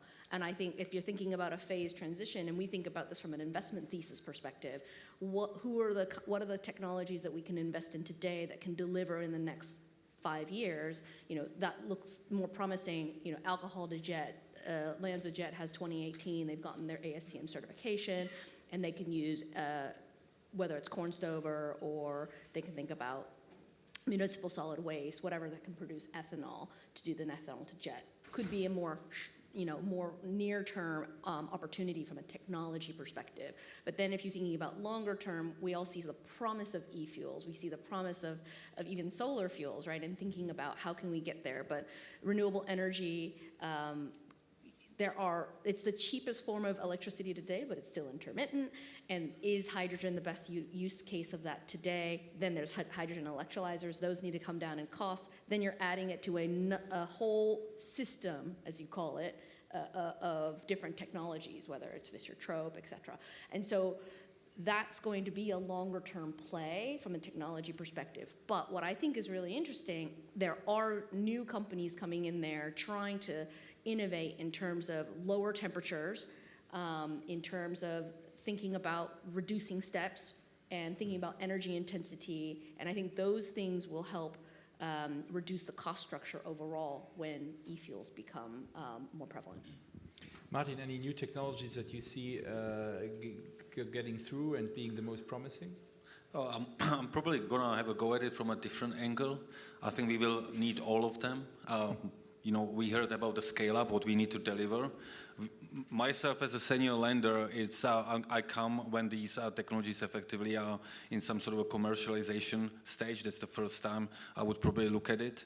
But I think it comes down to it that we need to have a long-term contract as lenders. Because if something comes in, other projects we finance, we don't want to get burned by it. So off-takes contract needs to be long-term contracted volumes, I think. Thanks. We have two areas. One is geography. Josh, how important is geography? How should we look at geographical locations? What role do they play when we look at SAF projects in general?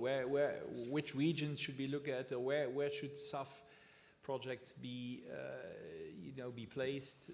What can you say about that? So I think, as with any manufacturing, production, industrial process, the way a developer will think about it will be the balance between access to their key inputs and access to their key customers on the outside. Obviously we have as has been mentioned today, we've got a range of technologies that have different requirements, but at a high level you could say that locating your facilities in places with good access to the different types of feedstocks, whether they be the biogenic type, the biomass or municipal solid waste, having a good water source for your PTL production, CO2, again, a key input. And then on the other side, it's balancing that with access to key markets. But clearly SAF as a fungible commodity is rather easy to transport around the world, and I think that will be what will happen. So the priority will be on the input side, how they decide where to put their plant. But importantly, overarching all of that is you have federal and regional level regulatory frameworks that dictate the requirements for certain feedstock requirements and so forth. So these considerations need to be taken into account as well. Let's just finish with one topic, which is feedstock.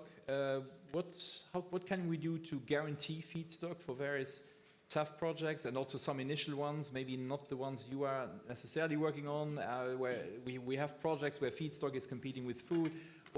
What can you say about the whole feedstock discussion? You're looking at me. Okay. No, we are from e-fuels, so therefore I'm looking for, we are in Portugal, Spain, Italy.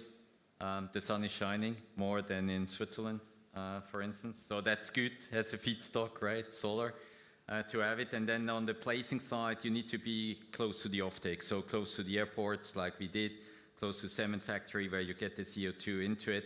But we should not underestimate what's going on right now with the getting into the renewable energies. As soon as we have the power grid, for instance, in Portugal, over 90%, I can get all of the electricity out of the power, out of the grid as well. So we can run much higher at over 90% the electrolyzers all the time. I don't need to have storage anymore. So it reduces the cost as well. So I think really looking into how things will develop on the renewable energy side, etc., will also help then the industry of the SAF production. Thank you, René. And I think given time is left, I'll leave the floor to questions that you may have to the panel. If you are still up, well, we have here some questions. Let's take maybe the first one. Earlier, René presented contracts for difference as a solution. Are countries other than the UK working on this? May anyone want to? What was that last bit of the question? Are countries other than the UK working on this, on contracts for difference as a solution? I don't know whether they are doing it in earnest. I know they are considering it, but whether they are actually going through a policy development process, I can't comment outside of the UK. I think, can I say, I think there are other places like Germany, but not applicable to SAF, I believe. It's more decarbonizing industrial facilities. Yeah. Cindy, let's just take the one that is at the top here. How do investors look at SAF projects that are in places without any supportive regulation, but are targeting markets that have regulatory support schemes? So again, it's about the supportive regulation. What about projects where in countries where there's no supportive regulation? How likely is it to successfully lead projects in such countries? Yes. It's simple because principally you don't have the offtake. You are 3 to 5 times more expensive than the normal fuel. And unless you have then off-takers who are voluntarily, because they want to go to net zero for reputation purposes, etc., you can bundle that in, then you are successful, else not. But it will be more a niche. Cindy? I mean, as an investor, you go to where the money is, right? Where the IRR is going to return, where are you going to be able to find a project that returns capital to your investors? And you start with the projects that are able to have the highest and likeliest the highest support from a regulatory and an incentive perspective. Yes, Josh. Just to quickly add, I would just say that what will happen in those markets is it will be the mature technologies that are obviously the ones that get successful, like your heifer, because they are the cheapest and the most mature. Thank you all you guys and lady from the panel. This concludes the panel. This leads us to lunch. Thank you so much to everyone, and let us then. I have the floor. I hand over the floor to ladies and gentlemen. Thank you. For Eve and the panelists. Thank you. And also, thank you for ending us off on such an insightful discussion. So I will tell you, ladies and gentlemen, that wraps up the end of the keynotes and the sessions for the main conference, day one of our Sustainable Aviation Futures Congress. And we can't thank you enough. I think the discussions have been fascinating, and the dialogue today. It's clear that the will is there in bucket loads. The tech is there, but of course we know we face still some mighty challenges in things like scaling up, of course, and other decarbonization efforts. But of course, the dialogue and the collaboration will continue at, more events like this one, all in the aim, we hope, of hitting that target, net zero by 2050. It is lunchtime, as many of you will know, after lunch. The afternoon is split up into 4 streams of content. I thank you for putting up with me. Again, I thoroughly enjoyed it. I'm off to back to London in a couple of hours. I'm catching a train. How green am I? Good old Eurostar. So go and grab some lunch. Thanks very much. And hopefully one day, somewhere, sometime, see you again soon. Thank you.